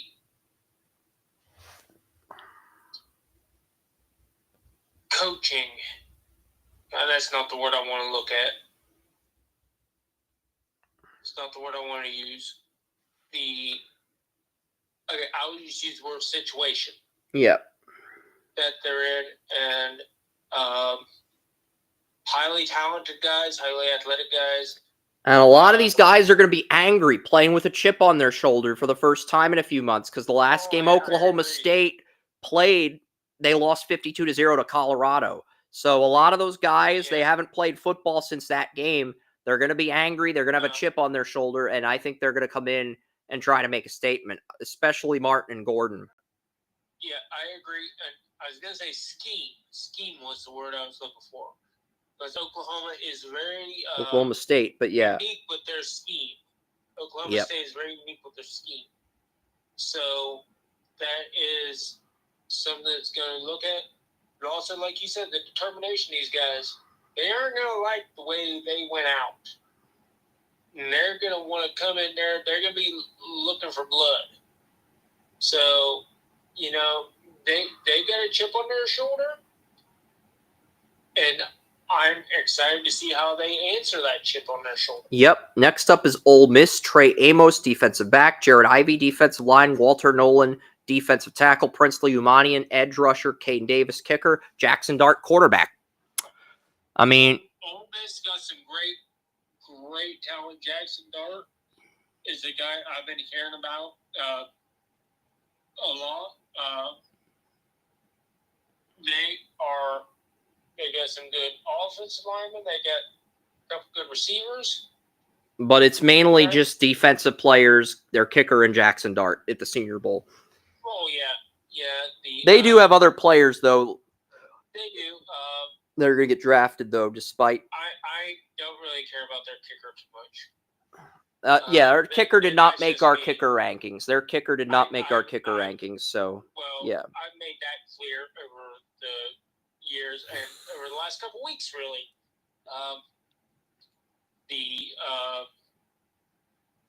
But I think the wide receivers... Well, the wide receiver, Trey Harris, is at the Shrine Bowl, not the Senior Bowl. I know it's kind of confusing how... but, yeah, you're... Could they... Man, we got to figure out a better way to make this... separate this. It's almost like Nagy and Galko had a conversation. Nagy's like, I get the defensive stars and Jackson Dart, and you can have Trey Harris. Yeah. And he's like negotiating the terms like King Arthur and the Knights of the Round Table. Galko. I'm sitting here thinking, I'm like, okay, they got Dart, they got their receiver at the Senior Bowl. And the receivers at the Shrine Bowl. Yeah. It's like, God damn it. It's like, I'm trying to get this. But Ole Miss, I'm just going to put it like this. Ole Miss got some great prospects. So does Oregon, who has some great prospects who are going to be about as angry as Oklahoma State's prospects after that loss to Ohio State in the playoff. They want to prove that's a fluke. This is where you do that. Well, we'll get to Oregon in a bit. Ohio State's quarterback, who I said only needs to show consistency with his play, ramrod your ass and turn it into one of the best 4-game stretches that we've seen in a very long time. And you were considered the best team in the country, and he ripped your ass at a 2. That would put you in a bad mood. Yep. Oregon's players, Jordan Birch, defensive tackle / defensive end, 30-40 end / D tackle, Jamari Caldwell, D tackle, Jeffrey Bossa, linebacker, Connerly Jr., left tackle, Johnny Cornelius, right tackle, Dylan Gabriel, quarterback, Terrence Ferguson, tight end, and Tez Johnson. That's Oregon's group. It's a good group of players to have for the Senior Bowl from Oregon. I mean, I'm not trying to take anything away from Ohio State or Ole Miss, but I think this Oregon group does stand out to a degree. But even with dominant week at the Senior Bowl, is it going to be enough to leave scouts with positive taste after the Ohio State playoff loss? The only big Oregon player I'm looking at the quarterback. Small hands, short in stature. I like the tackles. I have first on Connerly. I know he played horrible against Ohio State. I probably do need to move him down in the second round, but at the same token, I do think this is a big week for Connerly. He's talented. Okay, one game doesn't destroy 4 years of strong tape. Yeah. But he will, like I said before, I said last year. I had a fifth on Cornelius. There were a lot of people at a second, third on Cornelius before the Ohio State playoff game. The Ohio State game against Oregon proved Cornelius is a fifth round pick, but if he wants to get back into that fourth round, maybe compensation portion of third round, Cornelius needs a strong week in Mobile. Yeah. Once again, strong tape. I forget who it was I said about last year, but the last game. I've got a fourth on Ferguson, a second on Tez Johnson. So that's, yeah. It is a good group, though. The last game you played is what they're going to remember. Yeah. If it was a bad game, that's what they're going to remember. That's what you have to correct. We do have some chat rooms. I put Brandon Bean up there. That's what those Oregon guys are going to do. They've got to erase that bad game because that's the last thing anybody's going to see from their college career. Yeah, so, Iron Torch 20 says, I'd put Brandon Bean up there as the best GM, too, along with Howie Roseman, and I'd put Brandon Bean at number 1 ahead of Roseman and Brett Veach. Look, I have Bean in the top 3 behind those two. He is the clear-cut number 3, despite how good Brad Holmes has been at creating a culture in Detroit, despite how good Adam Peters has been as a first-year GM. I think those two are behind Brandon Bean, who is in my top 3. You can make an argument for him at number 1 ahead of Veach and Roseman, but those two have won Super Bowls as GMs. That's why Bean's number 3 right now. If Bean gets a Super Bowl this year and then he wins 3 in 4 years, you can put him in. I think you could put him at number 1 at that point. But right now he's number 3. But he could be the guy who ends up at 1 by the end of the decade. So just taking a second to respond to that in the chat room, Joey. Do you want to respond to that fan question with Brandon Bean being number 1 among GMs, or should we just get to the rest of the Senior Bowl list? Because we're gonna sign off after we get through the Senior Bowl list. But yeah, for Pittsburgh, it's let's get to the Senior Bowl list because I think that the Senior Bowl is far more interesting. I agree. Gavin Bartholomew, Pitt tight end, and Marcus Mavo, the Purdue right tackle. Those are the 2 players with P colleges. Rutgers, Tyrene Powell at linebacker. That's it. I really feel like they missed out on Kyle Monongai, but Monongai is a junior. He did declare for the draft. Jackson Slater, the Sacramento State center that made the center rankings, is in the Senior Bowl. Brashard Smith, the SMU running back. Jamal Pritchett, South Alabama receiver. And then you get to a few Gamecocks. TJ Sanders, Kyle Kennard, Demetrius Knight Jr. Southern Arkansas, Melvin Smith, the defensive back. Stanford, Alec Aomanor, the Stanford receiver. Justin Barron, LaQuint Allen for Syracuse. Anything you want to go through with the S group? I actually like that group. It's a secondary group. It's not a group of big names. Outside of Aomanor, none of these guys are big names. No, but there are a bunch of really solid guys. I think every single one of those guys can go around 4 through 6. So, I mean, I got nothing. bad to say about any All right. selection. So Justin Barron, LaQuint Allen. Okay. We'll go with TCU, Tennessee, Texas. We'll start with TCU. Savion Williams and Jack Beck are the two TCU wide receivers in Mobile. Omar Norman Lott at defensive tackle. Brew McCoy at receiver are the two Tennessee players in Mobile. I'm going to say something real quick about the Senior Bowl this year. And then we'll get to Texas.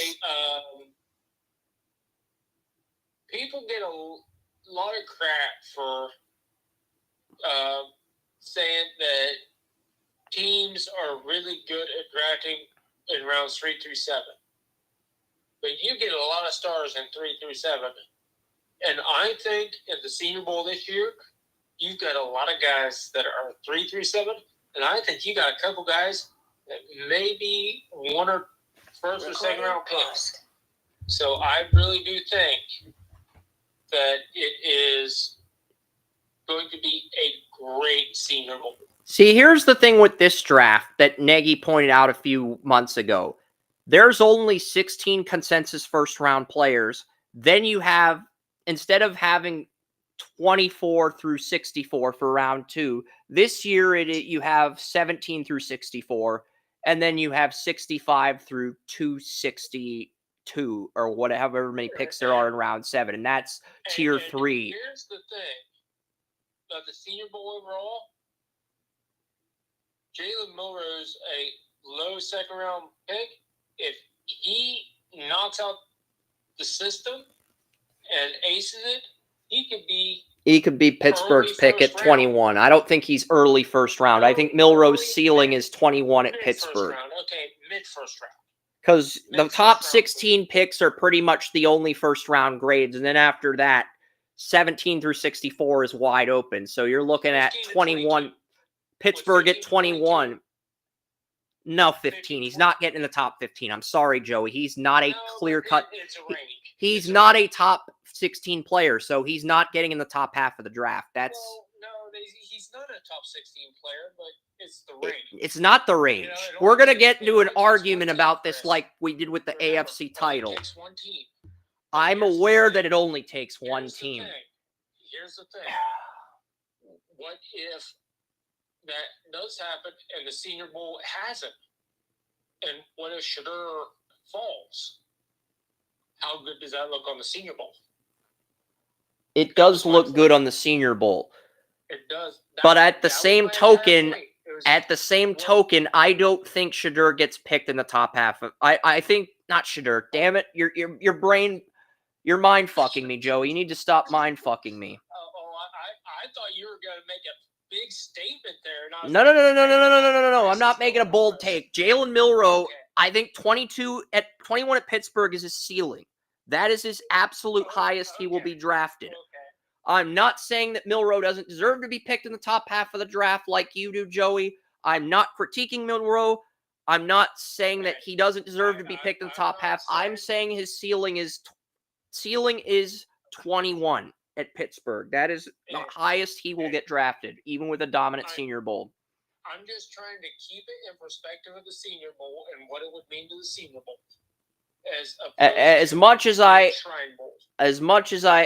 love to hear that, it's just I don't think that's going to happen. I don't think a third QB is going to get pushed in the top half of this draft, even though the market. Neither do I. But it's just intriguing to think about, the Senior Bowl versus the Shrine Bowl. It is. How that could end up. It is. But I think I think this year's draft is more on potential than it is absolute. And this is the thing. Right now, we had a poll question. We ranked all of the 25 draft classes strongest to weakest. NBA got 3 votes. MLS got 1 vote. NHL got a vote. NFL got no votes for strongest draft class in 2025. That shocked me because I posted the poll in Scouting College Football, and I figured some of the football homers, whether it be Marcus Beer or David Reed or CJ Cuevas or whoever, would vote for the NFL, even though I made a very adamant case that NFL while I don't think it's the weakest of the group, I certainly don't think it's the strongest draft class. I've been more impressed with the NBA and MLS. People think of the quarterback class as weaker. Because That's true, because Tracy pointed that out. So did Kevin Jackson. What drives everything. Yeah. And I think the quarterback class this year is better than what other people think it is. But even then, I don't think it is the bee's knees of quarterback classes. I don't think it's incredibly strong. Yeah, the thing is, yeah, it is a good draft class in terms of defense, in terms of receiver, in terms of offensive tackle, where it's top heavy. It is a good draft class, but it's not to the point where it's star-studded. It's a star-studded first round like the NBA draft. The NBA draft this year is star-studded. 7 of the MLS teams drafting in the top 15 got the number 1 player on their board. I have to rank those 2 ahead of the NFL because of the variance and because it worked out that favorably for that many teams with the NBA and MLS. I have to rank those 2 at 1 and 2. I'm still working on the MLB mock. As argument for the NFL draft, they have I would. A lot of potential. They have quarterbacks. I would rank NFL ahead of NHL. They've got the deepest running back class potentially in history. They have the first two-way player.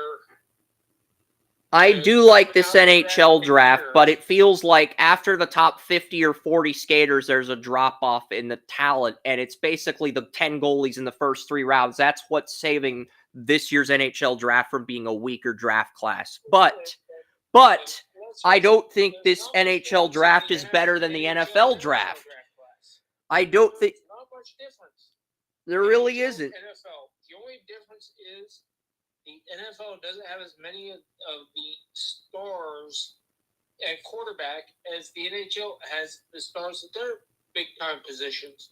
Yeah, there's like 10 goalies in the top 100 or top 90, 10 goalies in the top 90. It's supposed to be the best goalie draft since 2017 or 2012. It's a very good goalie draft. But yeah, we'll get to Texas. We've left Texas on hold for 10 minutes with our rants about the Senior Bowl and the draft classes. We'll get to Texas now. We're not putting the Longhorns on hold anymore. Texas deserves it. Yeah, Andrew Mukaba, safety. Vernon Broughton, Alfred Collins, D-tackle. Some have a round 1 grade on him. Gunnar Helmet, tight end. Baron Sorrell at D-line. That's the Longhorns. And then we get the Aggies. Those are some of the most athletic players you're going to find in the Senior Bowl. Yeah, and then the Aggies have Nick Scorton, Shamar Stewart, Shamar Turner. Some think all 3 could go in day 1, but that Texas defensive line is stacked. Turner has the most potential of all of them. I think Scorton does, but that's just me. I think Scorton has the most, but yeah, we'll see. That's going to be very fun. Turner, that should say something Stewart. About their team. Yeah, their defensive line was stacked. Caleb Rogers for Texas Tech, only Aggie there. And then Toledo had Max and Hook and Darius Alexander at D-back and D-line. Kalen Ransom, Tulane. I think Alexander's got, some potential to go 3rd or 5th round. Yep. So I like Alexander. Yeah. UCLA, Oladejo, the middle linebacker UCLA we liked, is in the Senior Bowl. Carson Schwessinger, Molika Matavo, UCLA tight end. USC's Jalen Smith. Jonah Monheim, the USC center, number 2 center in this draft. If Parker Brailsford doesn't declare, it sounds like Parker Brailsford's coming back. If that's the case, Monheim's the number 1 center now. I think all those guys have potential to go 2 through 5.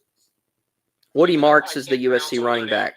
Because their names can be difficult. Yeah, especially more difficult to pronounce than scouting them is. Yeah, especially with the UCLA guys. But Woody Marks, USC running back, Kareen Reed, the Utah linebacker, and then Jalen Royals, the Utah State wide receiver, rounding out the U letter.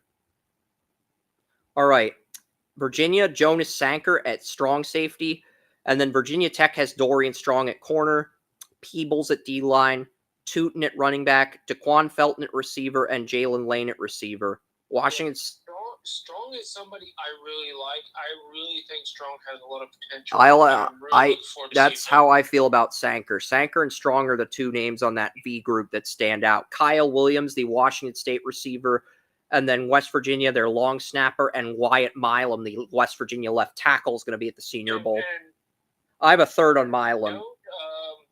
Don't discount the long snapper.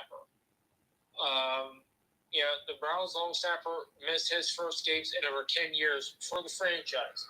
You know how many coaching changes the Browns have had over those 10 years? He's survived all of them and was considered the best long snapper in the NFL. Yep. Do not dismiss the long snapper. All right. Long snappers can make the difference in a game, a season, or maybe even a career of a kicker. If you got a long snapper that's going to put that thing right where it's supposed to be, when it's supposed to be there, and perfect synchronous,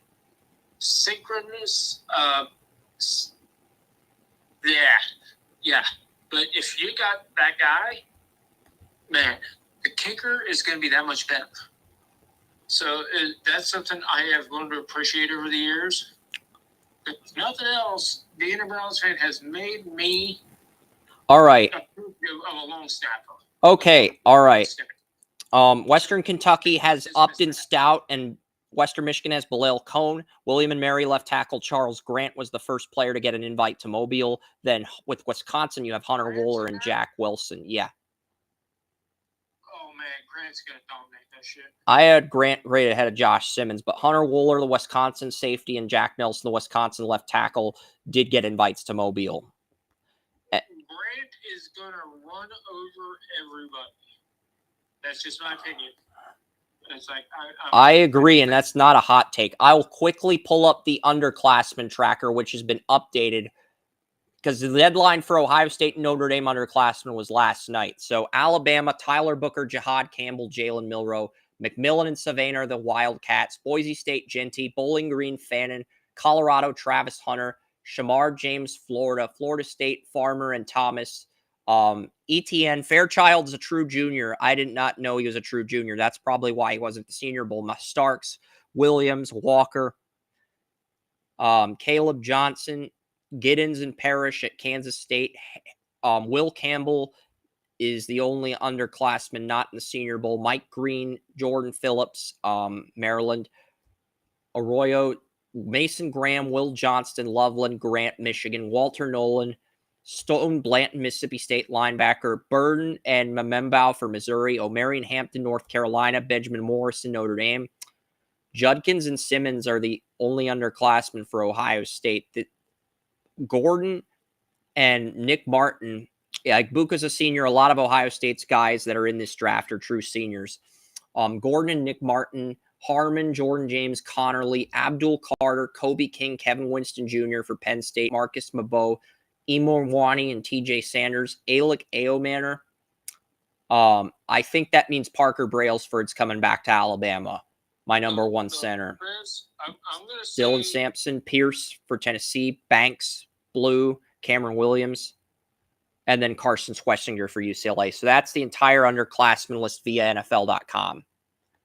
I'm going to say this, and I think it's profound because of the person saying it.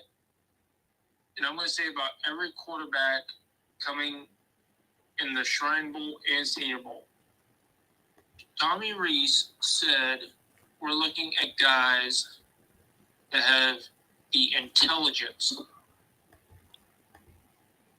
to succeed. And he said that in his introductory press conference. He added a couple other quotes, but that should tell you, because Tommy Rees was looked at highly by a lot of teams. He was looked at highly by Nick Saban. If he's saying intelligence is the key right now, maybe not in future draft classes, but in this draft class, who are you looking at to take? And where are they going to have to show? Because the majority, and I bring this up because the majority of the quarterbacks that are major league are in the Shrine Bowl or the Senior Bowl. So what are you looking to show in the Shrine Bowl and Senior Bowl?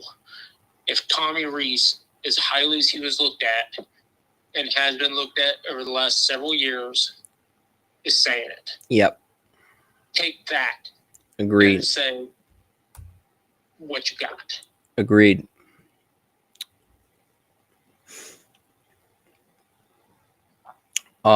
Yeah, so I agree. This is going to be very interesting. I did get up to number 12 in my MLB mock. I'm about to start number 13. I'm not going to go through it right now. We've gone through a lot today. I do think it'd be cool to do a full team breakdown with Joey at some point, but I'm thinking we will save that for after the Super Bowl ends, before the combine, if the MLB mock's not done by then, because I'm on a team 13 out, and that's once I get through 27, the write-ups will be a lot quicker for the comp picks, and then I'll have that 38, 39, 40 run with the Mets, Yankees, and Dodgers, and then the write-ups will be quick for the last two. But right now it is hell.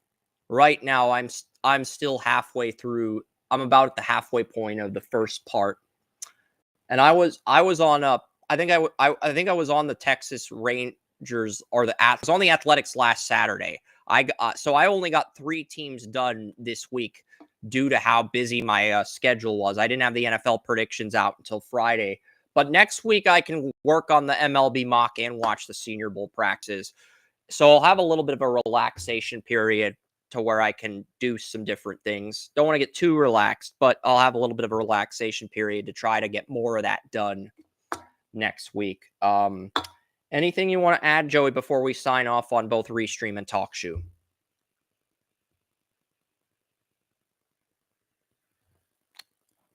All right, that's going to do it on TalkShoe, guys.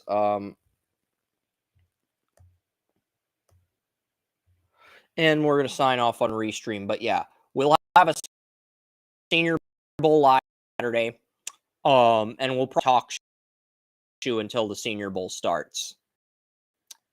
Maybe that's the thing. If William wants to say anything about some of the teams we cover, that'll be available only on TalkShoe, just the team we break down. Because I think William cares more about the game, the Shrine Bowl game, than the Senior Bowl and the Shrine Bowl games, rather than all these off-season grades, teams and stuff. So yeah, we'll have just the team outlooks at 10 a.m. and then we'll just talk about the Shrine Bowl and Senior Bowl at 1 and live stream the game like we did last year. All right.